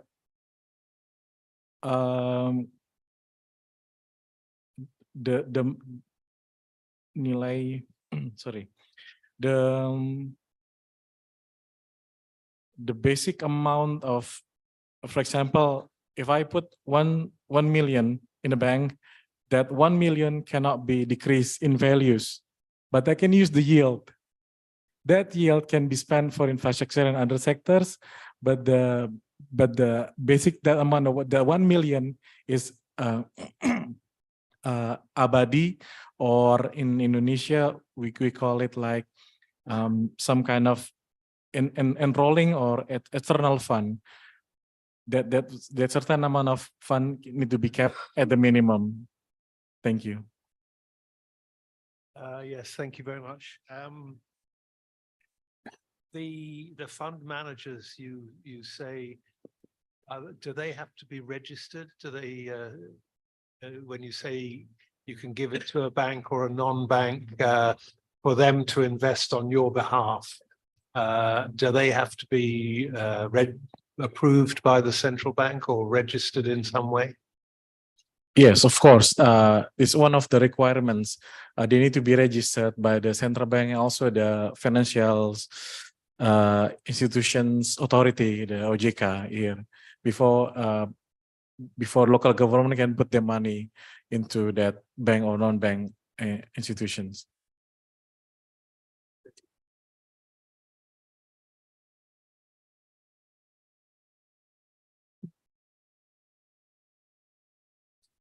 No, I wanted to do to have this question on the reporting, but rather as part of the question I was going to add, and something that you might want to think is to designing the mechanism for reporting, but not just the global, but maturity profiles, interest rates, so a lot more detail, and thinking about it from the start, so that all this level of detail you get for the registry of debt before. What we have been finding is increasing conditions that are not in the normal variables, but rather in the conditions of the texts of the debt. So that's a trend that's happening, and you might want to think about it ahead of time before it's a risk. The topic or the defense is the under condition, besides the normal condition. Yeah. In the national government, if there is some kind of in the law, if there is some kind of emergency disaster, and then other fiscal priority, national fiscal priority, national government provide not only municipal loan but also subsidy for the interstate. So it's kind of easier because particularly the local government tend to propose the transfer fund want to have free transfer fund rather than the municipal loan. However, so if in the some kind of extraordinary condition, for example, disaster condition or national other priority national government provide the municipal loan, and we can take in the low interest because we also provide the subsidy. Thank you.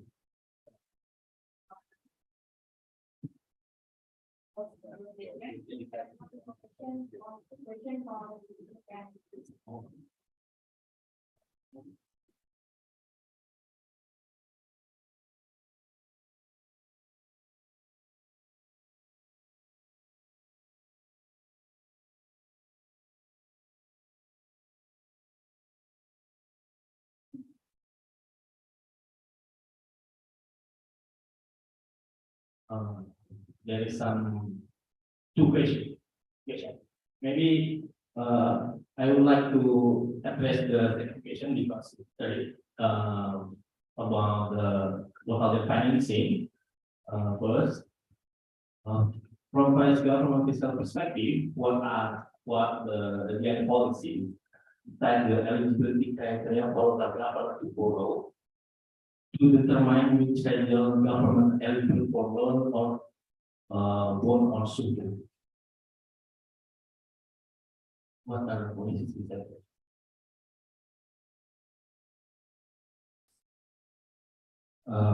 Regarding the question from the online, second question, besides the eligibility criteria, is there any other policies to determine what in terms of determining which one the recipient of the municipal loan and then municipal bond and sukuk? Of course, we national government make the criteria in Ms. Lorena presentation in the previous, there is some kind of for criteria versus central government and then the rule-based mechanism. So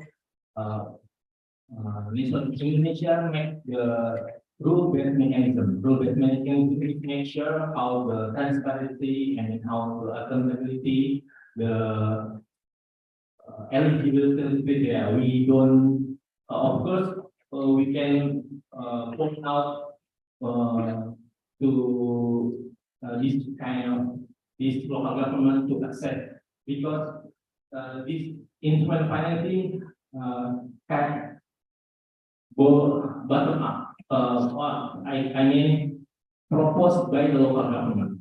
If the first step is this kind of instrument is initiating by the local government, not from the central government. So that's why before they propose the local financing, they have to agree first between the executive and legislative, and is local authority. And however, to make sure the eligibility criteria, we provide the rule mechanism, the three mechanism, and as another is to make sure to municipal bond there is some kind of transfer knowledge first to the local government want to issue the municipal bond or sukuk from the National Debt Management Office. So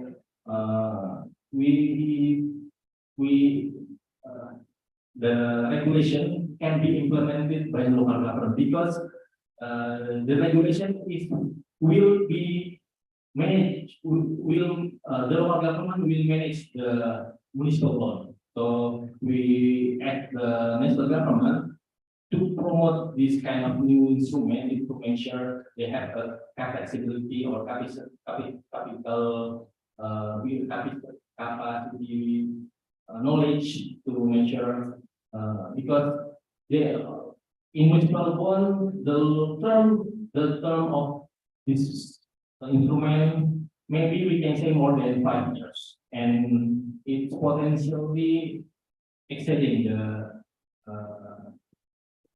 tenure of the region.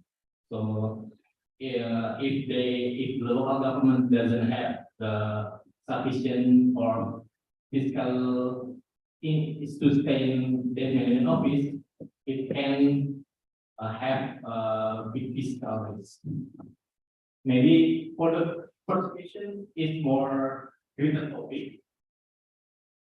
Ease of doing business, maybe for the local tax perspective first.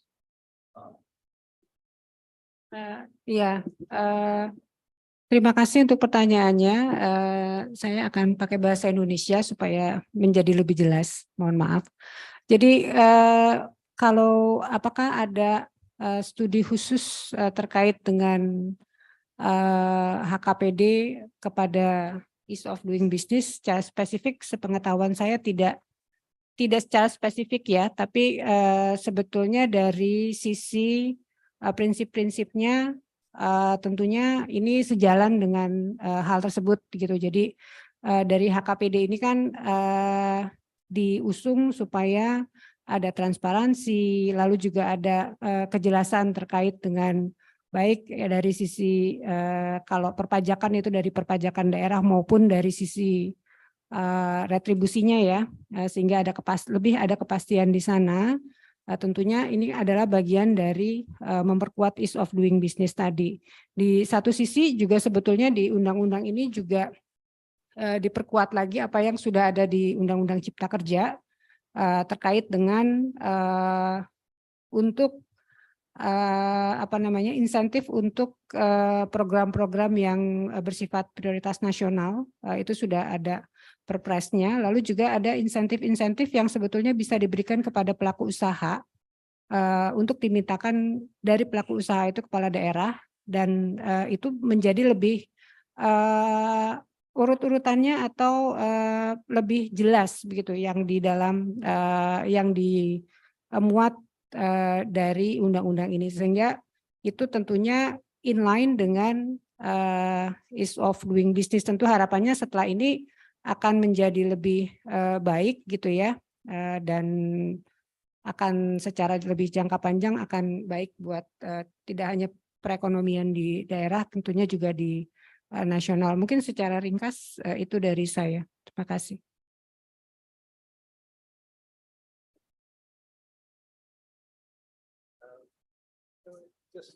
Just to follow on from what you were saying about the second question, I know it's early days, but you say that municipal bonds must not be central government guaranteed. Has any local government got a credit rating yet? And is there any plan for any type of credit rating to assist in the pricing of municipal bonds? Yeah. In the process, and until now, unfortunately, there is no local government has successfully issued a municipal bond. However, in the previous year, in the 2015 or 16, Jakarta province proposed this kind of instrument, and the progress or the, I can say, when the process is credit rating. So in the stakeholder for municipal bond, there is some stakeholder from the capital market, and one of them is the credit rating agency. Because in the capital market, the market needs some kind of general overview, general review from the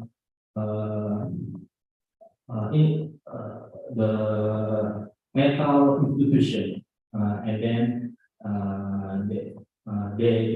that's why there is some credit rating agency in the process to make sure to adding in the portfolio the municipal bond. Yeah, of course, okay. Because we central government promote how the new this kind of instrument of this kind of financing, and local government also issue, and also maybe if there is some kind of international practice, how the IMF provide or making progress in other countries, we can learn more about it, and then how to technically which one maybe there's some kind of fire default or successfully municipal bond in the other countries. Maybe we can discuss more about that. Thank you.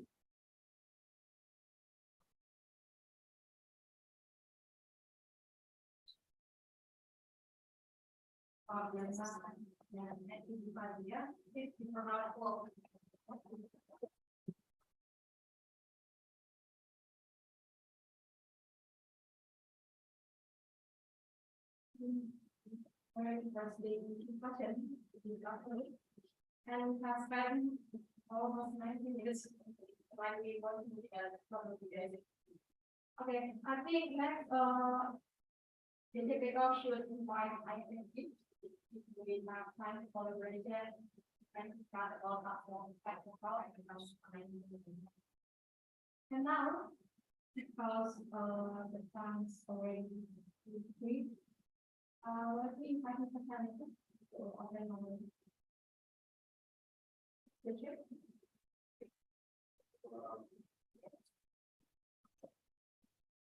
mohon izin Bapak dan Ibu, kami akan menampilkan scan barcode di layar. Nanti Bapak dan Ibu dapat mengisi link terkait penyelenggaraan acara ini merupakan bicara dari Lumacare. Dan mohon Bapak dan Ibu dapat mengisi link bicara yang akan sampaikan.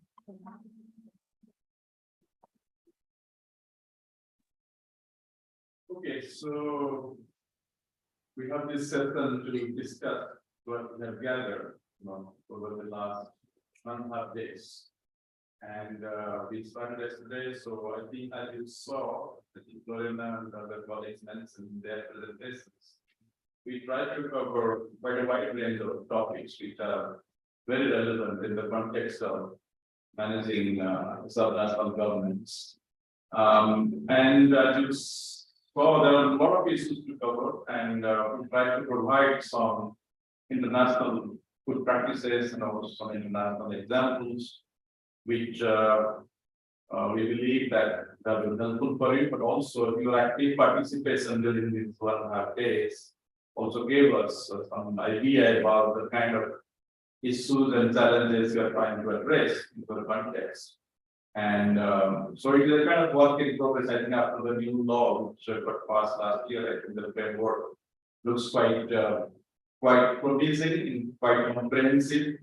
So I will try to put like the various issues we discussed and also some of the issues you are trying to address into 3 buckets. The first bucket I would call what the kind of fiscal capacity and the mandate of the subnational governments. So this is where the main issue comes in.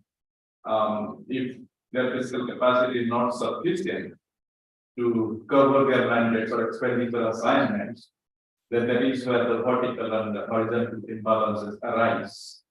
And that is where we are trying to sort of address those imbalances to revenue sharing, but also creation of different types of transfer mechanisms, including what you have the general allocation fund, the specific allocation fund, which supports these local governments to help implement some of the national priorities. But you also have various consolidation mechanisms of transfer and revenue sharing. The second bucket, I would put what is called fiscal coordination. So we covered quite a lot today about that. I think while we have all these mechanisms in place, but at the end of the day, how it works around the budget cycle, that is very important. How the different stakeholders, both at the central level and subnational level, coordinate properly, and also to ensure that both at the planning stage, ex-ante planning stage, but also during execution of the various programs and budgets, but also reporting. We also discussed quite a bit about how they should report, and some of you asked about questions about what level of detail they should go into. So these are key issues, how to ensure proper fiscal coordination so that there is a sort of alignment in terms of not just audit between the central government and the subnational governments in terms of the priorities we are trying to pursue, but also across the subnational governments. They are not to the extent possible, they align their priorities, also complement each other in terms of for infrastructure development and development of different communities. So that's the second bucket. The third bucket, which is also very important, which I think maybe a bit early stage, but now, and we discussed quite a bit on that. I will take on fiscal sustainability. The fiscal sustainability, and under that, I will put basically how to ensure fiscal discipline, but also oversight of fiscal risks that may emerge from subnational government. And this is where we discussed a bit about giving some examples of fiscal rules, how to sort of ensure some fiscal discipline, but also how to identify, quantify, and mitigate the fiscal risks. And this is where also we discussed about the liability related fiscal risks, like debts which they may be borrowing, but also contingent liabilities, but also PPPs and other natural disasters and other types of fiscal risks. I think this is where you have to think in early stage now, because but this could become an important area going forward for you to sort of think more about outside of a comprehensive sort of institutional framework for oversight or at the central level. Because at the end of the day, if there is some government sort of fails or needs or fiscal support, then the government will have to come and support it and make it out. So I would put in these three, for kind of three general pockets, various issues we discussed over the last 1.5 days. I will ask my colleagues, particularly Fernando and But then if you want, you can also fill the Yes. areas and John regarding things. But after that, maybe you could open the floor for any questions, if any particular questions or guidance you'd like to get from us, and this certainly happy to provide our views. But going forward, and we are staying here, some of us, for technical discussions specifically on cash management, but if in the future you would like more support and actually do more deep dive analysis into some of these issues which would like our support on, we'll be happy to do a dedicated research in again. So that's I would say. But Yeah. Thank you, Sananda. Yes.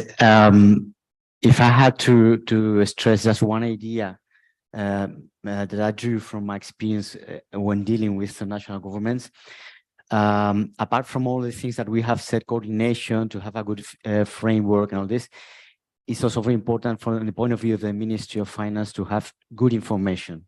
Okay, information is crucial when dealing with the national governments, especially in a context which is as complex as the one that you are facing here. No, it's very important because now we're talking about that sometimes they have structural surpluses of cash, but the problem is when they are having troubles because of a global crisis, right?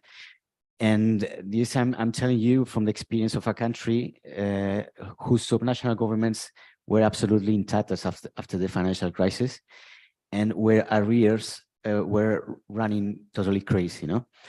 And we must always remember that at the end of the day, what you have there is a local government dealing with suppliers, okay? And here we're sitting in our Ministry of Finance, but this is really what is killing the economy at the end of the day, no?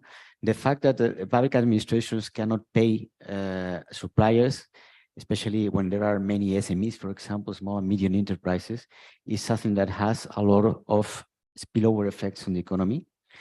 And that is why, well, I think that you're already developing FMEs that really interconnect with national governments. That's a key factor, no? That you have real-time information on their payments, even, no? To commercial agents, no? Very important always to count on information, even if now things are not so so dramatic as I just mentioned, no? But it's very important that in case bad times come, you also have this set of information and these systems that allow you to know what's happening in local governments. That's just an idea that I would like to share with you. Thank you.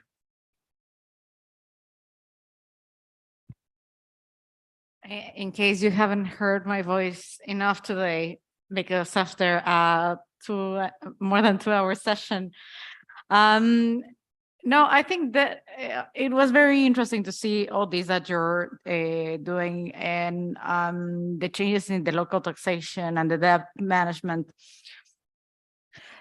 So here in my reflection and having my hat on of fiscal risks, I'd say consider taking the steps for before any debt or this becomes a wider mechanism. The fiscal risks, and you're already noticing, it is how do you calculate what you don't know that exists, right? So from this point, and what I'm saying is you're trying to see to the future, and that is very clear. But probably get a hat on of what am I not saying on this debt, and this naivety of looking at these questions and how they can do this, as you mentioned, creative financing with all these instruments that are now in their power. Just it's not, I'm not saying in any sense that it's bad that they have it. It's just that it's good for this mitigation of risks, that you have these controls, and reinforcing this part of reporting and flows of information. Nothing can substitute good flows and quality of information. And well, today we were talking about this, but yesterday and this morning we were also talking about the evolution of public financial management more in general. In subnational governments, we often tend to go with the last discussion.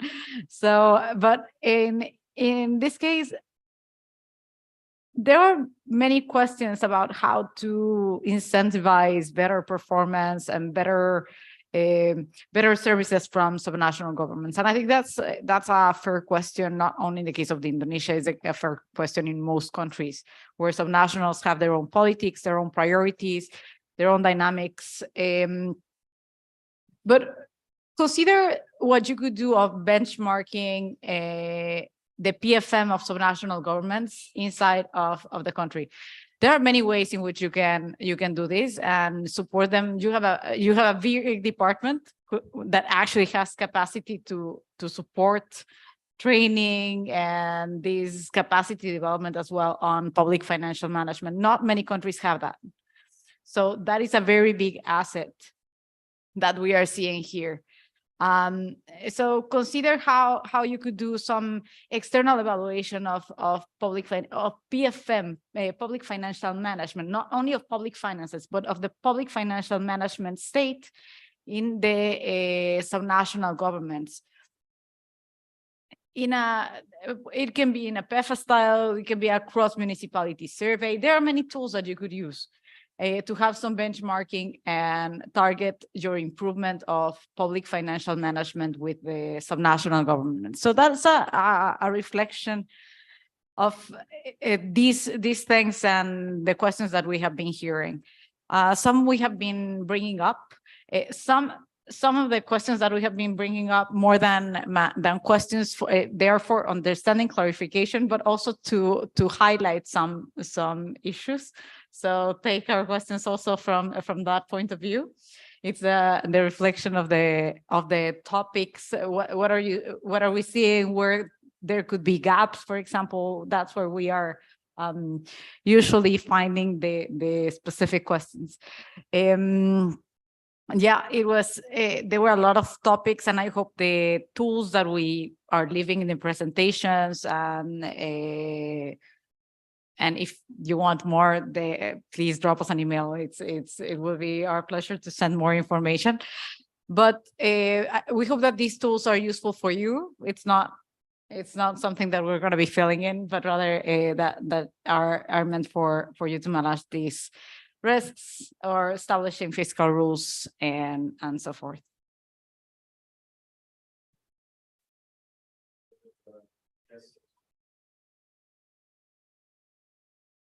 Not specific to fiscalists, but just as you mentioned, like the importance of the knowledge transfer from the central government to the local government, moving from our experience also. It's not a kind of just in your case, like it's a top-down kind of program, which I actually appreciate, and like it should be like that. But we receive like especially requests from especially big municipalities and the big local governments, like especially knowledge transfer regarding cash and debt management, because most of the processes resemble each other. Especially like I kept mentioning Istanbul municipality, and they are issuing Eurobonds. Like it's forbidden in your case, but just to give an example, so they are, for instance, quite interested in the overall Eurobond transaction process to like benefit from the experience of the government. It's the case also for the TSA, like to establish a kind of a local government TSA, like local TSAs. So in this regard, the experience, the know-how of the central government are quite important, and it could be easily cloned to the local government. Of course, there are differences, specific characters, distinctions, but so in this regard, I would like to mention just the importance of this. Yeah. Thanks a lot. Just to maybe one more point, which comes quite a number of times today.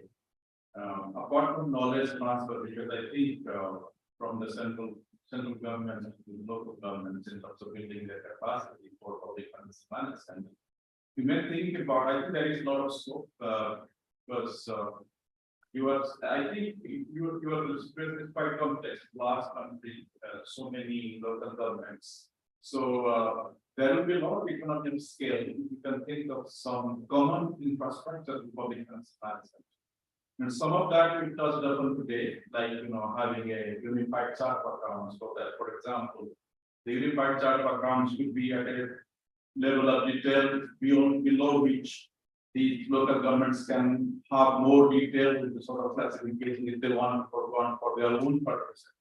But level of detail you want to have the information to analyze for some your own decision making, particularly for the policies in terms of addressing the political environment, but also how to coordinate better with governments, but also how to oversee the fiscal risks. So that is, you can think about common infrastructure. So if you have the systems, I think information systems you have at the central level, but also I think many of the local governments might have. Some countries there is also a lot of economy scale. Some countries have developed. I can give an example of India where actually the central government developed what they call integrated public financial management system, IFMS, which they gave free to all the states and also to some of the big cities or big districts who want to use that system because it has kind of standard functionalities, which helps not only them to not reinvent the wheel so that they get it free and on support from the central government, but also it also helps the central government to interoperability across the systems and to easily sort of get access to information that whether you need from the local governments or local governments need from those systems. So you can think about some of these things, but of course this will require discussion with the local government. So they should have buy-in of this kind of support from the central government. And I think on the fiscal risk side, fiscal sustainability and fiscal rules angle, at the moment, I think you are on a very sound footing at the local government level because a lot of data level, a lot of corporate tax is there, but it's good time.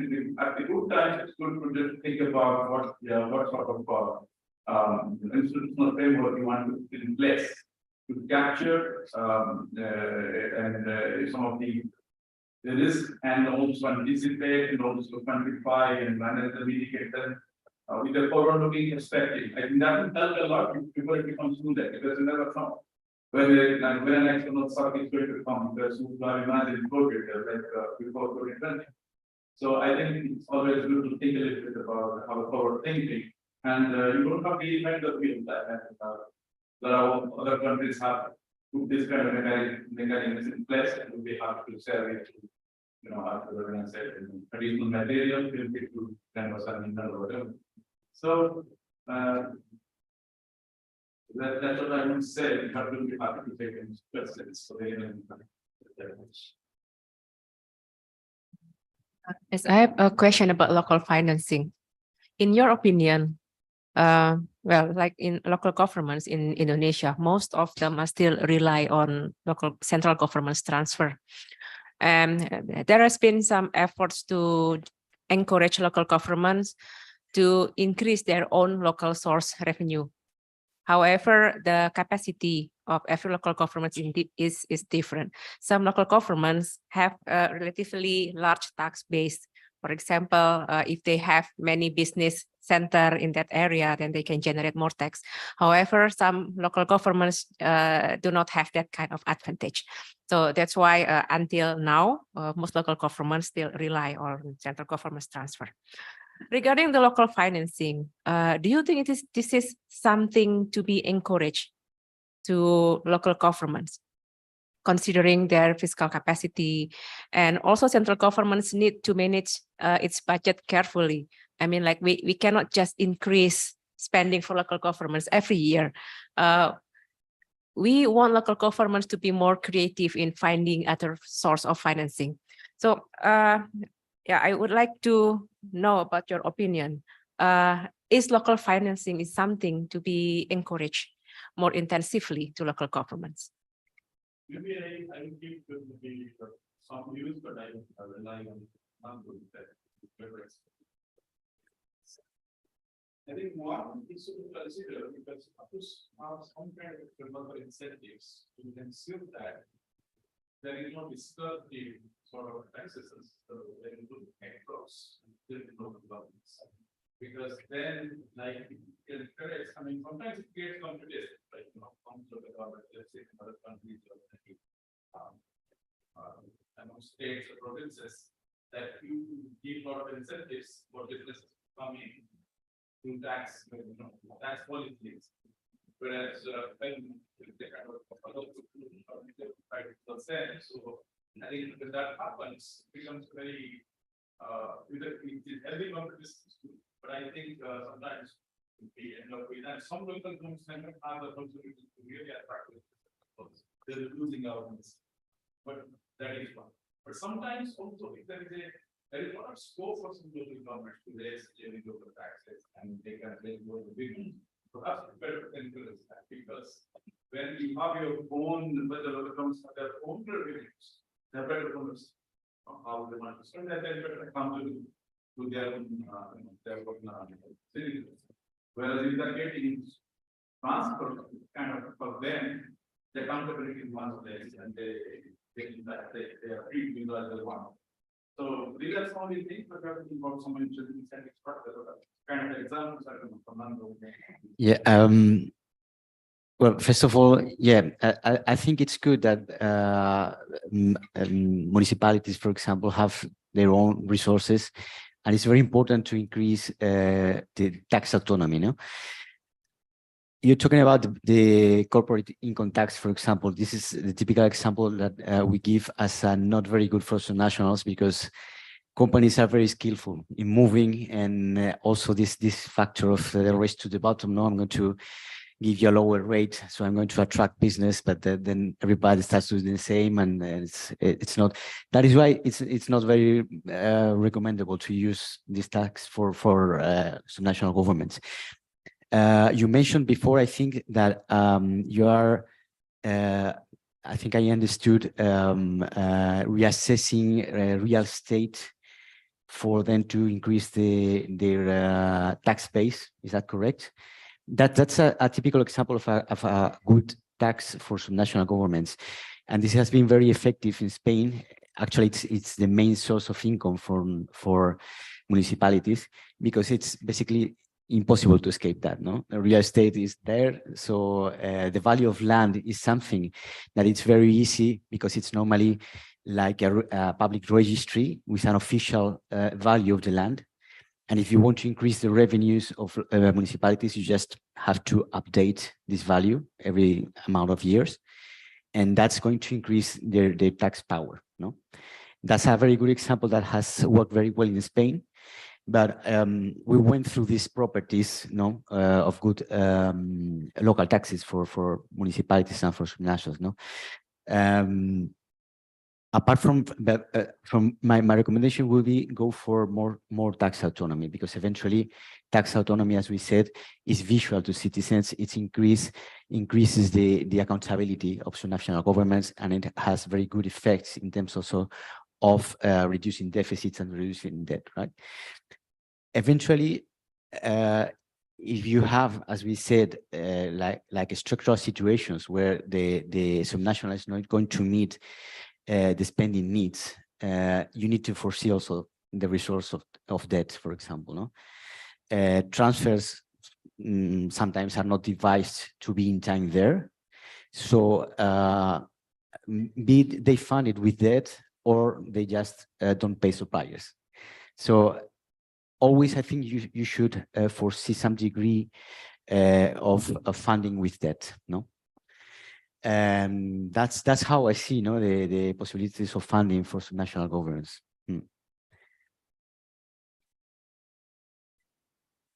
Yeah, I'd just like to add a couple of things there on debt. Certainly, to develop a municipal bond market is a very good idea. It takes a long time.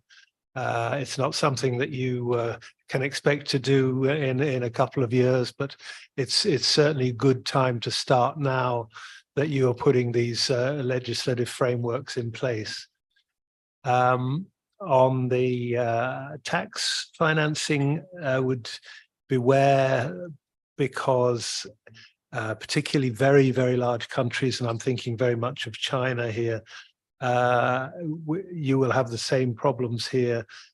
The concept of replacing transfers with own revenue taxes is a wonderful, simple idea, even though the complications of the taxes are there.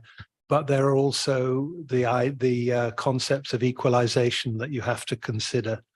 And as you know very well in Indonesia, the regions are very, very different. And some are very rich and some are very poor. And the national government policy of equalization usually can only be supported by transfers and the way that transfers are operated. And I know that China does have quite a lot of difficulty with this issue.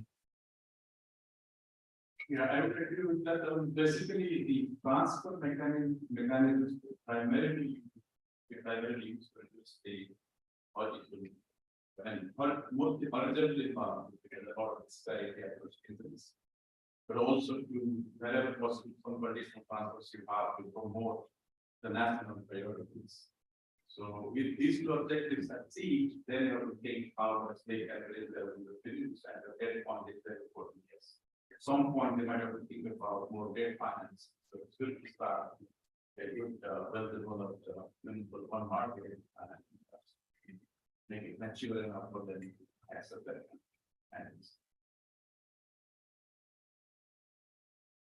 Any other questions? Just to add to that point, I mean, it's important to keep in mind that it's not all the revenues that are being sent to the local governments it's not grants, but it's an agreement of shared revenue. And that is for economies of scale. And so there is always going to be a part of subnational governments that needs to be financed by taxes. And that is not a bad thing. It's just that we're doing economies of scale in the way that we are collecting taxes. And well, important principle to keep in mind when we are saying raise more revenue as well. So that I'm not actually clear how the mechanism works. Like for some sort of stream of revenue the central government collects, where the local governments have a specific share in that. But collection is done by them. They're not separately collected, but that goes with share based on a formula. So it's their revenue, we have a right to that. Only thing is collection is done by the central government of their account. But they have a share of those revenue. So it's their revenue. So maybe you have that kind of the share of it. So that's the context you were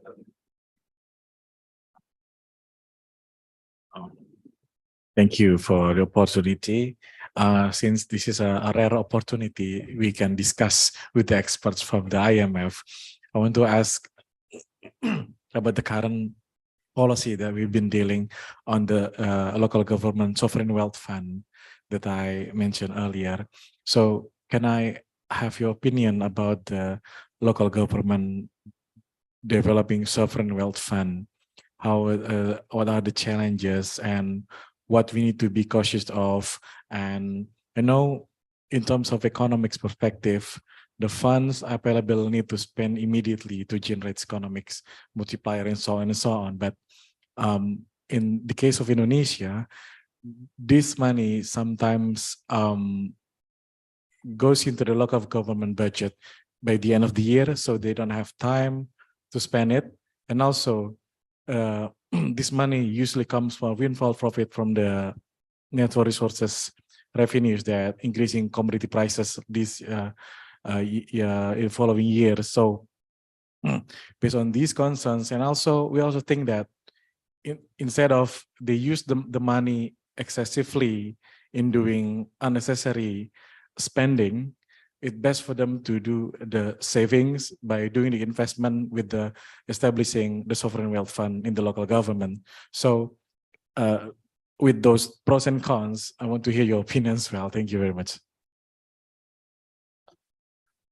How many days have you got?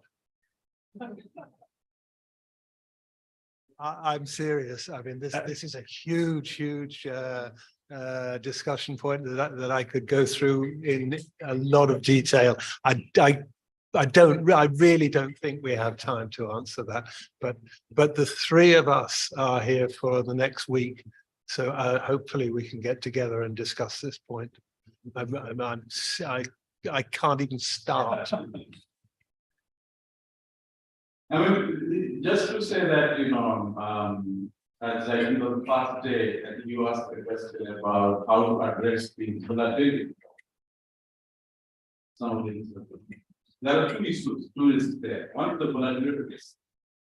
It is not down for the budget, we have to stabilize somehow the getting the financial budget.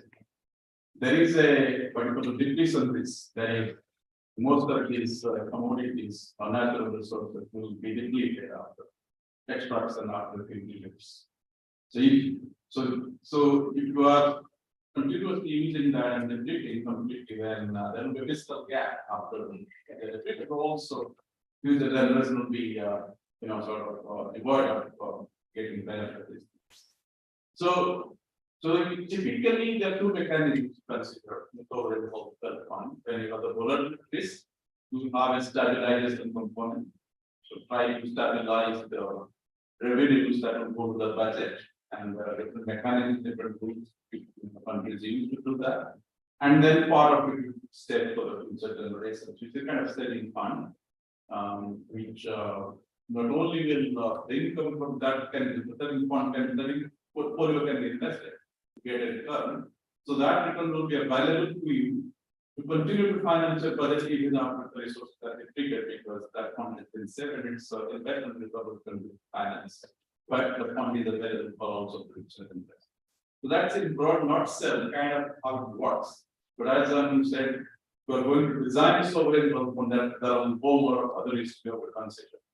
The Santiago principles, there are a lot of things that are there, and also a lot of this around how we will integrate that fund to your cash management framework and your medium term fiscal framework. So those issues also will arise. So I mean, all that if we get opportunity, the rest of the time here we'll discuss. So we'll have to come back and that later. Yeah, thank you, sir. So maybe we can exchange emails so I can get documents and perhaps some kind of discussions with the email. Thank you. Thank you, John. Yeah. Thank you. Yeah. In the last session, this maybe in the presentation by Ms. Lorena before, and in the last presentation, because only short time of presenting, we are particularly interested in fiscal risk toolkit, because I identify there is 7 or 8 fiscal risk toolkit, and 3 of them relating in our work field or area. Maybe in the next follow-up discussion, we can discuss more about the fiscal risk assessment tool, fiscal stress test, and loan assessment tool. I think we can, I hope we can have a next follow-up discussion about this kind of fiscal risk toolkit by AMF expert. Thank you.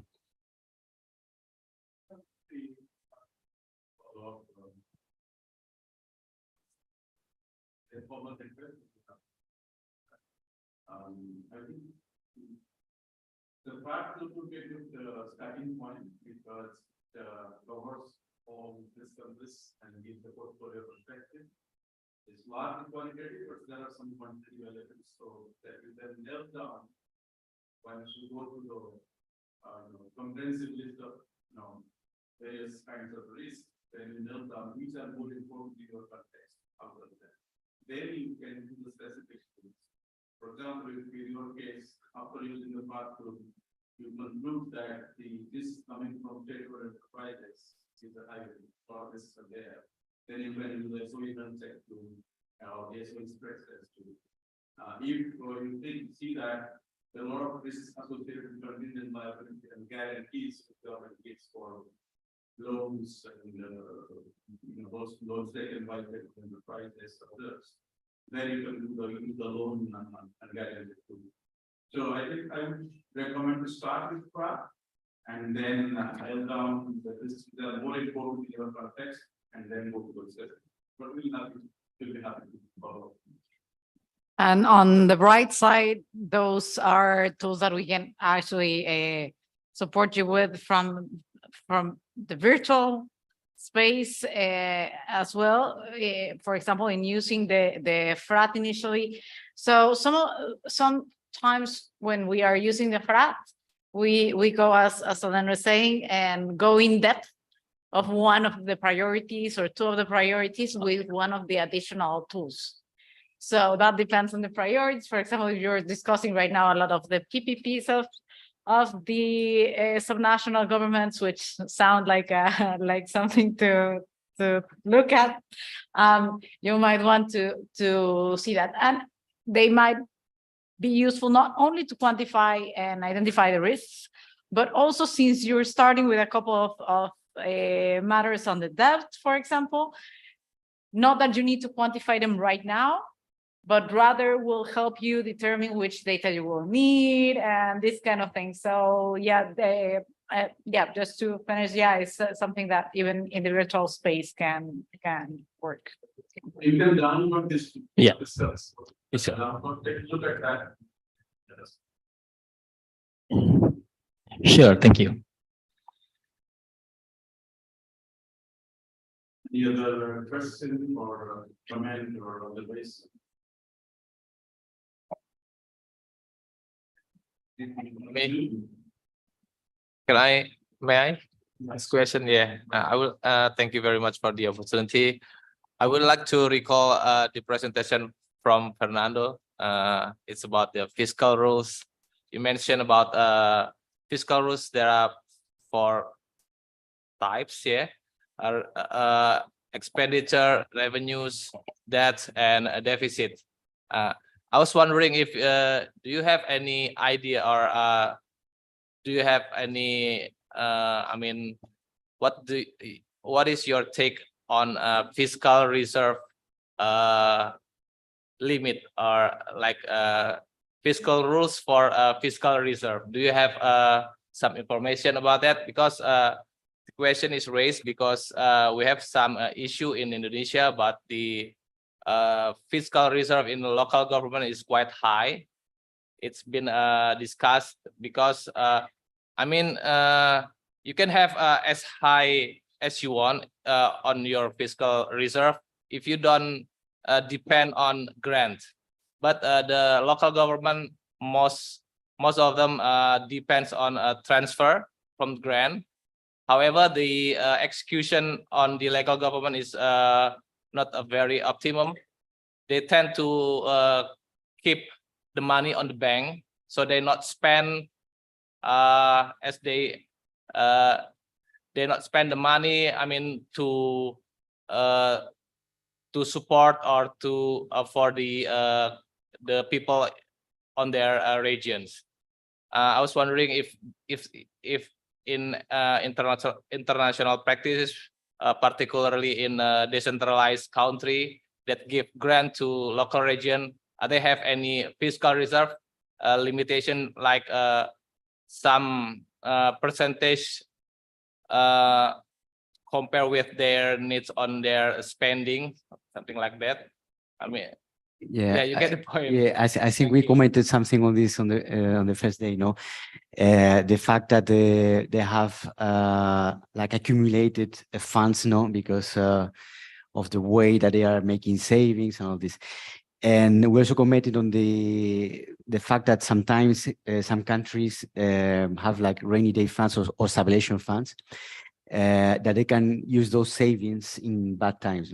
That I think this is what you're referring to, and you're referring also to the amount of cash that they are having in banks, no? Yeah. I mean, how much the limit for the local government to have cash in the on bank? the policy side, on the fiscal rule related to creating a rainy day fund, I don't have any particular opinion because it depends on how you are going to to devise it, how you're going to design it. Sometimes it works, sometimes it doesn't. But I mean, unless it's very, I mean, that a high percentage of your resources, which sometimes is the case, depend on natural resources, things like this. It's not the typical common fiscal rule. But on the other part of the question, which is how do we do with those idle resources that many municipalities have? We have also the same in Spain, because we have a very strict fiscal rule that doesn't allow them to spend those savings. But here the problem is more public financial management problem, no? The lack of capacity of municipalities for spending. So that is really the question that we should address.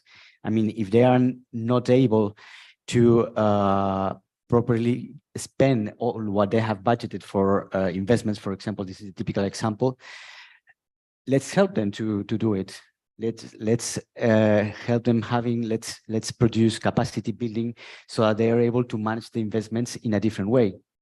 I think that's a better solution than managing things through fiscal rules, which sometimes, I mean, for me, my advice for fiscal rules is try to adapt it to your reality and don't make something too sophisticated, because in practice, as we said during this workshop, it's the institutions which are more important than the actual fiscal rule. Yeah, just to add to that, and yeah, I use the point about the structural cash surplus, a lot of cash surplus that they're having enough spending, right? So you wouldn't want them just to spend, but you would want quality of spending, right? So the question is how does the capacity come up with really good programs to spend and have the spending capacity in place, including the frameworks in place. Maybe that is where you have to have something to encourage that. Yeah, there's two sides to this. This may not be the problem of the region or the local government. The grants are developed through formulae, and it may be the formula that's the problem. And the reason I say that is that going back to the sovereign wealth fund aspect, there's a sort of golden rule of sovereign wealth funds. You do not borrow to save. You know, you save what your surplus is, but you don't borrow to put that into a sovereign wealth fund. And in this case, you're almost borrowing, because you're saying, okay, I'm taking these grants from the central government, central pool, which is essentially taking and not using them. You're taking that away from someone else. So it is probably the central formula also needs to be thought about, as well as the fiscal rules at the local government. It's not just one-sided. Yes, I mean, central formula, but also the central budget. And because the central borrows, because the end of the year. Then transfer government.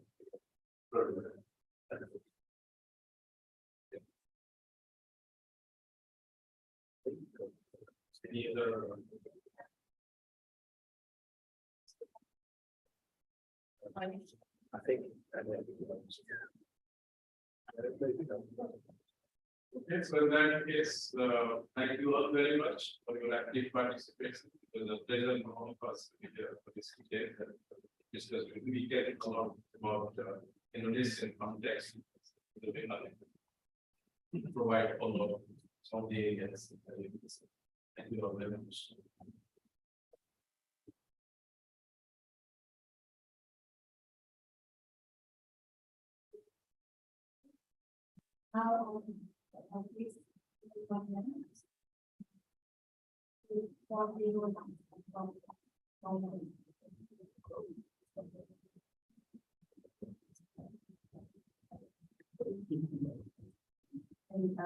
Good afternoon, ladies and gentlemen. My colleague is the Calvera. Starting from yesterday and up to today, we have shared our knowledge with our guests from IMF, as well as they have shared their knowledge with us. And I think it is a very, very good opportunity and wonderful time that we can discuss about the subnational governance financial issue. I hope the discussion that we had in the last 2 days can be useful for all of us. We hope that our guests from IFF have also learned about Indonesia transfer system, especially about Indonesian subnational government and how the central government is important to the intergovernmental system transfer. Thank you for Mr. Hendra Atanaya, Mr. Fernando Gonzalez, Ms. Lorena Ariteo, Mr. John Ratner, and Mr. and also the IFF team, Rizky, Mbak Yeni, and Pak Bayu. Thank you for coordinating this event. Also, thank you for my colleagues in DG Fiscal Balance, especially my team in top director of Preservation Fund. They have wonderfully arranged this event with the support of all our colleagues in DG Fiscal Balance. Thank you very much for this opportunity. I hope you enjoy the rest of your stay in Indonesia. And I hope we can keep in touch and discuss about transnational government issues in the future. Thank you.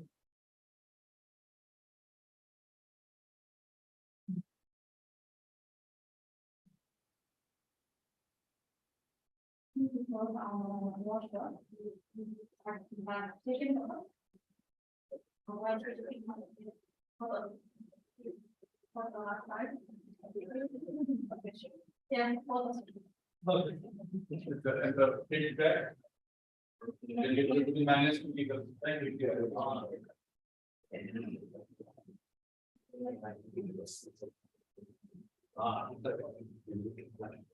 Just take it to your court and you can send us.